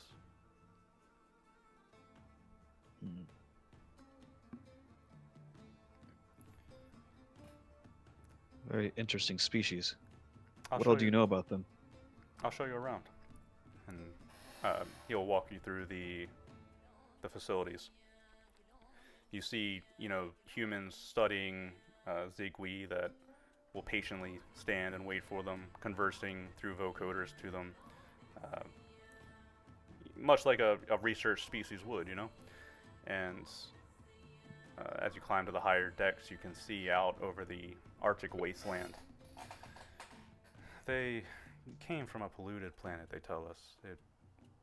It was toxic to begin with, but they advanced their production so much that they essentially overloaded their planet. They were forced to evacuate en masse, and they decided that their best plan was to scatter to different directions with colony ships.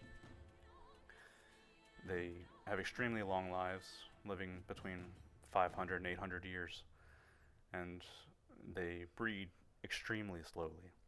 In 100 years, you might have 2 or 3 offspring in a colony, but that is usually enough to sustain them. How long do they live? We've seen ones that have lasted up to 800 years. Whoa. Oof, damn. How long does it take for one to mature? Quite a while. They are low population. They take very little risks.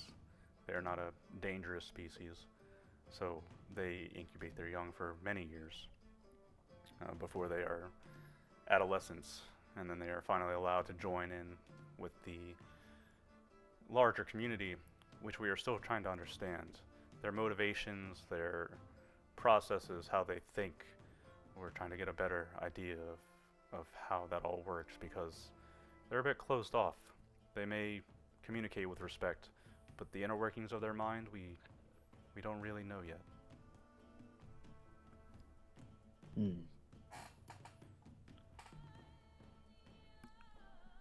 Perhaps, as I do not know the laws of Janet, but if you have good standing with the Imperium, perhaps you could request an Imperial Psyker to come talk to them, could you not? We could. We're not sure if they would react negatively to psionics. We have never tried. Do you not have any natural psionics on this planet? Lord Gid had many of them purged back in about 700 or so.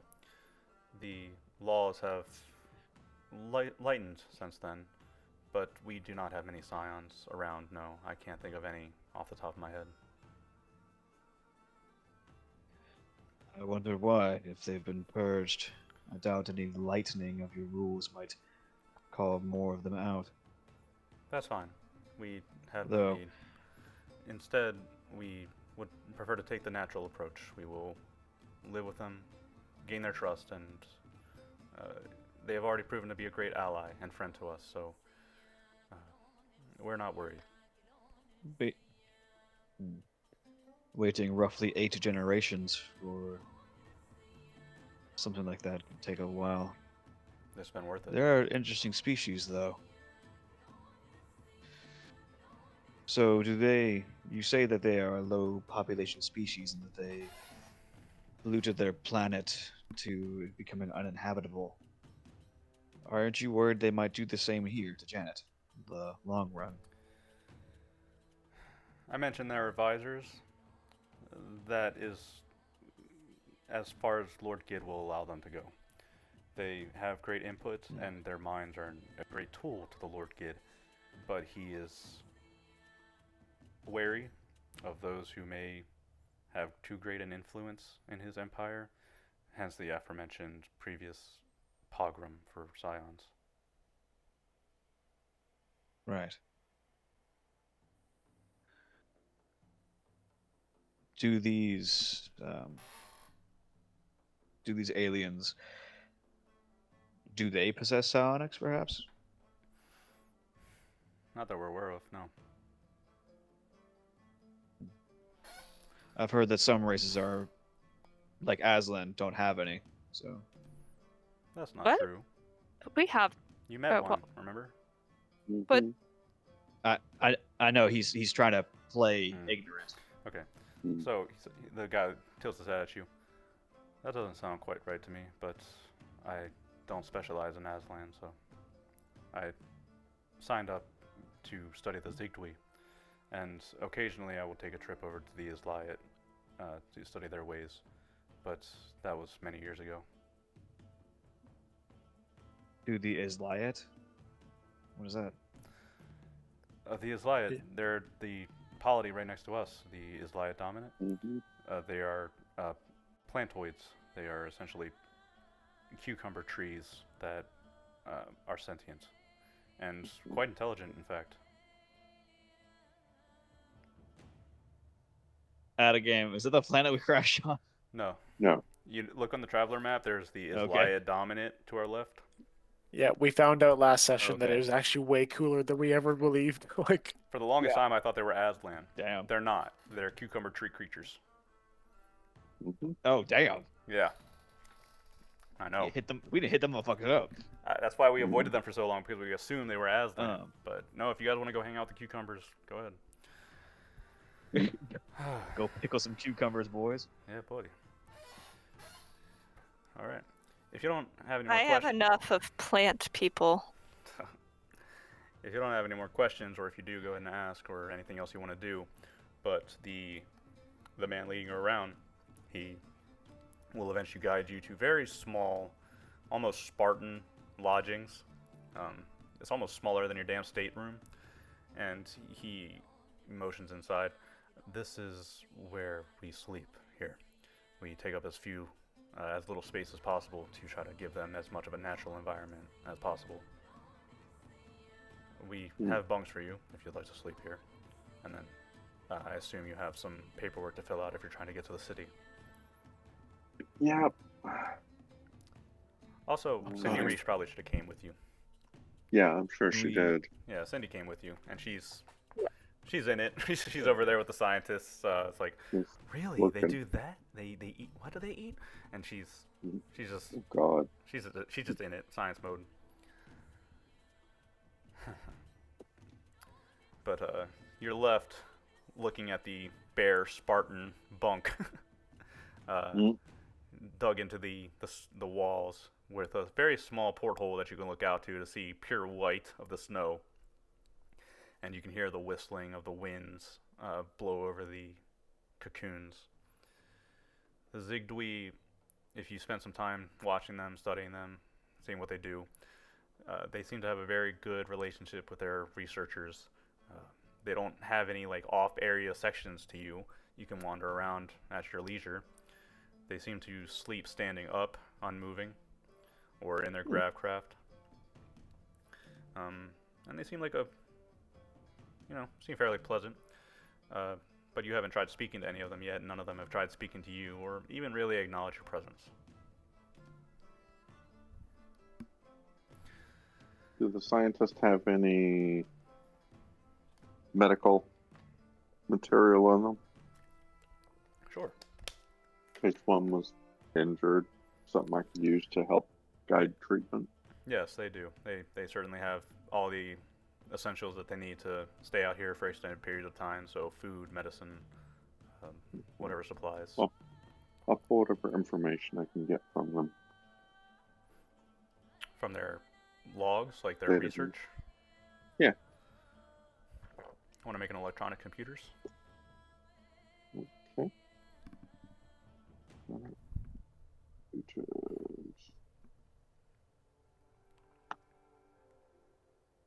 They haven't actually given you, like, permission to be a researcher. You're just kind of an escort here, but if you want to try to get into logs and try it out anyway, why not?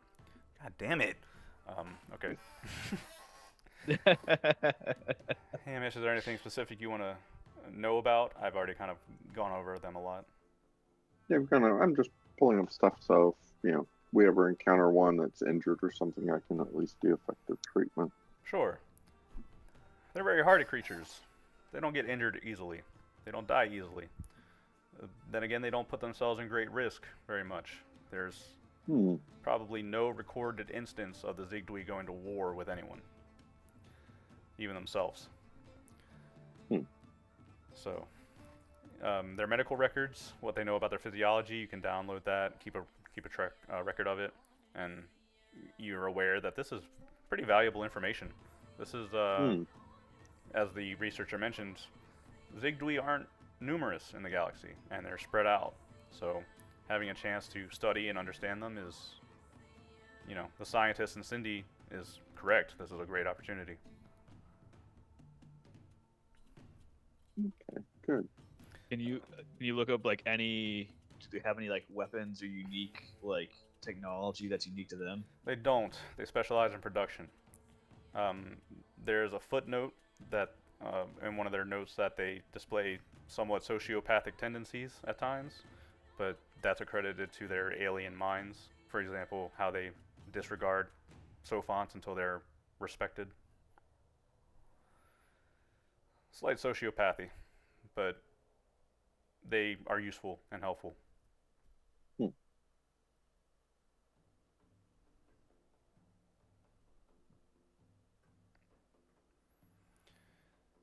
But none of them come up to offer you a job or anything. They don't have anything for you to do. They graciously allowed you to visit and land on the planet, and this is your... they basically shaved off like 2 weeks of form filling for you. Do they have a way for us to come back and get off the planet? There are shuttles, yes. Okay. Moira would like to potentially see if the Lord was able to pull those strings for us to get easy access. Like, not easy, but just like a foot in the door to talk to somebody. Does Lord Gid have a name, or? He is Lord... The young man that you've been dealing with is Lord Josai Gid. No, I mean, like, what was the name? Like, I specifically asked him to give me a name of someone down on the surface that I could talk to. Would you be willing to give me until next session to figure that out? Absolutely. Cool. But I'll give you a name and a specific thing. But if you start filling out the paperwork and you start requesting the forms to enter into the state of Gid, you do get plenty of paperwork, probably 2 or 3 days worth at least. But Moira, it's you do get the sense that this is going well. Like, paperwork sucks, but all you have to do is fill out the paperwork, Yeah, she's not getting arrested. She was expected to get mobbed as she hit the planet side. Like, she was very high strung about this, so she's pretty happy with how everything's going so far. That's understandable. I mean, the look that the young Lord Gid gave you as he talked to you is, I would be rattled too. I'm a bit worried, but no, you seem fine. And if you would like to spend your time researching, studying, wandering around, speaking to people, filling out forms, whatever you would like to do, you probably have about 2 or 3 days worth of paperwork ahead of you that you can spread out if you'd like. Yeah, like, I think Moira wants to run as much recon as possible, so she'll ask people from the party to do something similar. Just use their talents, walk around, go to the right bars where you could have those kind of conversations, and just ask about this Yui person. Slip it into talks. Try to just get info if you can. No bars, but canteen. Works just as well. Mm-hmm. Yeah, and I think she'll be glad handing and doing something similar.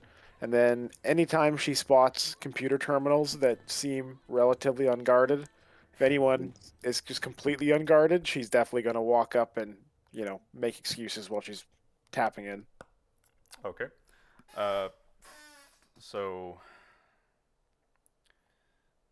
you wanted to talk to people and you wanted to access computers. Let's go ahead and talk to people first. You want to make a Sure. carouse check as you ask around? Absolutely. And I suppose if anybody's helping Moira, they can do it as well. I guess I Yeah, will I'll help give it a shot. Moira as well. We'll You said help her courage. drink and carouse. Ooh, I need help with my drinking and carousing. I'm not doing well with it, apparently. 6. Oh. Oh God. Foon, save us. Yeah, Boone is gonna come in smiling and waving, and we'll see what happens when Foon enters the equation. you're in Moira. Oh! Aw. We're all spitting in people's Oh. faces accidentally with while we're talking and So, just It won't hurt if I try with my -2. Can't hurt any more than it already does, man. Oh God, I mean, dude. Nat won fuck it. it. We Nat won it. spent all our good rolls on the fucking space on space Oh, combat. God damn it. I saw the Jesus. double one. I saw double one.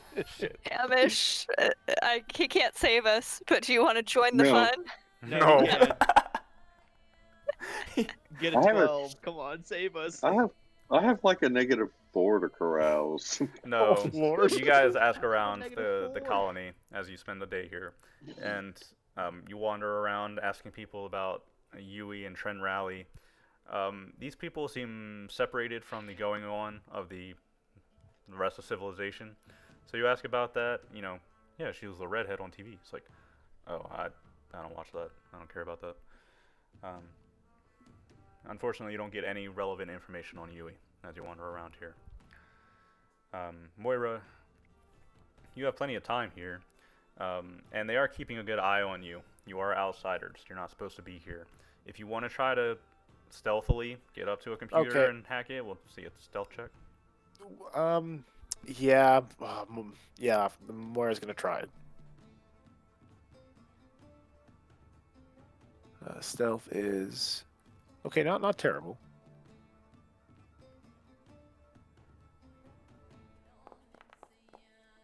Oh. Wow. So she's kind of like shimmying along a wall, watching for, people, or maybe she picked up on her tail. But she's just trying to be calm and collected and not really be noticed as she approaches the Sure. terminal. Moira, it's getting darker now. The hallways are thinning out, and in one of the laboratories, you notice a workstation. You step inside, close the door behind you, and creep up to it. You sit down and go ahead and try to access it, but it's probably going to be a hack roll. God, you guys gotta stop. You guys, Apparently, we can't carouse, This is- though. This is my best ability, Faust. I'm happy I rolled know, I decent. it is funny. Yeah, social seems to be your worst skills. Which, Yeah, except for mine. I have bonuses to a bunch of them, but the dice just fucking roll Dice just- garbage. it doesn't not in your favor. Moira, you quickly slide into the chair and making sure that nobody is moving around outside the hallway, you begin hacking into the computer.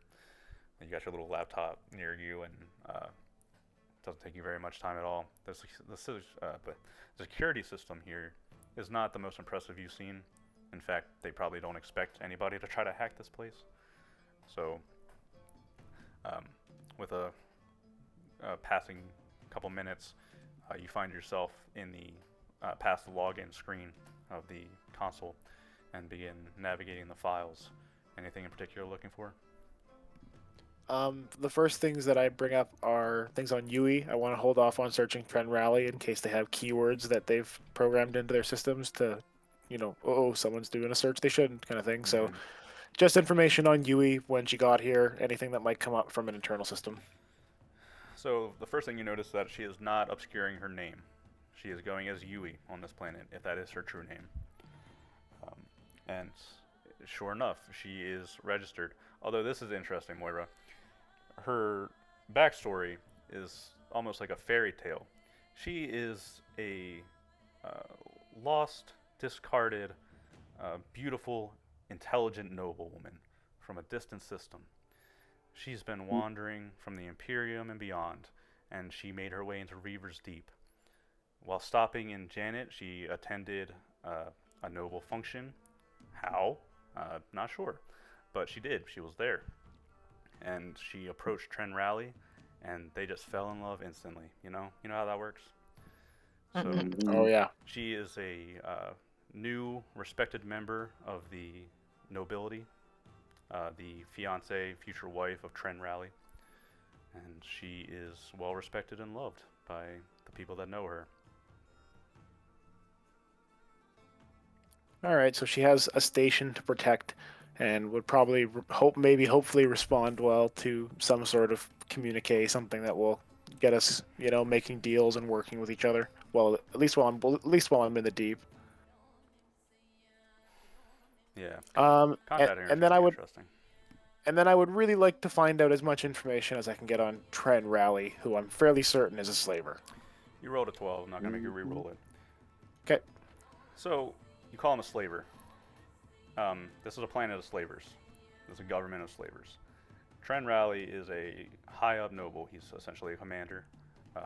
He wields a great deal of influence and power. His image is one of a sunken-eyed man. He looks like he's seen horrors in his life. And as you read through his logs, you rolled very well. He seems to disappear for a month or two at a time every year, around the end of the year.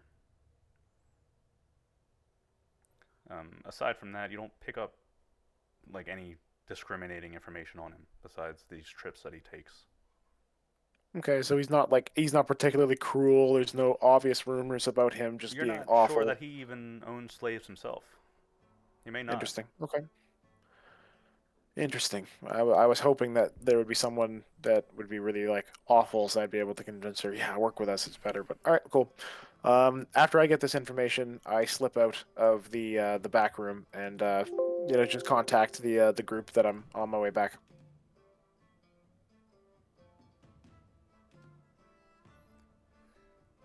The night can pass.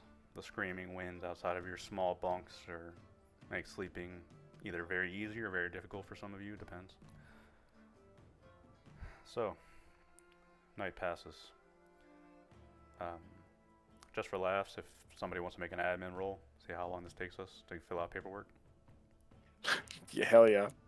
Oh, let food. Let Oh yeah, food. food. Yeah, food needs it. Good God. Oh, you realize I have -3 No. still. Oh, okay, never mind. Food's not doing that now. I did not. I put. +3. I rolled it. It's fine. 14. I can do it, but you guys aren't gonna be happy with the results. Or you power through a lot of the forms, and I said about 3 days. You'll probably have this done by tomorrow night. Okay. So yeah. The form billing space is once again filled with tobacco smoke with whoever has to deal with it. I was muted. I was saying coffee and tobacco, what a hell of a drug combo. I know. time passes.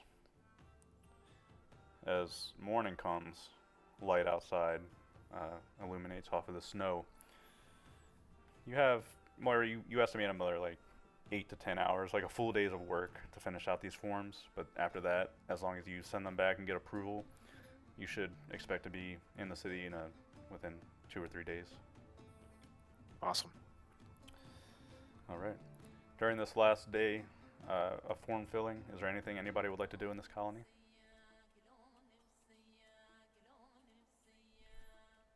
Does Yadir want some different clothes?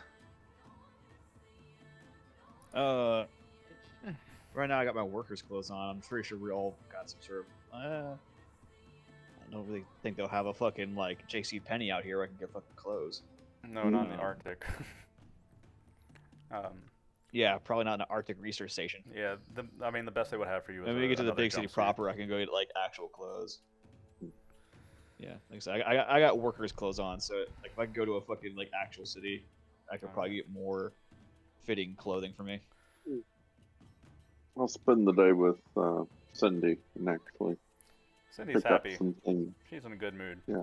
This is Pick up some a unique things on, opportunity, and she can take her mind off of other things and focus on work for the first time in months. Wow. It's nice. Damn, I really wish I could like talk to a fucking alien and be like, hey, I don't know if you have scions, but I'm gonna go in that mind real quick. Actually, you know what? I'm gonna do a life detection out here. I'm gonna see if anybody here is shielded. Okay. Does it tell you if they're shielded or if they're just not there? That's the thing. So what happens is I know where everyone's at, and I just do a massive ping, right? I know there's roughly what 30 fucking things here. If he's in a room with 8 people and 7 of them give a ping, he knows one of them is a shielded. Okay, cool. Well, I know where everybody pings at, so it's like I know exactly where you all are, and if the one person that's in the room does not ping off, I'm like, oh, he's shielded.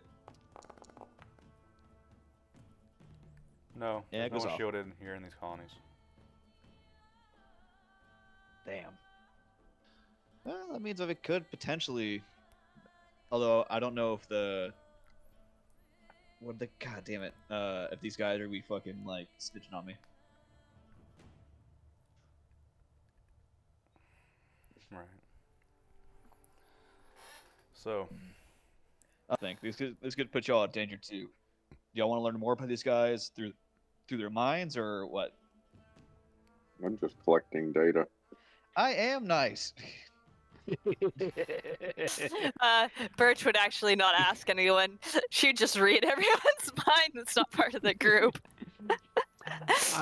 Unless it's Yeah. good. I mean, usually, what's in it for doing it? If you're just curious, Just go hang out with the more information. scientists.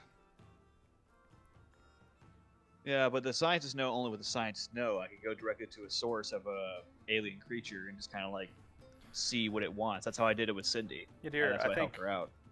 I honestly think that something like that would be a long process as you try to understand and navigate the alien mind. Not only do you need to understand its mind, but Fair you need to enough. understand its own language because that's what it thinks in. Obviously, it's not as simple as just reading their mind and knowing everything about them. You still have to study them. That's fair. But That's fair. Very all fair. right. As you finish out the paperwork, spend the time in the colonies. As if there's anything else anybody would like to do, you can message me here. But you fill out the paperwork and you wait the waiting period to get approval, and it finally comes. You finally get the green light, and there are several small shuttles in these colonies that you get approval to take one and take to a designated hangar back at the city. So once you get this approval, you are greenlit, and one of those scientists comes up. You are allowed to leave. Make sure you follow the directions on the map. Don't stray. They don't like having unidentified objects in their airspace. You're outsiders here, so I'm going to warn you. The culture here can be different.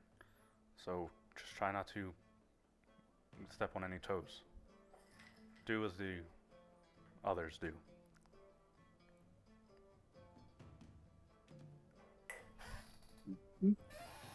But I wish you luck. Good luck to all of you. Thank you for your time. Thank you. Appreciate it. Thank you. All right. Loading up into the small craft that you're given, you take off. Flying through the Arctic up to the north, you got a bit of a flight on your hands. But eventually, as the shuttle comes within the designated hangar, above you can see the beautiful stars, and in the horizon you can see the towering buildings of the city of Gid. You're forced to land out in a hangar outside of the city, but all the same, you're one step closer. How we get to Yui and how all this is going to turn out, not sure yet, but should be pretty interesting. With that, let's go ahead and call the session here for the night. Cool. That was a good time. Thanks, man. Woohoo! I wanted That a dogfight, though. redemption on the dogfight. You know, the space combat confusion. I think it went a lot better. I think we. Yeah, I wanted another shot at it. It was a lot of fun. I had a good time. We Awesome. have lots of I think fun. we understood the rules a little better, so I think it went. I think it went better. That GM screen really helps.